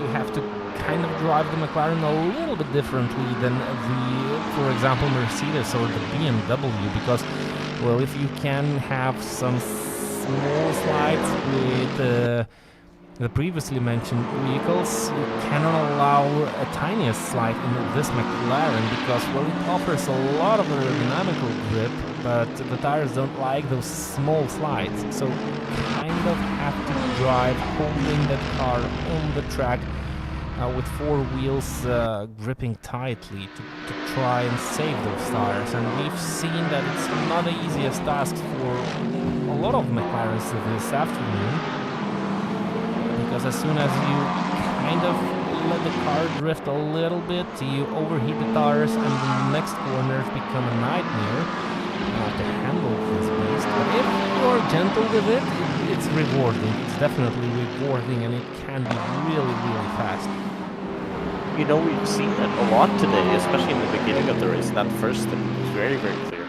You'd have the McLarens be really fast in the beginning, then kind of start to fall off. And that would be the point where, for example, the Audi would come in. Then you'd have the BMW kind of come in. Then the BMW might fall off. The Mercedes looked like the one that's been most stable at that high speed. But there's obviously not that many Mercedes. I think this is the only one. Yeah. Yep. I'm pretty sure that's the. We have another Mercedes. That's actually. That's the sister motorhome team Racing Esports car. They are currently 9th. Still doing a decent job coming back on track after the pit stop. AOR lost quite a lot of time on this lap. Gap is up to 18 seconds. He had to deal with a lot of traffic. Really a lot of traffic. So that's going to be a slow lap. This is going to probably still plenty of time remaining for this team in the chase for the win of this event. They have to stay out of trouble, of course, as everyone does. That's the main task. 1 minute 51.1, so that's only 1 second and 2/10 slower. That's not much.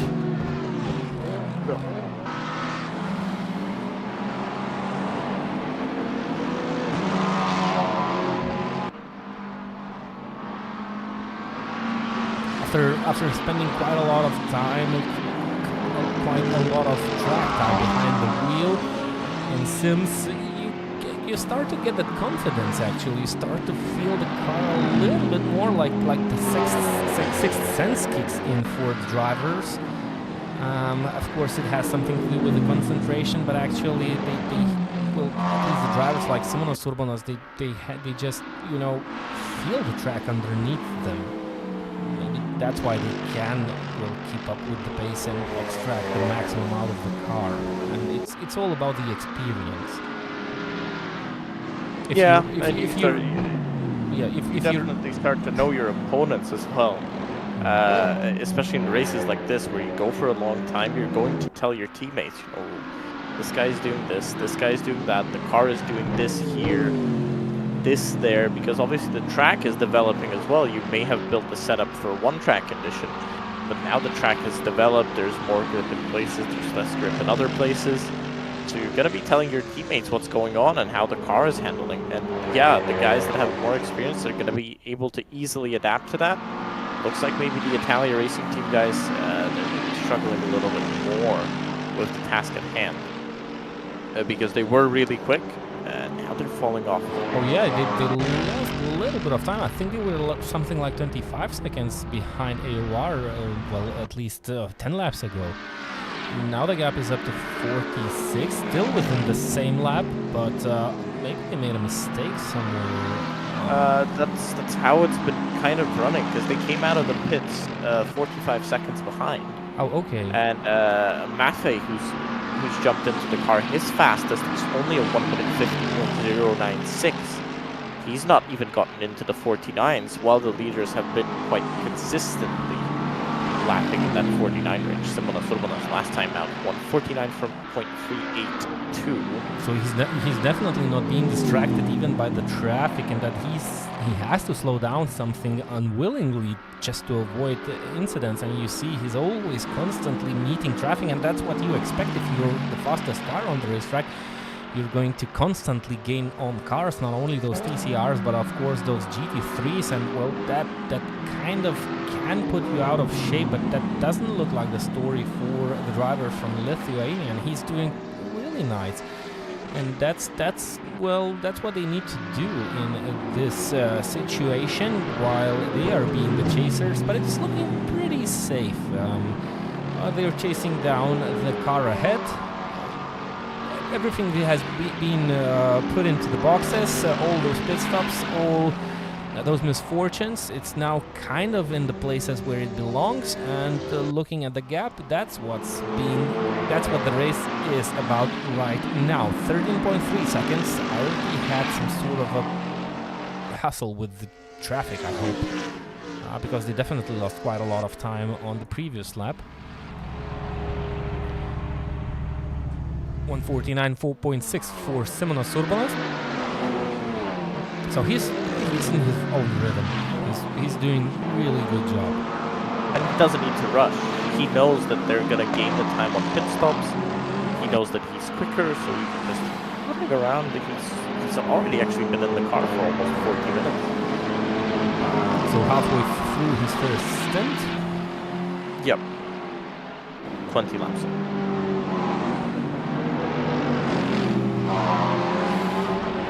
Let me find some stats, some interesting stats from what I can find on the timing screen, and I'll get back to you in a few seconds. Yes, of course, indeed, and I think we'll use this moment to try and run a couple of laps with the car that is chasing down the lead of this race. Simonas Urbanas is your driver. You can notice that the car is not particularly in one piece.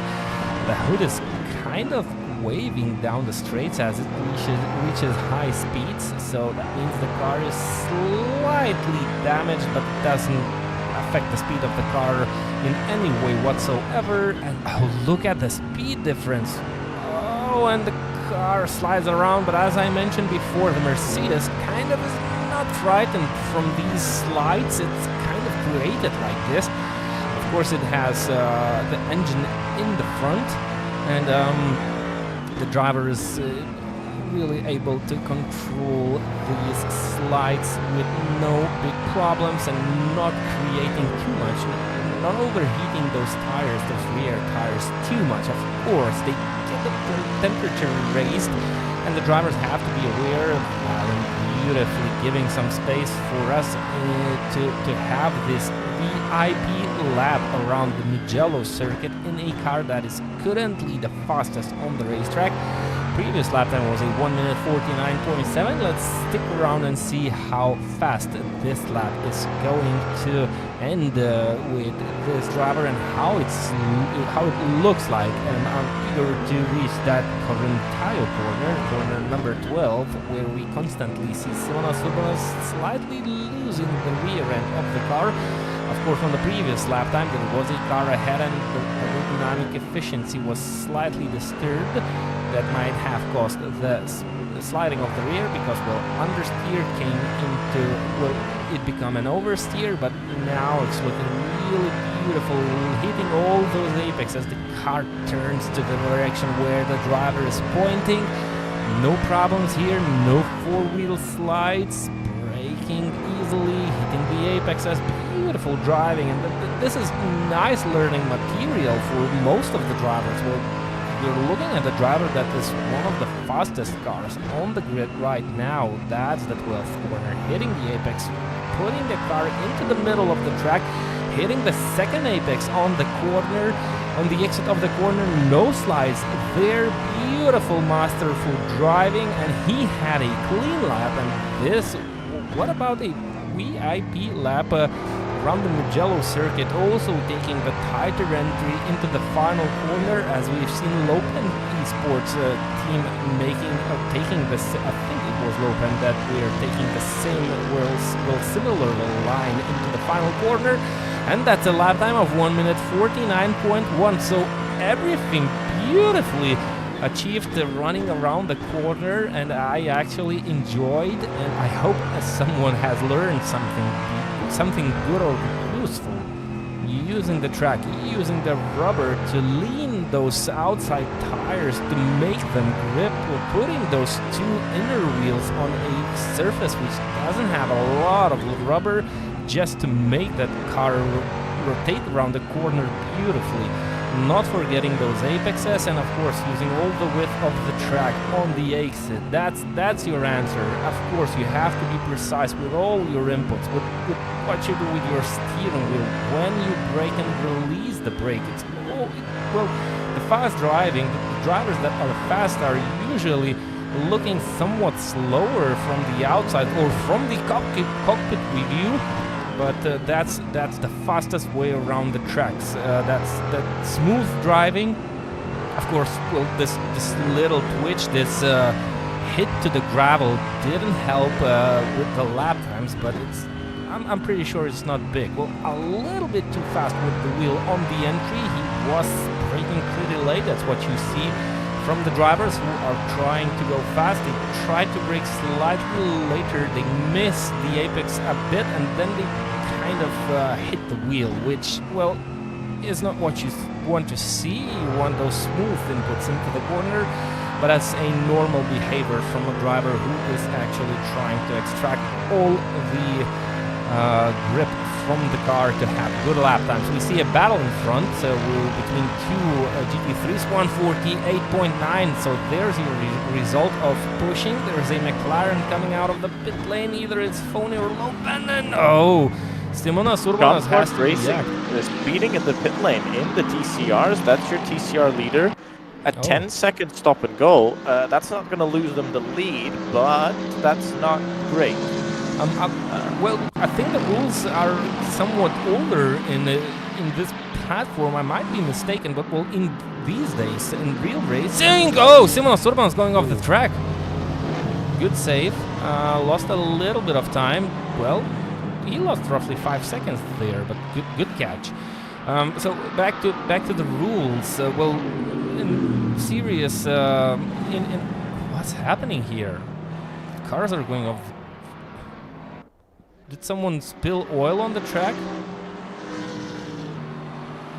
Holding my mouth shut for a brief moment. This is well, this is good news for IRT number 2. But the cars are. Is it looking like the cars are going slower? This car is sliding around. What's happening with the Mercedes? Look at it. Oh, I'm pretty sure he has problems with his. I think he has problems with his hardware. It's the only way I can explain what's happening here. There's definitely, maybe his pedals. Definitely wrong. Yes. Look at the car. It's like he's trying to see if his wheel is still working, and it looks like it's. I think the wheel is maybe brakes. No brakes. Well, the weaving of the. But look at those cars in front. They're also slow. What is happening here? Those two McLarens. They are also running slow in front. What's happening here, guys? We just got a message that there's a bug and the grip has dropped to 60%. Now nobody can stay on the circuit. Wow, I've never seen this. Everybody's coming off the track because look at that, the IRT car, that's 6 seconds in front. That's not a big gap. Oh. They've actually closed down the gap. I was about to look up some interesting stats. There's one driver that has done the whole race up until now. Maybe they're driving on a single simulator. Paulo Andre Oliveira. He's done the whole race up to this point in the Road Ragers GT3. Maybe they're just switching on a single rig. Adam Kashoni has done over 4 hours in the lead of the TCRs. Same situation for Simon Speff in the Sean Clark racing car. That's close. You're not going to see that many GT3s that have done over 4 hours per driver, but it's definitely a trend in the TCRs. Pau Espina has done just about 200 minutes almost. Kalotsai will soon tick over the 4-hour mark. It's a lot of driving since we've only done 6 hours of racing. Over 4 hours for the Jodium racing team for Riedberg. Short driving time.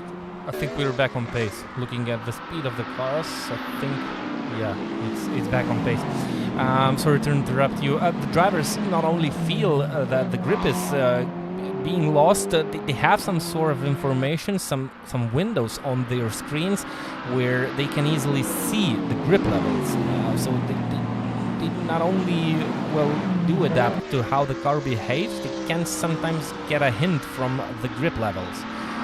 And I can tell you one thing: 60%. It's almost like it started raining. Oh, it's worse. Trust me, 60% of grip on Assetto Corsa, it's you know, when you have like 94% compared to 100%, it's like night and day. So the 94 is like running on a wet surface. I'm you know, 60% is wow, 2 minutes and 23 seconds. That's what, 30 seconds of pace per one lap. So you know that's definitely undrivable.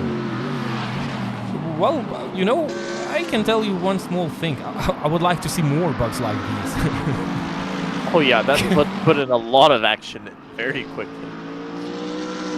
It looked like we were watching one car, so it looked like it was only for that car. But yeah, once everybody started going off track, it was pretty clear what was happening. Okay, the guys have to be kind of cautious now. That kind of can disturb some drivers, because now you never know when that come. Oh yeah, you need to recheck. I think the AOR racing team, they were quite lucky, because when that grip disappeared first time, they were actually on a slow part of the track. I think that the people that were on this part of the track, the very fast double right, I think they struggled the most, and they didn't like the sudden random loss of grip the most, because, well, that's unexpected.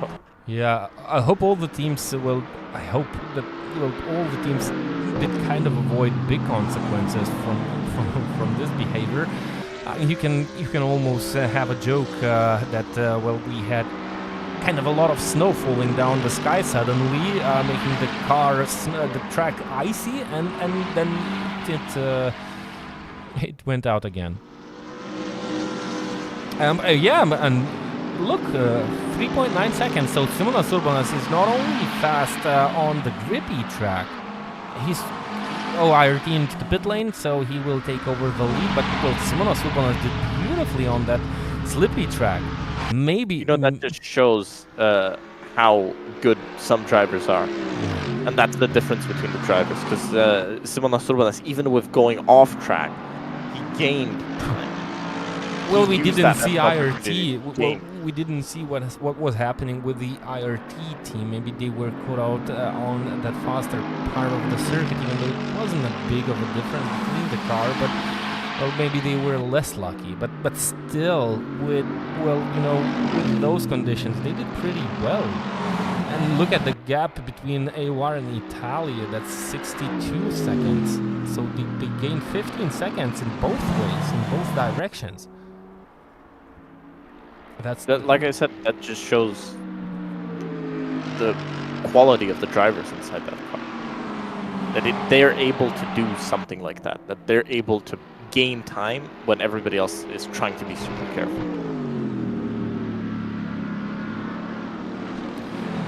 So, after 6 hours and 43 minutes, we have the same leader that we have started this race after a couple of corners with. AOR team at the front with the best strategy possible.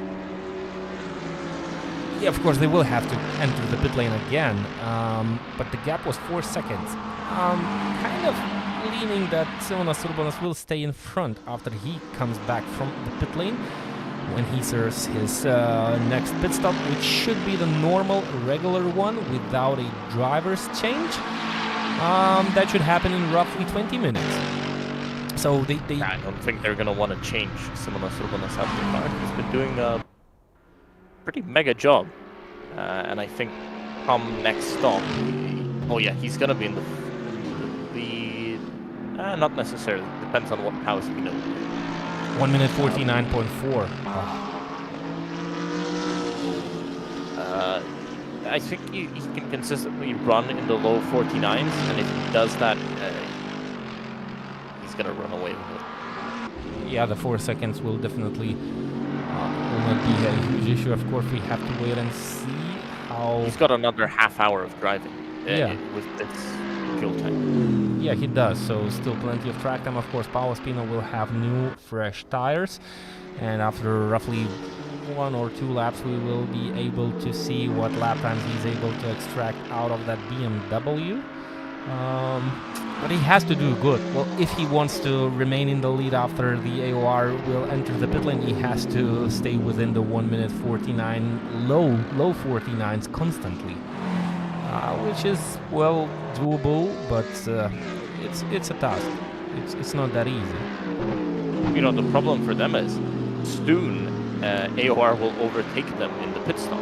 They will. They'll gain another stop. Yeah, but it's, well, good to see that the difference is not that big between these two cars. IRT number 2, well, they had an early first stop, but I believe they kind of thought it through and they are able to extend it a little bit longer because, well, after 6.5 hours, the difference is only 13 minutes, which had to be like, what, already 1 full pit stop difference. So they adopted their strategy. It's still falling short, but you know you have to. Palaspina fell short, definitely. Yeah, because Gustas Malakauskas did a super long stint. Oh, yeah, Palaspina definitely was the driver who was behind the wheel, and they definitely had an earlier first stop. But I'm pretty sure they have adapted later. That's close. That's close racing with TCRs. No problems for Simonas Urbonas whatsoever. It doesn't look. The IRT car is particularly happy with the move of Simonas Urbonas. Maybe they think that it was a little bit too risky, not necessarily because Simonas Urbonas. Yeah, he's pushing. He's pushing. He's not willing to wait. He doesn't want to get stuck behind those slower cars. Well, the TCRs are slower mechanically. The GT3s have slower drivers, and he just wants to get them at the same corner he arrives. IRT Baklajane are currently second, 1.1 laps behind Velociraptor. Sean Clark Racing dropping to P3. So after that penalty, and I think they had an additional pit stop. So 8 pit stops for Sean Clark Racing. We have new TCR class leaders. And I can tell you one thing, that's not over yet. You cannot count on that. You cannot count on what you see right now, that it's going to stay like that, because the pace of the drivers differs. And Sean Clark Racing will definitely be the ones to chase down for the win of the TCR class in this event. But it's not that's not what has to happen. Good. So far, so good for Velociraptor TCR team. 1 minute 51.2, that's roughly 2 seconds lost for Simonas Urbanas. 149.4. Palaspina is trying to do what he needs to do. 1.8 seconds gained on the previous lap time due to the rushiness by Simonas Urbanas.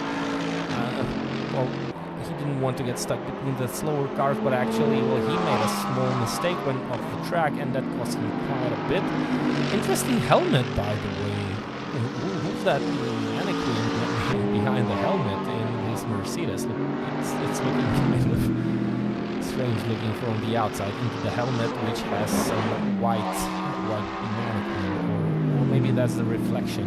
Yeah, maybe this is the reflection creating some different point. There's a camera to see the driver. Yeah, that's. Do we have a camera like that?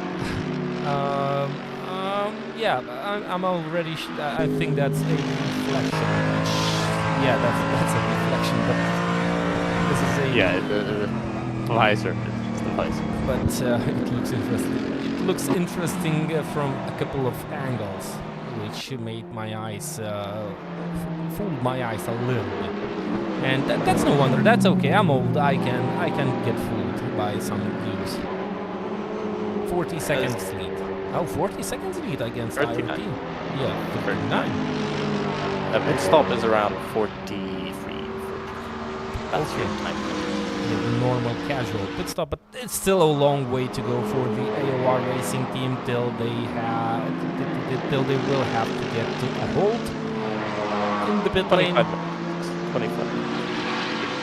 Still plenty of laps to extract and put that phenomenal pace. 1 minute 49.1, the previous lap time by Paul Espina. He's doing what he needs to do to stay in front. I'm just a little bit afraid with what they said about the tires. You know, they said we can't get the hards to work. They said the mediums fall off. If they're gonna want to push like this, that doesn't sound good.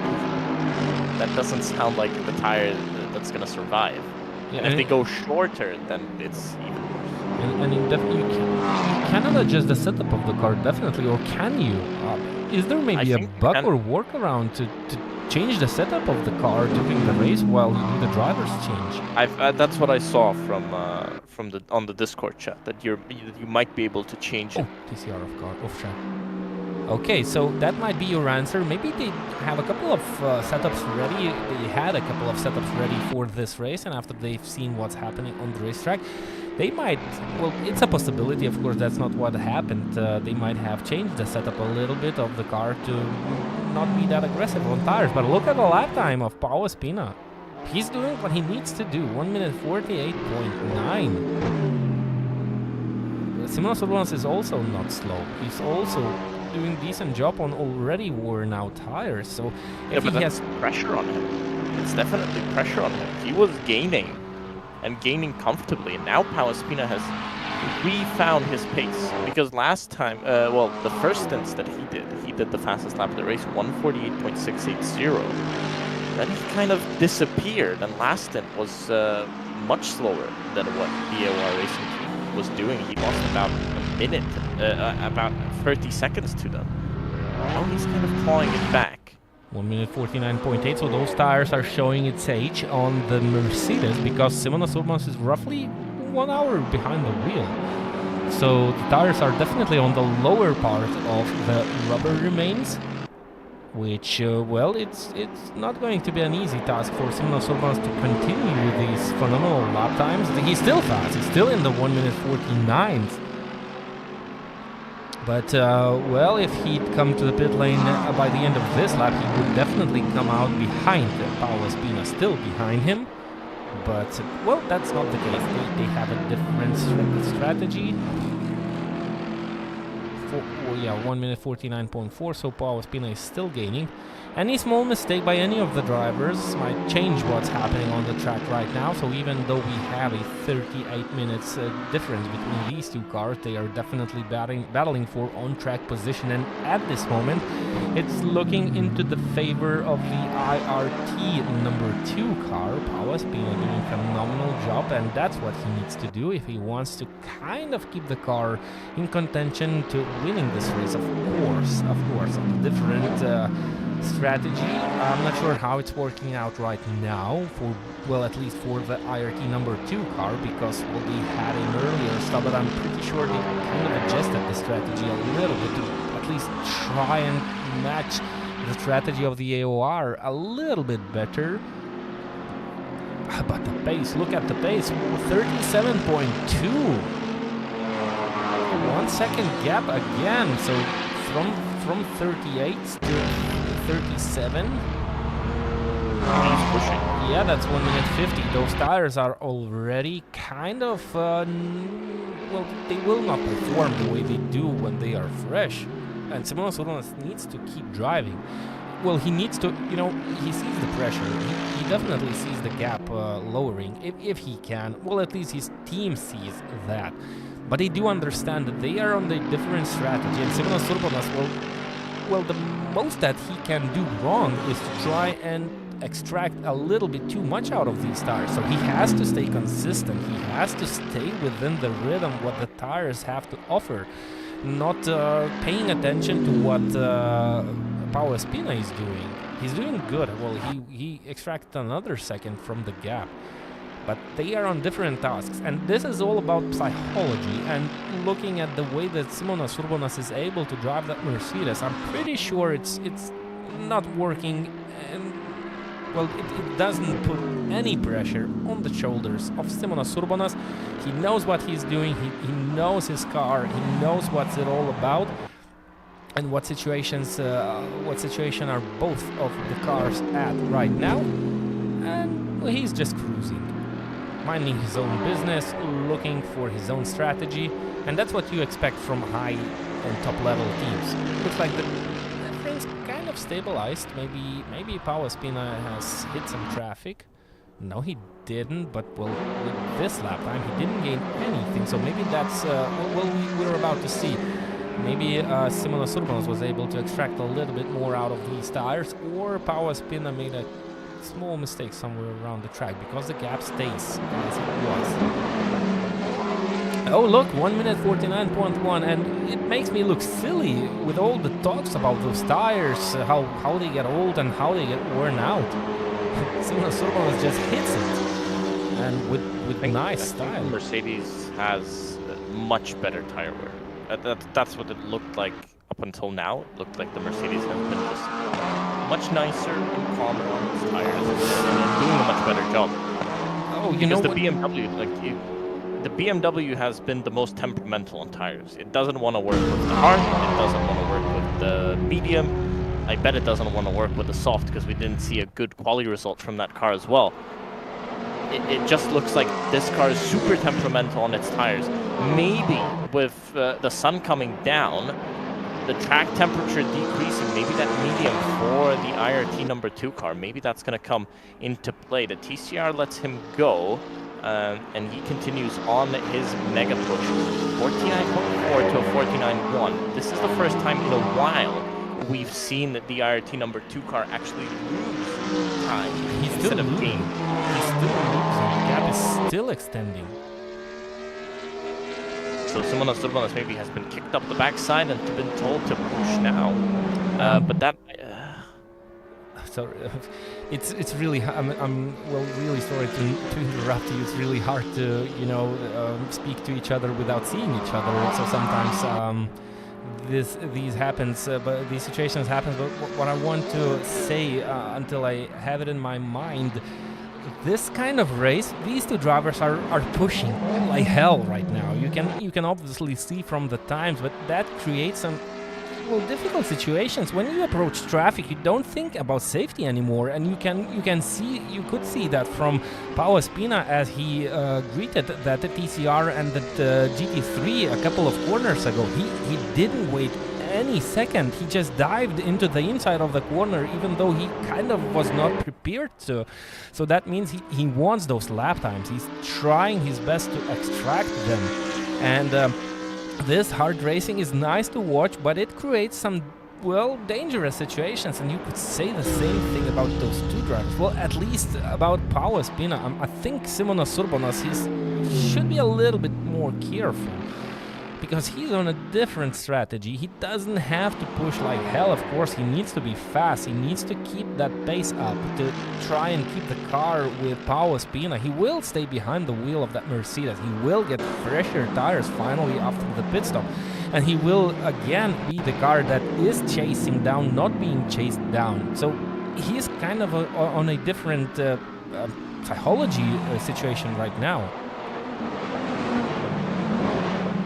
I mean, when you're pushing that hard, it's definitely much riskier in a way, but also in a way you focus a lot more on the race and you make less mistakes.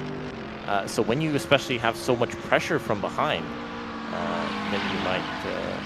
then you might when you have so much pressure from behind, then you might just start driving a little bit faster and a little bit more consistent. Look at the traffic. Good. Simona Surbanos gained those TCRs on the very best spot possible. Maybe they even helped him with a little bit of top speed, because his previous lap time was 1 minute 49.3. Beautiful battle, even though these two cars that are battling each other are not on the same point of track. But they are definitely battling for the lead. at this moment, at this stage of the race, with 5 hours and 20 minutes remaining, of course, both of them have a different strategy, so kind of different outcomes are being expected by both of the teams. 1 minute 49.2, so the pace matched, but well, if you think about the age of the tires on the Mercedes, it's phenomenal by Simonas Urbanos to be able to kind of extract these lap times, lap after lap after lap. Of course, he hits those slower laps time to time, but that's mostly due to the traffic. But well, looking at Paulo Espina, you can definitely see that he's going for it. He's not holding any minute, not holding the breath. He's just trying to extract the pace. Now, there are teammates behind the background. They are not in the car. They have all the available tools for them to look at the rival teams, try to calculate their strategy, their lap times. They might be doing a similar work which is being done in the real races. Just try to calculate the strategy, try to understand what pace is needed in this stage of the race. They can definitely know how many pit stops remain if everything runs smoothly, and they can make decisions.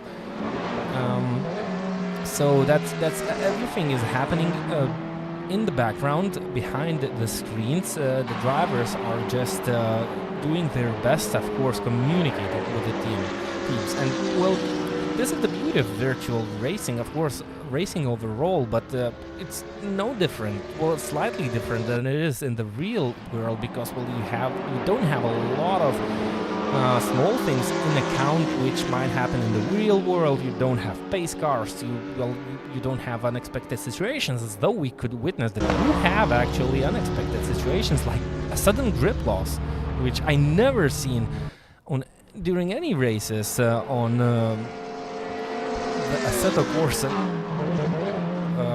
on the Assetto Corsa platform. But there you go. It's computing, and mistakes happen there always. So the drivers have to be prepared. So yeah, but these things on virtual racing are usually left out and not being calculated. So that's maybe the biggest difference when you compare it to the real life. But well, all the other things like the pace, like the strategy, fuel consumption, tire degradation, and all those other small things, all they are taken into account and well, being at least talked about. And that's really nice. Well, at least nice hobby for most of the drivers to participate in races like these. That just gives you a lot of experience and understanding what's happening actually on real tracks. So yeah, that's about endurance racing. And AOR about to cross the line. They were 2.5 tenths slower on the previous lap time, so definitely IRT are doing a good job. But I'm pretty sure the AOR are doing slightly better.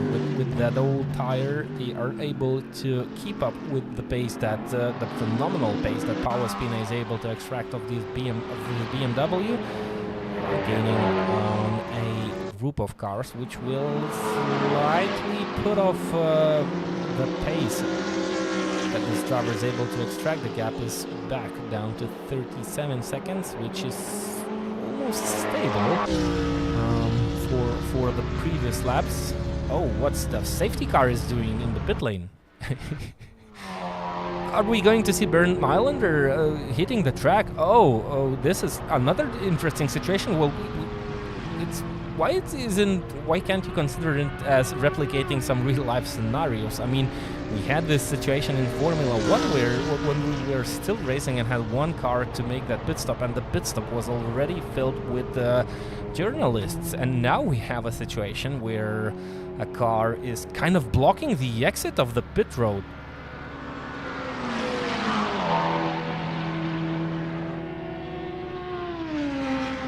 Hopefully the drivers get the information. I think there's still enough room for cars to pass. Yeah.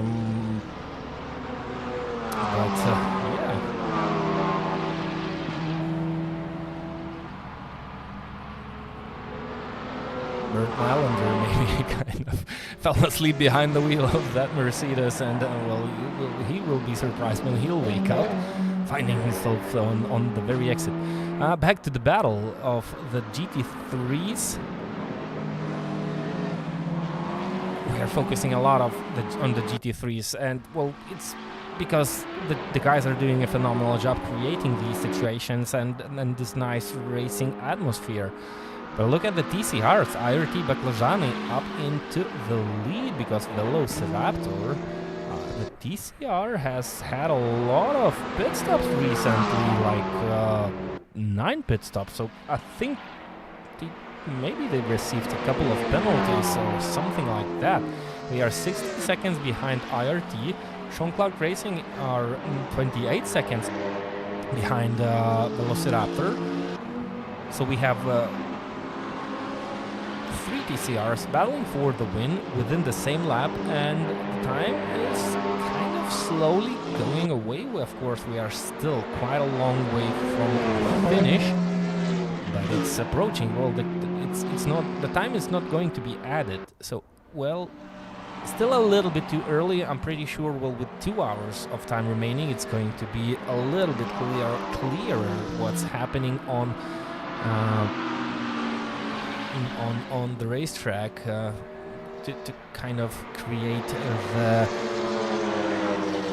or to visualize what's happening on the end of this race. But well, you can already kind of start to grasp what is ahead of all the teams. So Velociraptor Tokyo Drift almost running into the back end, into the left side of the Carascaletti Esports BMW.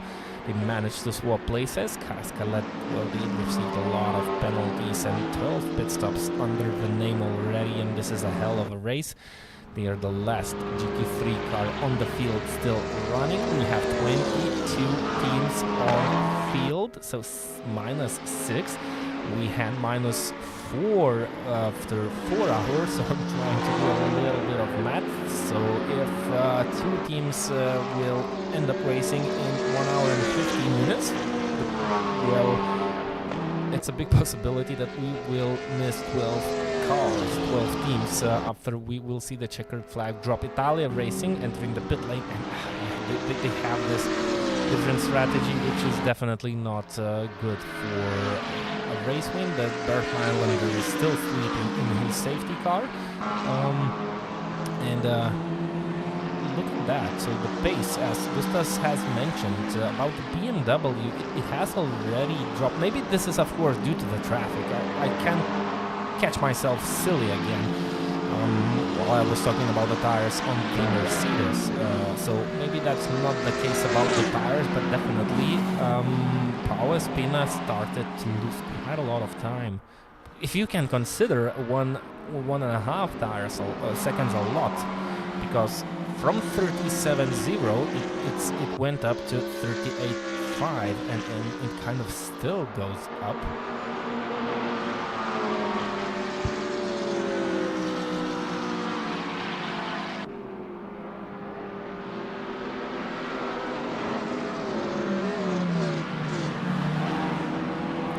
Trying to solve those problems about the unsafety car, as it is called now, between the stuff.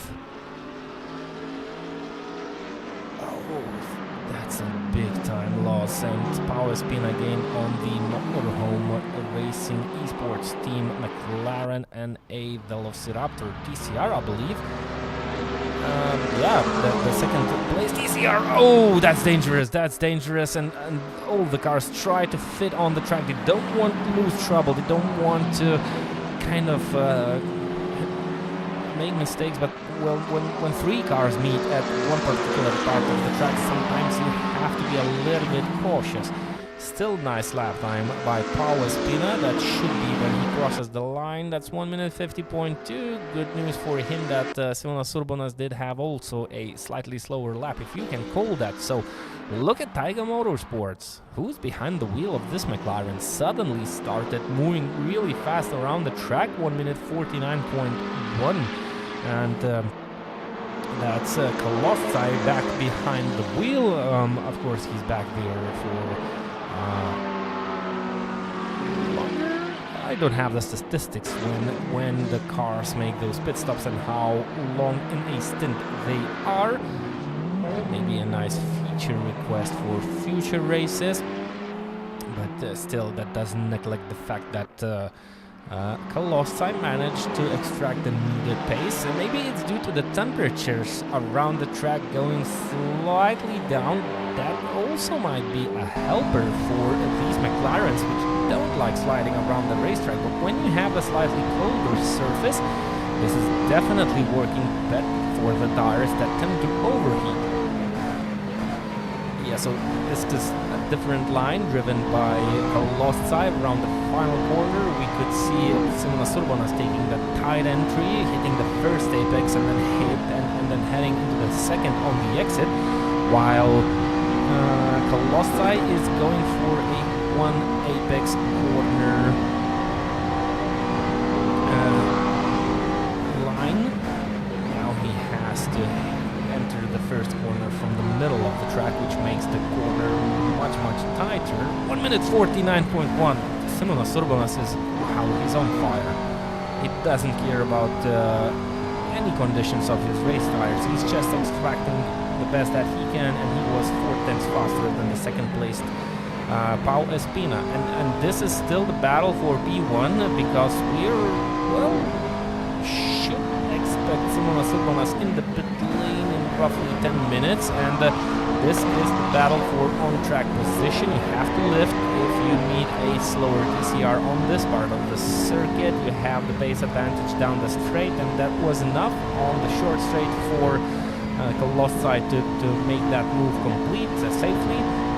But suddenly he's not only up to P3, he's also managing to kind of match the pace of the 3 leaders. Of course, he's already 2 laps down with a different strategy, but still, well, it's not only a battle for overall win or the win in your class, it's still a battle for like top 5 finish or even let's say top 10 finish in these endurance races, where the teams can be satisfied with their results. Not all the teams will be happy about winning, or not all the teams will be sad about finishing 4th or 5th. So it's all the teams have different strategies. They have different kind of tasks, and they try to achieve them. It cost quite a bit for Colossi when he met that TCR in the middle of the track.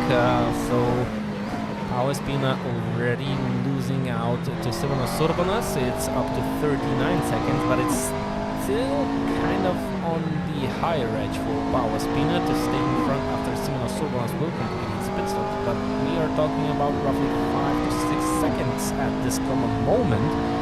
And guess what? Simonas Urbonas will have fresh tires, and he'll be more than warm running around the track. This is his first stint, and he's getting more and more comfortable. And when he'll get that new grip, that extra grip from the fresh tires, I kind of expect some new fast laps from the current race leaders, which should become second. But wow, well, the pace drop is again looking to start dramatically decrease for that BMW. 1 minute 50.0. Of course, that might mean that they have some sort of a battle in the traffic, but if you look at the gap, it's constantly decreasing, so it does mean that it's not only about the group of cars you need along those laps, it's about the pace overall. And look, it's still decreasing, and it kind of might shortly hit the mark where we might see Simonas Urbonas exiting the pit lane in front of Pau Espina, 40.5. So that's 5 tenths slower than the fastest lap time than the previous lap time by Simonas Urbonas, 1:49.6. This McLaren is starting to shine, and he was faster than the second placed car. You can see there was a big group of cars, so maybe that's why Pau Espina was slower and it was unlucky. Now we have to kind of put one eye on the gap, It's 40.5 seconds, and maybe it's stabilized. So yeah, this was definitely a bad lap, but you can see a lot of cars in the background which Powerspina had to deal with. Now, that doesn't only impact the pace of one lap, it also impacts the performance of the tires. When you have to deal with a lot of even slower cars, you get the disturbed air where your aero loses efficiency. You also kind of wear your tires a little bit more. Maybe you overheat them. And as soon as you overtake those cars, it doesn't mean you will be able to get back on the pace you was before. You have to kind of watch and think about the tires to get back to the pace that you had. And well, maybe Powerspina now needs to deal with a couple of corners to try and understand what his tires are about at this stage.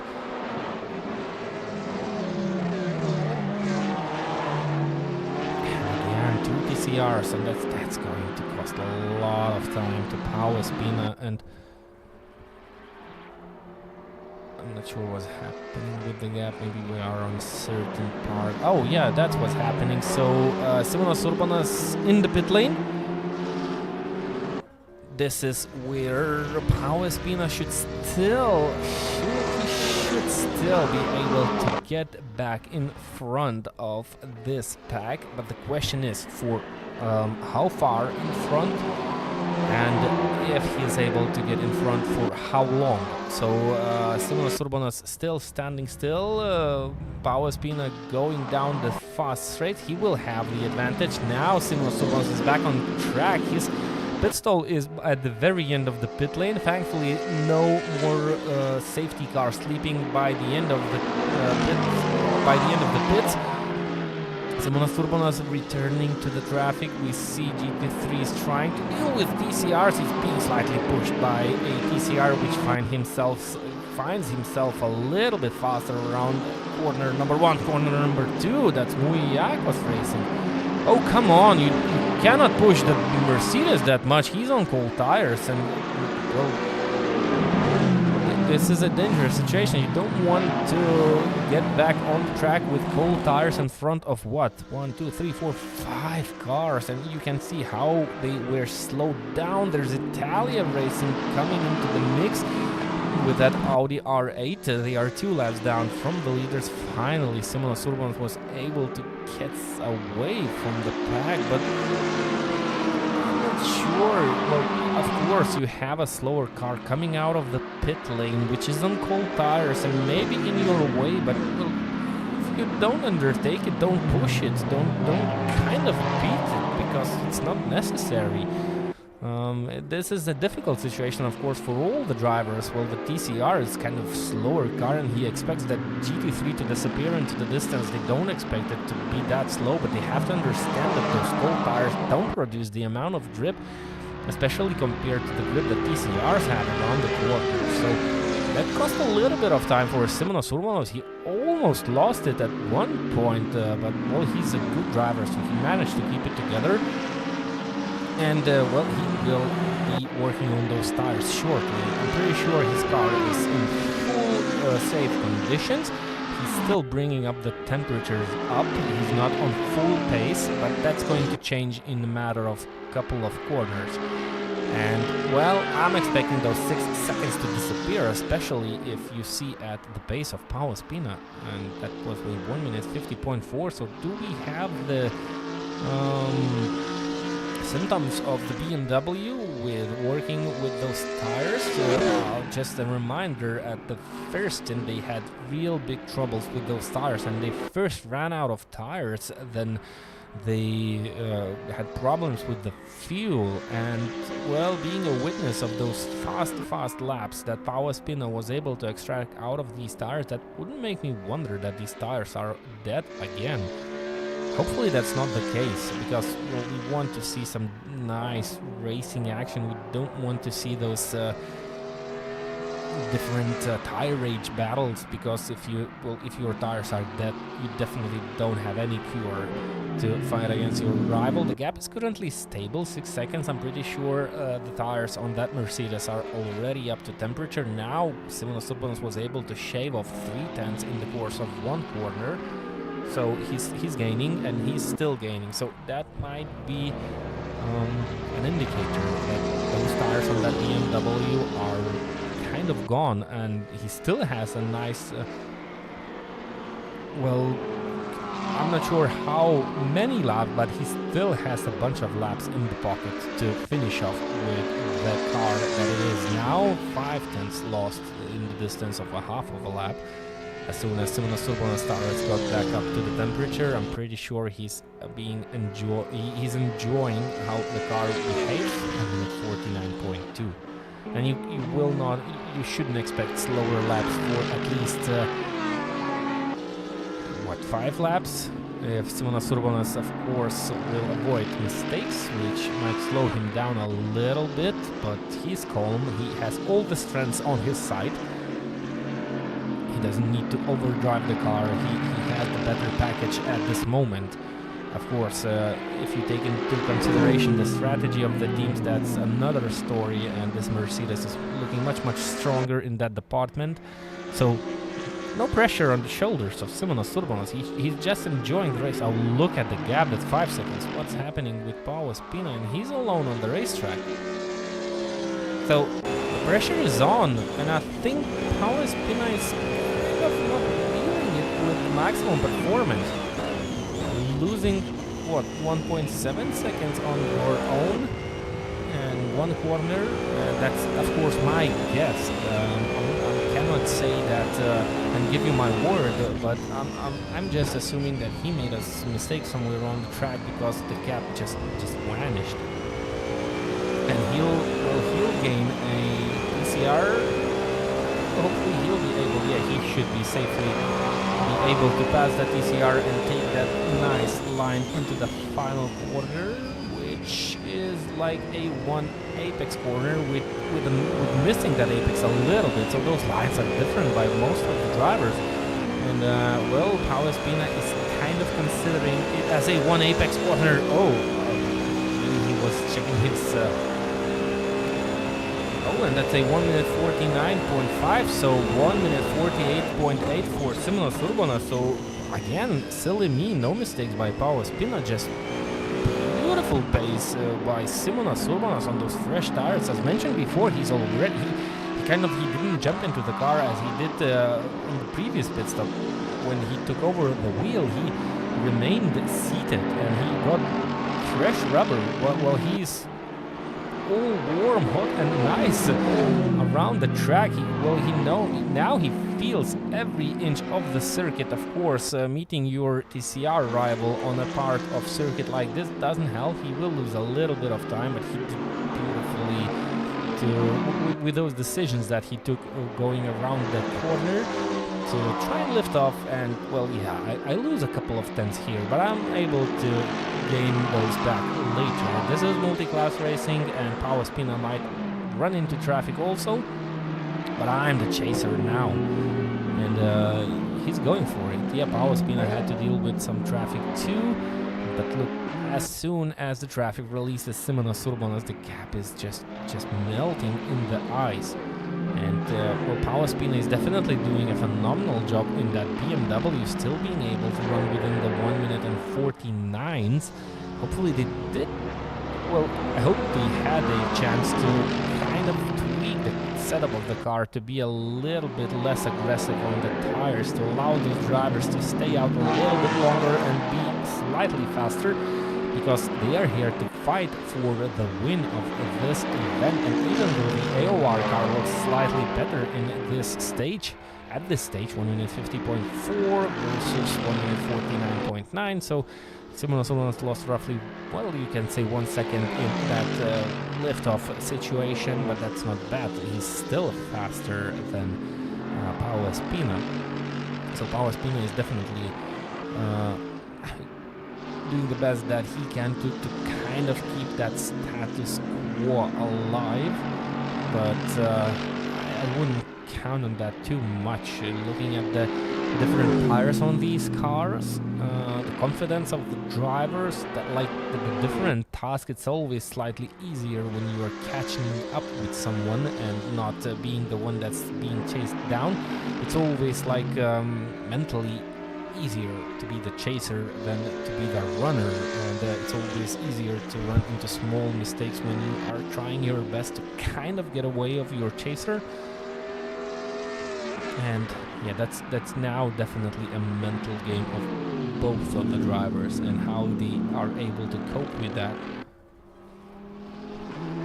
But if there's nothing you can do, if you are able to extract the maximum grip of the tires of the package that you have at a certain moment, all that you can do is to try and not to overdrive the car, because that costs much more. Those small slides, those mistakes, they not only cost you track time, but they cost you tires.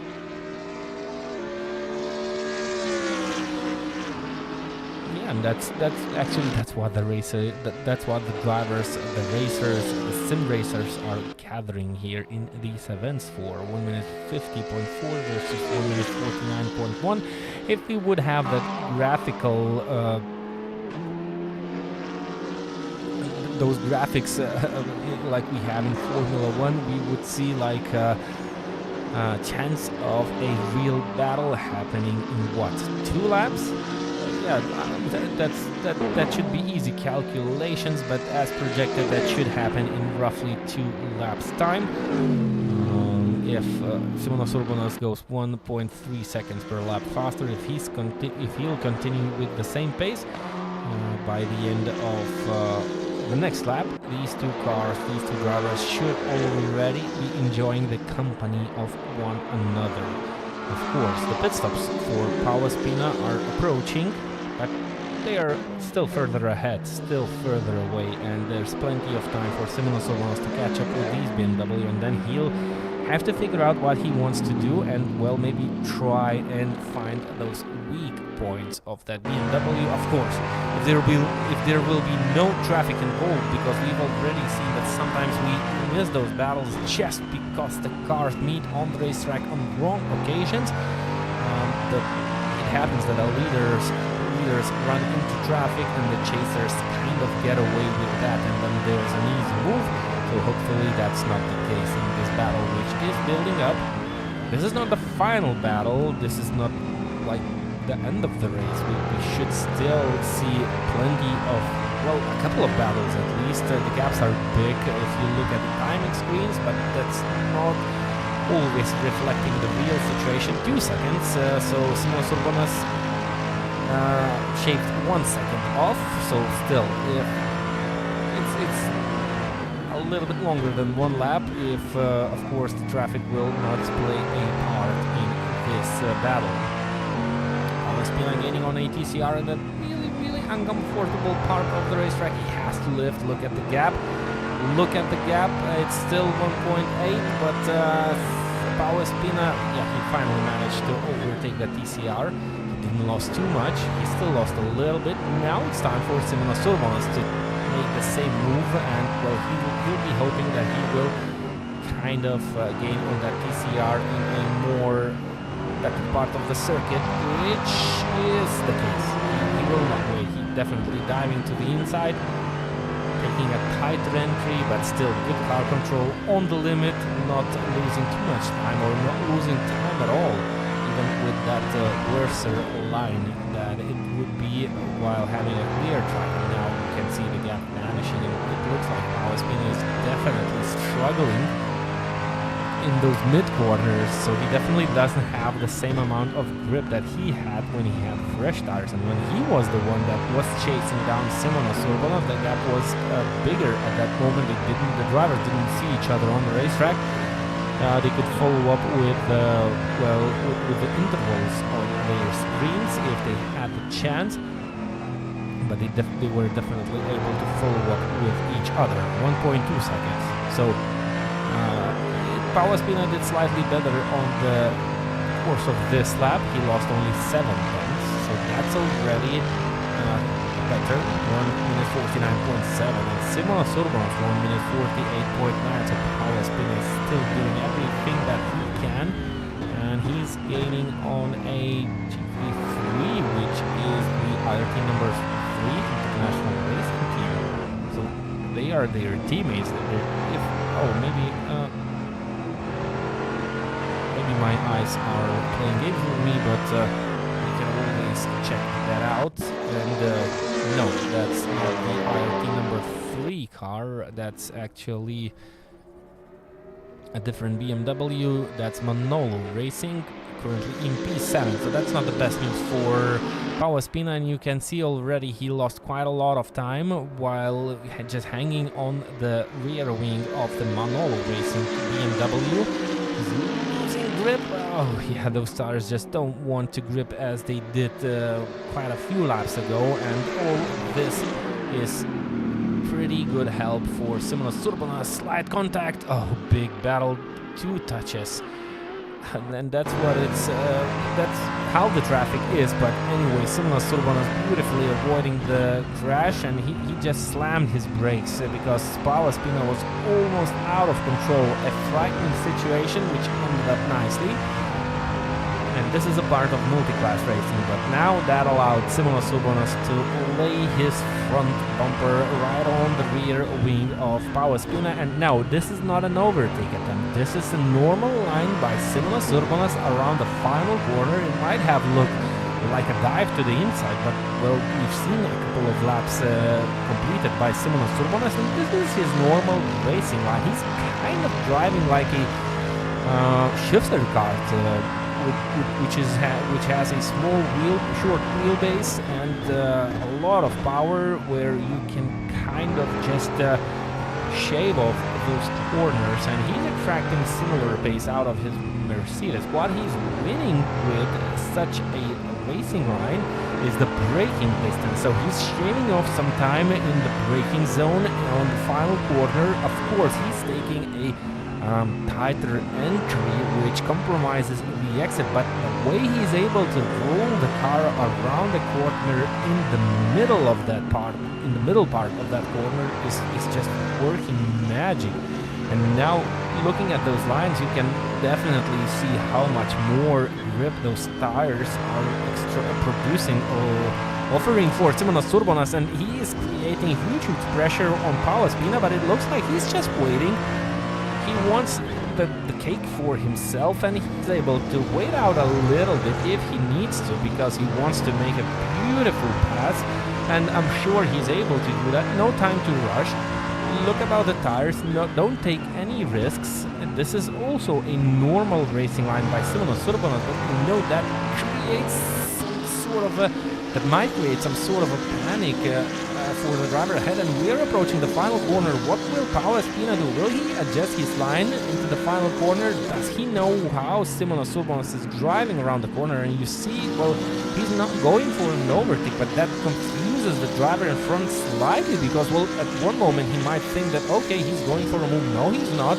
And that compromises the exit of the car in front, and that's all that Simona Surbanov needs. Now he's on the tail of that BMW, running down the straight. That BMW has beautiful pace, but, well, at one moment Pauspina thought to cover up the inside. Then it looked like that he decided to try and stick it around the outside, which sometimes works, sometimes it doesn't, because the second corner is a left-hander. Small contact between both of the drivers. Something to hold the record for the referees, for the stewards, not the referees. We're not playing a basketball game here, but yeah, the stewards are here. You can see 3 race control cars. So one is mine and Gusta's, and the 2 other cars are for live race control. And I'm pretty sure they are really excited about this battle, and it didn't go that nicely. Driving sideways during the braking zone, so the tires are gone, but Pauspina desperately wants to hold on to that lead. And if you ask me, the situation at the beginning of the track, it was similar. So Simona Surbanov wants to pay the dividends. You did that to me, I can do that to you. So trying to kind of take that nose in and confuse the driver, even though you are slightly further back behind the driver, and it's not a normal overtaking maneuver, but you kind of try to distract the driver ahead and force him to run a little bit wider to leave you that door open.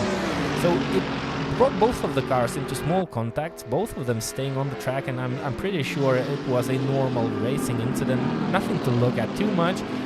Both of the cars continuing their run. Of course, Powerspina managed to get that lead back in that way, but I'm pretty sure it's not for long because we are back down the main straight. Of course, the BMW has nice speed, but, well, Powerspina, did he learn something from the previous lap?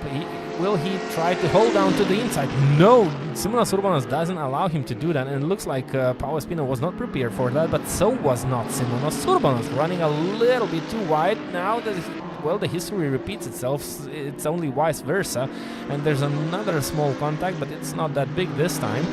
Both of the cars able to stick on the tarmac, but look at how much faster Simonas Urbanas is with that Mercedes. But you know what, hats off to Powerspina with those already tired tires, doing this phenomenal defensive driving. 1 minute 51 for both of the drivers. Italia Racing Team kind of gaining on it, and there goes Simonas Urbanas in the middle of the track. He didn't expect that, Powerspina, so even though he did really nice with the defensive driving, well, Simonas Urbanas has the edge because he has those fresher tires, and he kind of has the edge on more parts of the circuit. Now, that would be a different situation if both of the drivers would have identical times, well, at least, well, identical aged tires. That might have been a different scenario, and I'm sure Powerspina would have an easier defensive drive. But, well, when you don't have the same guns as your rival do, it's just a matter of time. And of course, the matter is how the drivers are desperate to either get that position or defend that position. You sometimes can end up in the wall while trying to race too hard.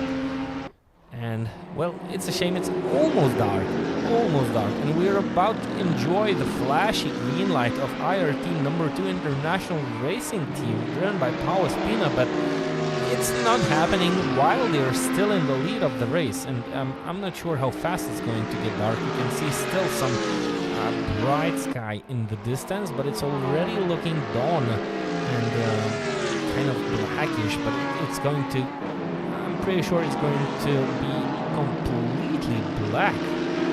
And for good drivers, no difference. You are good during the daylight, you are good during the nighttime. You kind of have your instincts worked out, of course, before the race already. But for the drivers that are learning this track, that are new here, because you can see we have quite a differently race-paced drivers, it's going to be a little bit harder for them. Oh, Italia Racing Team, they just ran into the Lopan Esports Junior team, and the blame goes only for the Italia Racing Team. They are fast.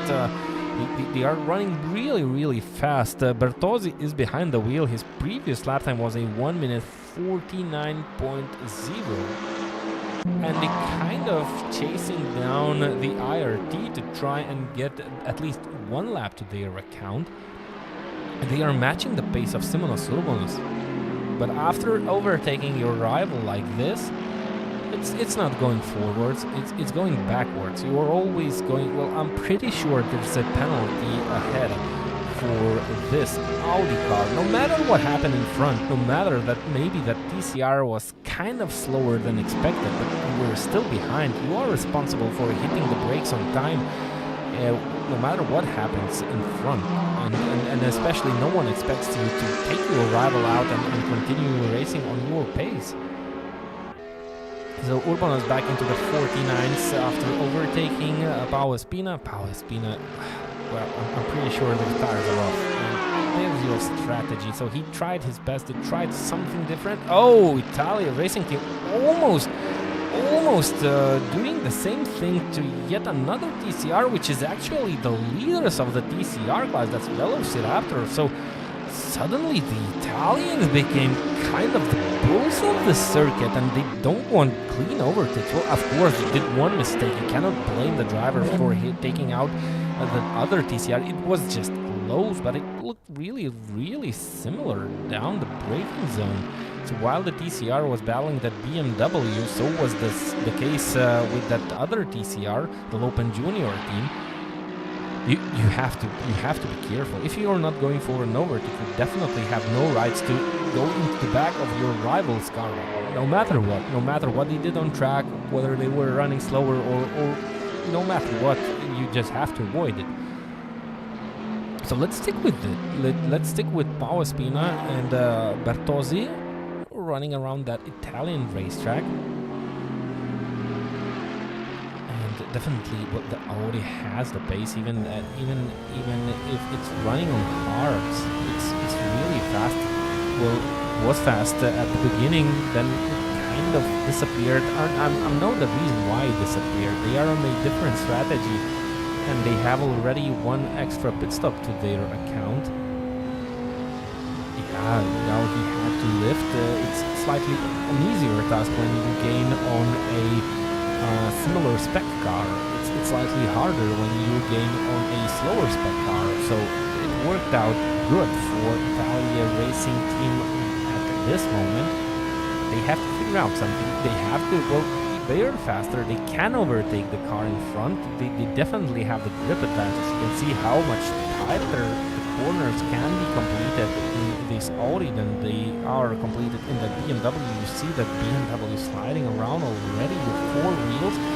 So looks like there was no change in the setup, and Spina suddenly from a very fast driver becoming a slow driver. And well, he had a worse entry into that corner. He had to lift his throttle because Bertozzi had to kind of slow down the car a little bit more than he would like to, because he took the tighter entry while he was making that move. So, well, okay, it's nice to see Italia Racing kind of having a second run, a second try. They were running second at the first part of this race. They did really good after the start and the next stint. It all kind of fell apart when we get to know the strategies of the other teams. That's why that's one of the main reasons why this fast Audi is currently 4th. They managed to overtake P2 on track and kind of took that 1 lap away. They were 2 laps down. Now they're like 1.9 laps behind the RT number 2. But I don't see any possibilities, no matter how much they tried to try and gain the AOR Mercedes, which is roughly 6 seconds ahead. So it's close, so under 1 minute 50.4, but now the track has opened for this Italian race team. And let's sit on board with Bertozzi to try and run around the track that is becoming darker, and you can see how much grip the car has, but that was definitely a too fast entry for that Audi, and you could see the sharp steering to the left side with the wheel, which definitely that definitely took away the grip from the front. And yeah, that's an interesting driving style by the driver. He's kind of smooth on relaxing the wheel, but look at how he's throwing the wheel into the corners. That's not good for tire longevity. Look everywhere he's entering the corner, he's just throwing the wheel into the apex, and all that it's creating, it creates traction between the asphalt and the wheels while they're being turned, and they don't produce grip in a situation like this. They just kind of put the temperature up in the tires and lessen the lifetime of the rubber on fronts, so they will kind of suffer from understeer towards the end of the stint. But the car is fast. It has a good setup. It definitely can allow the driver to kind of be fast around the track. Now it was really smooth into the final corner, and you could see how good and how grippy the car was. Flashing to the Lamborghini ahead, well, announcing that I'm approaching and maybe really fast. By the way, a CRT team have entered the pit lane and doing a long stop. But in these mid-speed corners, the driver is, well, he's able to kind of throw in the car, or he's trying to throw it into the direction of the apex.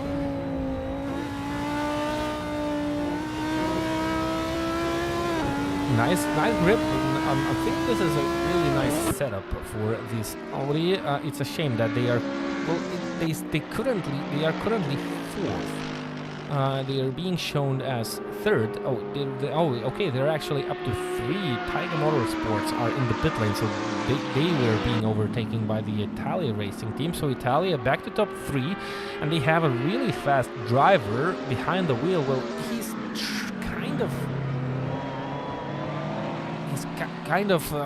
it looks like he's trying a little bit too hard on the fronts, but he's still able to achieve some good lap times. Well, looking at the timesheet, he's the second fastest driver on the track. He's still a little bit less than two laps behind the second place. So he's pretty off the distance. But well, with this speed, they are gaining. If not on the leaders, of course, they're not gaining on AOR, but they are gaining on IRT number 2. Even though they are a long way ahead, but it's still gaining. It's again the situation on the racetrack where you have the strength on your side. 1:50.0, so that's not particularly fast. Look at the lap time of Simonas Urbanas. He's just enjoying it. 10 seconds lead against Pau Espina. So I'm not sure if this is the setup, if this is the cause of the setup, if this is the cause of the car. Italia Racing Team, this is the sister team, into the barriers, and their faster team managed to pass them. But back to my topic, I'm not sure if this is the case of setup or if that's the case of the car itself. But it looks like Mercedes is just handling those tires beautifully. That's what you expect from a race car. If you want to have that pace through the whole distance of your stint, through the life age of your tires, that's what you want to see. And it's not that what you want to see on this BMW. So Pau Espina is definitely fast. He has the pace. He has the fastest lap time of this race so far up until this moment, but he just doesn't have those tires for all the distance of the stint. And well, his pace drops off dramatically, which you couldn't say the same thing about the pace of the Mercedes. So maybe this is the manufacturer, the different characteristics of the vehicles. Maybe this is a thing of the setup. Maybe this is a thing of the driver's style. So I kind of think that well, this Audi will wear out the fronts also slightly faster than needed. They are grippy now. They do grip. And they offer a lot of performance now. 1:49.6. I'm not sure how long into his stint is Bertozzi. He's doing a phenomenal job, but so was Pau Espina, and he's always able to extract that pace at the beginning of the stint. So interesting to see how Audi performs on these tires and how it's capable to either save them or maybe eat them. What you see on that BMW Lopen Pro Esports team, which had a lot of problems and which had the lead for one part of this race, are back to P4. And this is a scenario where you're not always able to keep up with, where the lead cars change.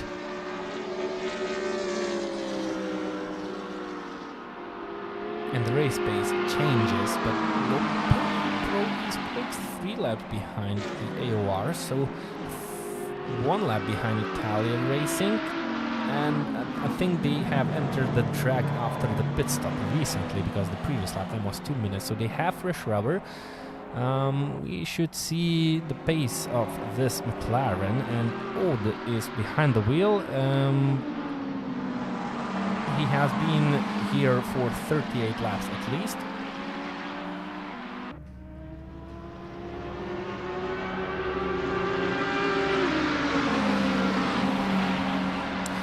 And yeah, with 4 hours and 32 minutes remaining, I think we will take another short break and should be back with our commentary part in roughly 32 minutes with something like 4 hours of race remaining. So enjoy the view, and leaving you with our cameraman to do the work.